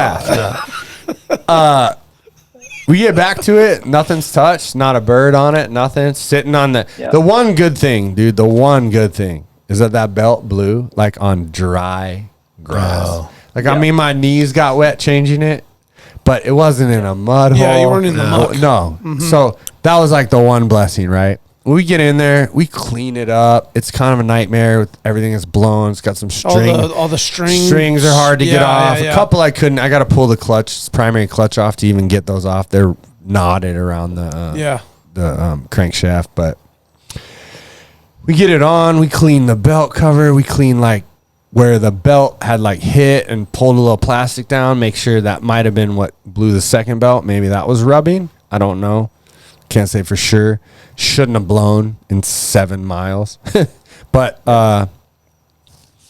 we put it back together. Everything feels good. We get in it. And what the dude told me, he's like, you'll know right away if the belt's going to work or not. He's like, if your clutch engagement is at like 2,000, you're going to blow that belt. He's like, but if it engages at like 1,400, like a Duraclutch is supposed to, like real low RPMs, he's like, you'll know. Yeah. So like we spun it a bunch to get it, out to where in gear, put the cover on, start it up, everything's clean, start going, it engages at like 1,200 RPMs. Right like, away. Oh shit. And I'm like, and we got a little bit of flat, easy terrain. I'm like, well, we're not going to get a proper break in, but at least we're not just like immediately in mud pinning it. So I'm like, oh, we're good. Dude, we go like. But it was a nervous. I even said it. I was like, I got a real nervous. I feel real nervous right now. Yeah. Mm-hmm. We were both like sort of happy, but like, because you're on edge. Please, you didn't want to like. Please it, right? work. Yes. Yeah. We go what 400 yards. Yeah. All of a sudden, like it feels great. It engages. I'm like, oh shit, we're good.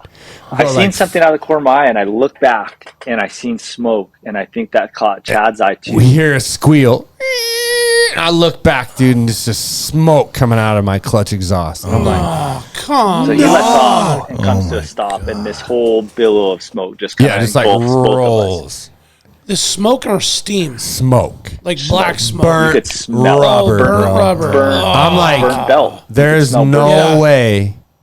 I'm like, there's no way. In that little distance of what the fuck?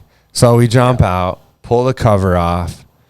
Chunk of belt falls out. That's like the top, the notches. Yeah. I'm just like, what the fuck? Oh, it's a leftover belt. So we spin the belt around. The brand new belt is like, looks perfect. I'm like, fuck, bro, that's debris. So then I'm like, get a stick. Dude, can't get a stick down. It's too snaky for the clutch exhaust tube. Oh. So I detach it. Shit. I detach it. We dump out like an entire belt of just debris that didn't get blown out. Then we like. That's I'm how like, bad that one grenaded. oh yeah, Just tried to blow out the exhaust, clogged the pipe, fell back into the clutch, smoked, scared the shit out of us. We put it back on, and I just like in neutral, just like revving it. I'm like, go put your hand on that, make sure air is coming out of that. I'm just like revving it up, just like rev limiter, just like. He's like, yeah, there's plenty of air coming out of it. It's like little bit of dust, just blow it all out, and I'm like, I think we're good. And after that, dude, thing ran like a raped ape. Every hole just like wah, all four tires that just HD lighting belt up. was a beast, huh? Oh, dude, we were like, Felt good about it. And then we went through the section that we cut, and dude, everything was gravy from there. And then we made it out, and that was that. Yeah, going back just real quick, I just remembered it real quick. Is I was concerned about the meat because at this point we had been like 3 days. Oh yeah. And when we hiked out, when the machine broke down, I was like, Chad, do we got to worry about the meat? And we hiked out, and I was cooked because we hiked angry, right? Like we were getting it. So I was kind of warm. And Chad's like, dude, if you stop for 10 minutes, you're gonna freeze right now. Yeah. And I was like, oh, okay. So when we did finally get in the truck, temperature on it said 30, and it started actually snowing that night. Yeah. Oh, so that's good. When we're driving out there. And granted, like neither of them have ever hunted Alaska. And he hunts Hawaii a lot. He hunts Colorado. He hunts. Oh, so the worry of meat is different. Way different. Yeah. Like we don't ever really have to worry about it. Like it's pretty rare that Alaskans like we trip on meat because it's like 60. Yeah, unless you like go real early. Yeah. Like just don't leave it in the sun. Make sure there's a breeze to it. We're good. So he was I was like, dude, just. It's shit's not. Gonna be I know you're ice hot, cold, but man. it ain't hot right now. It's cold. It's frozen. Yeah. And he looked at my truck and he was like, "Oh shit, it's 30 degrees." I was like, "Yeah, Yeah. yeah." Yeah. And then we literally were driving in the Toke, and it was snowing, like blizzard. And we got no back, shit. and it was like snowing all the mountains. I was Oh, like, yeah. "Hope It was chilly. snow where we were." But yeah. What a mission, boys. Now we get out, and Ryan's like, "Hey man, your The man of few words. your left front tire on your truck is reading." He's like, "The thing came on, it's reading. It's at 18 psi." And I'm like, "What?" And I don't have the pump. That was the night before when we were going to Toke. I didn't have the pump. Is in the Razor. The plugs are in the Razor. So like we drove it. It didn't look low. The tires hold up pretty good, but yeah. So then we plugged it and fixed it or aired it up, and the damn thing was leaking. So like even after we got loaded and now we think everything's good, as we're going to Toke, it's dropping again. We get to Toke, it's at like 20. Tires giving you a problem. Yeah. So we plugged it in Toke or in Glen Allen. We aired it up in Toke. Couldn't find the leak. Got to Glen Allen. It's like reading like 20 again. Air it up. All after hours. This is like midnight. Or I don't know. It was midnight. 11 1 or in the morning. something. We got to my house at 3 a.m. on like no sleep again. So we air it up in Toke. Get to Glen Allen. It's low. Put a plug in it in Glen Allen. Air it up. Okay, it's good. It's dropping again. Stop at Eureka Lodge. Put 2 more plugs in it. Wow. And then it holds. Now it's holding. Oh yeah, now it's holding good as new. Now it's good as That's new. good. That's good. So I was like, dude, what else can happen? Drop Ryan off at the airport. Danny's got a flight at like midnight. Drop him off at 10. I'm literally pulling out of the airport, and he's like, bro, no pilot, no co-pilot. Flight's canceled. Turn around. No way.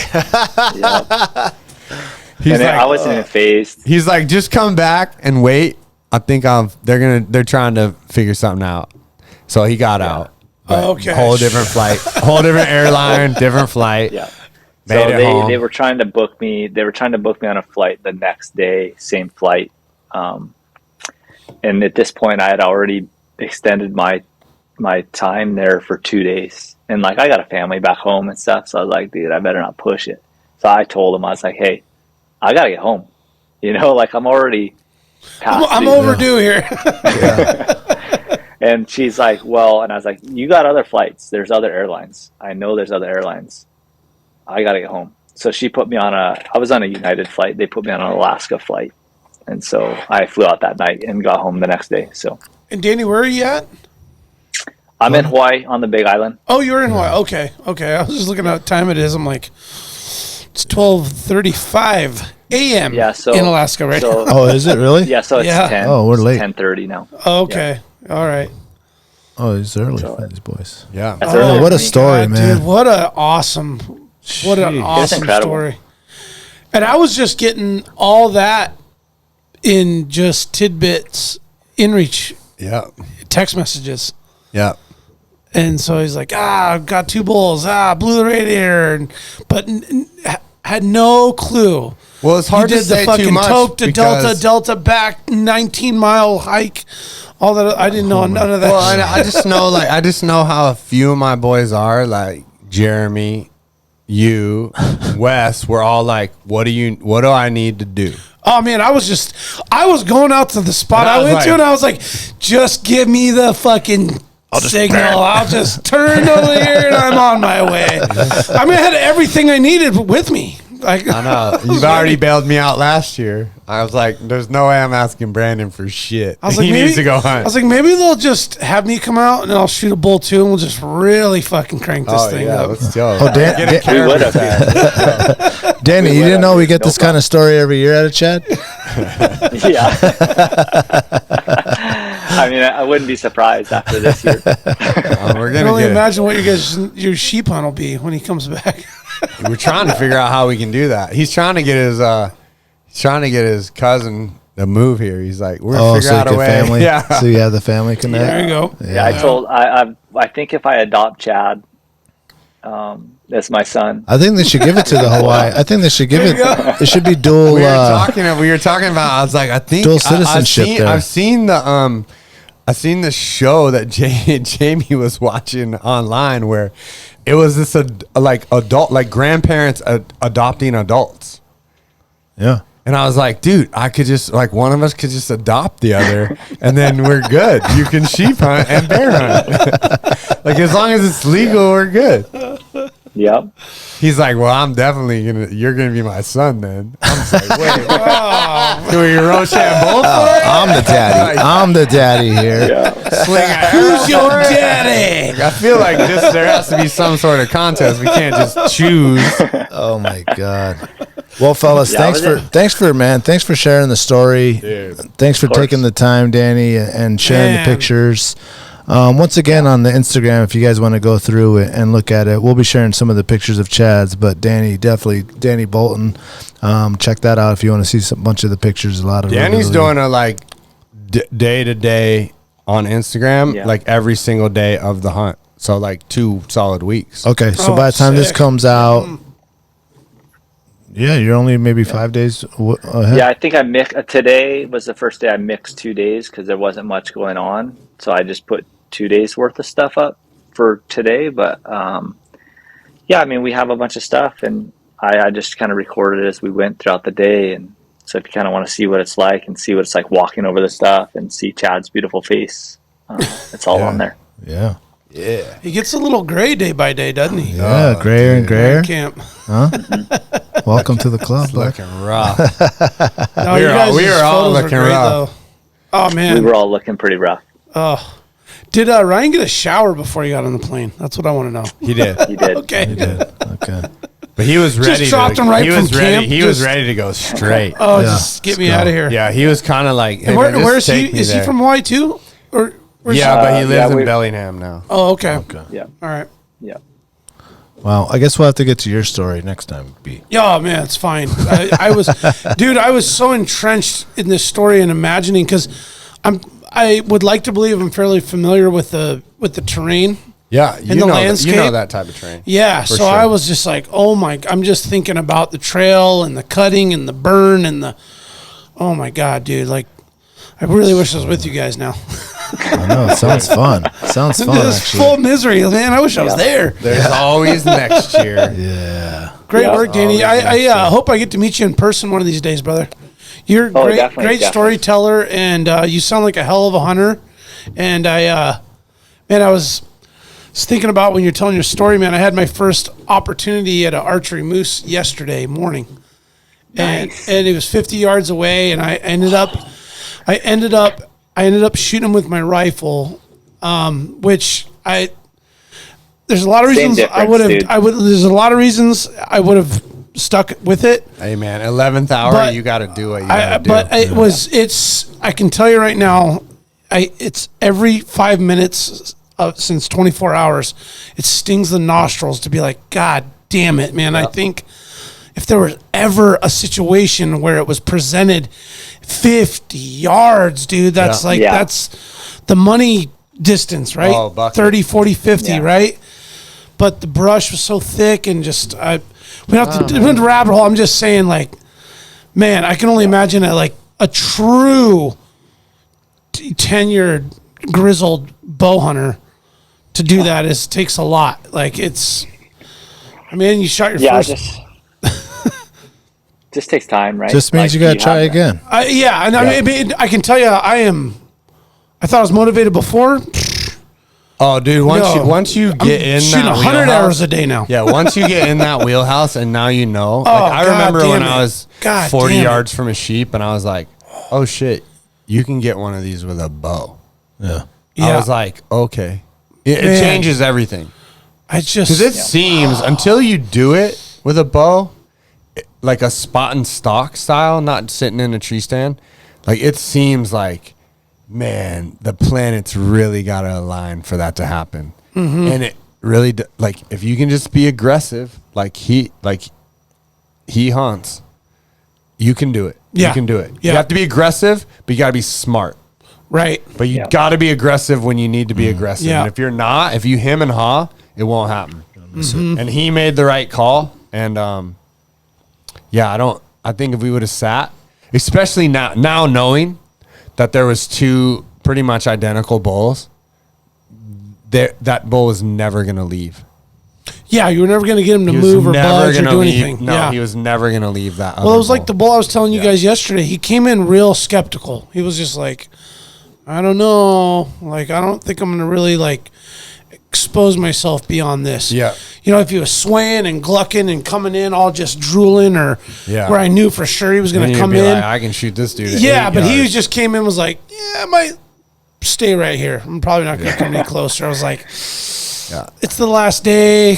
My boys up there would be pissed if I come back and say I got too cute and missed out because of this bow and arrow. Oh, you did the right thing. Yeah. Gotta eat. Well, like Ryan said, you don't make plans for Alaska. Alaska makes plans for you. That's exactly God it. damn, that's a classic quote. Here's another one that he said that was later. He's all too dumb to quit. He's all too dumb. What did he say?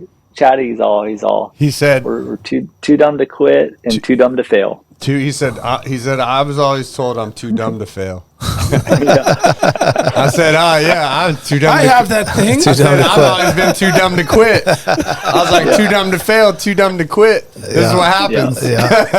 Sounds like a rap song. This is what happens. I'll tell you that, like, it didn't matter to me. The way the hunt went, and especially the way it ended, that rifle hunt versus bow hunt. Yeah, that's not even. I didn't even think twice about it, and just because the hunt was so much bigger than that, you know.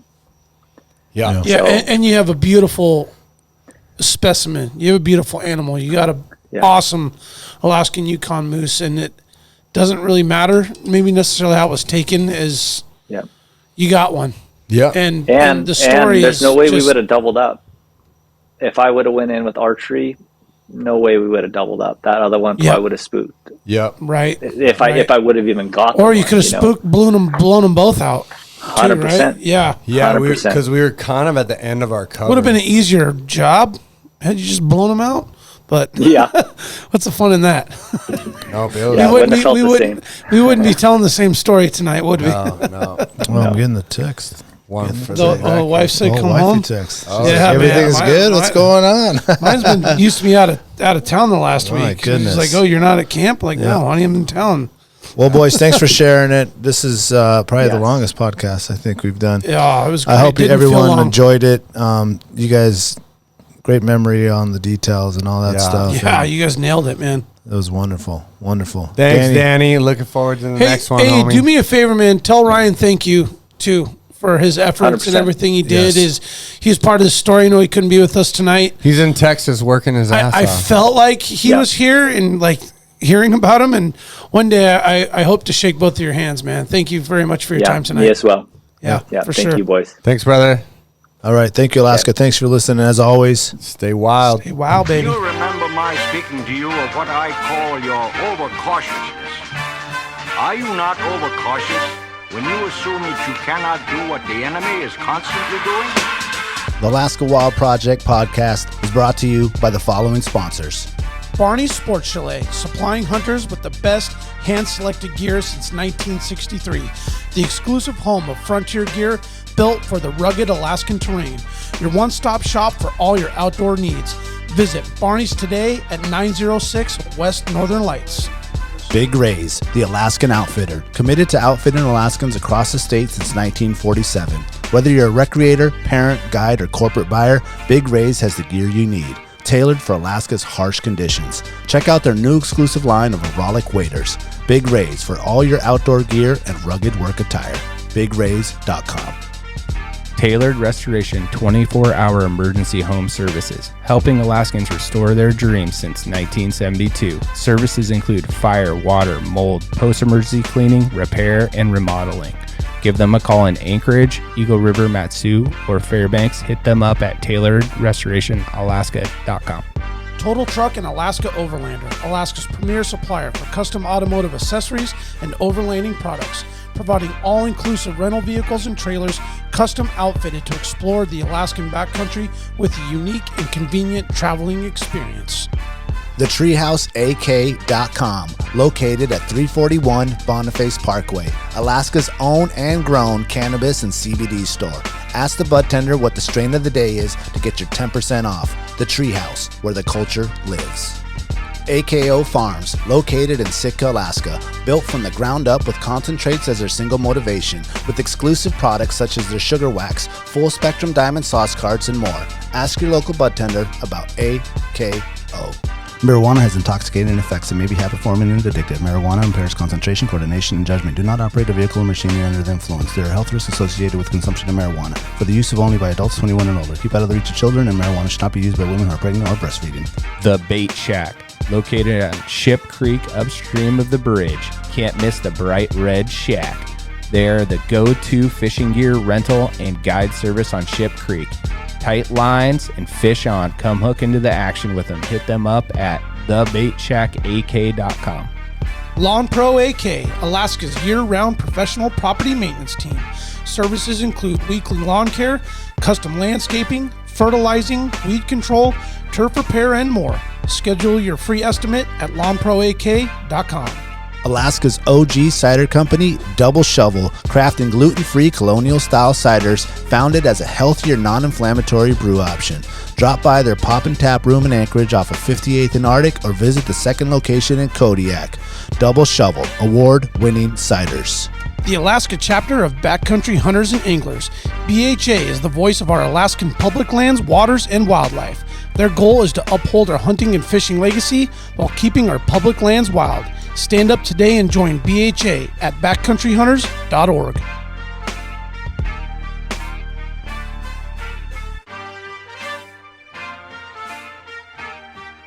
Should you not claim to be at least his equal in prowess and act upon the claim? I say try. If we never try, we shall never succeed. This proposition is a simple truth, and it's too important to be lost sight of for a moment.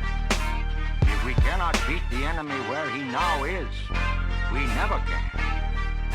It is all easy if our troops march as well as the enemy, and it is unmanly to say they cannot do it.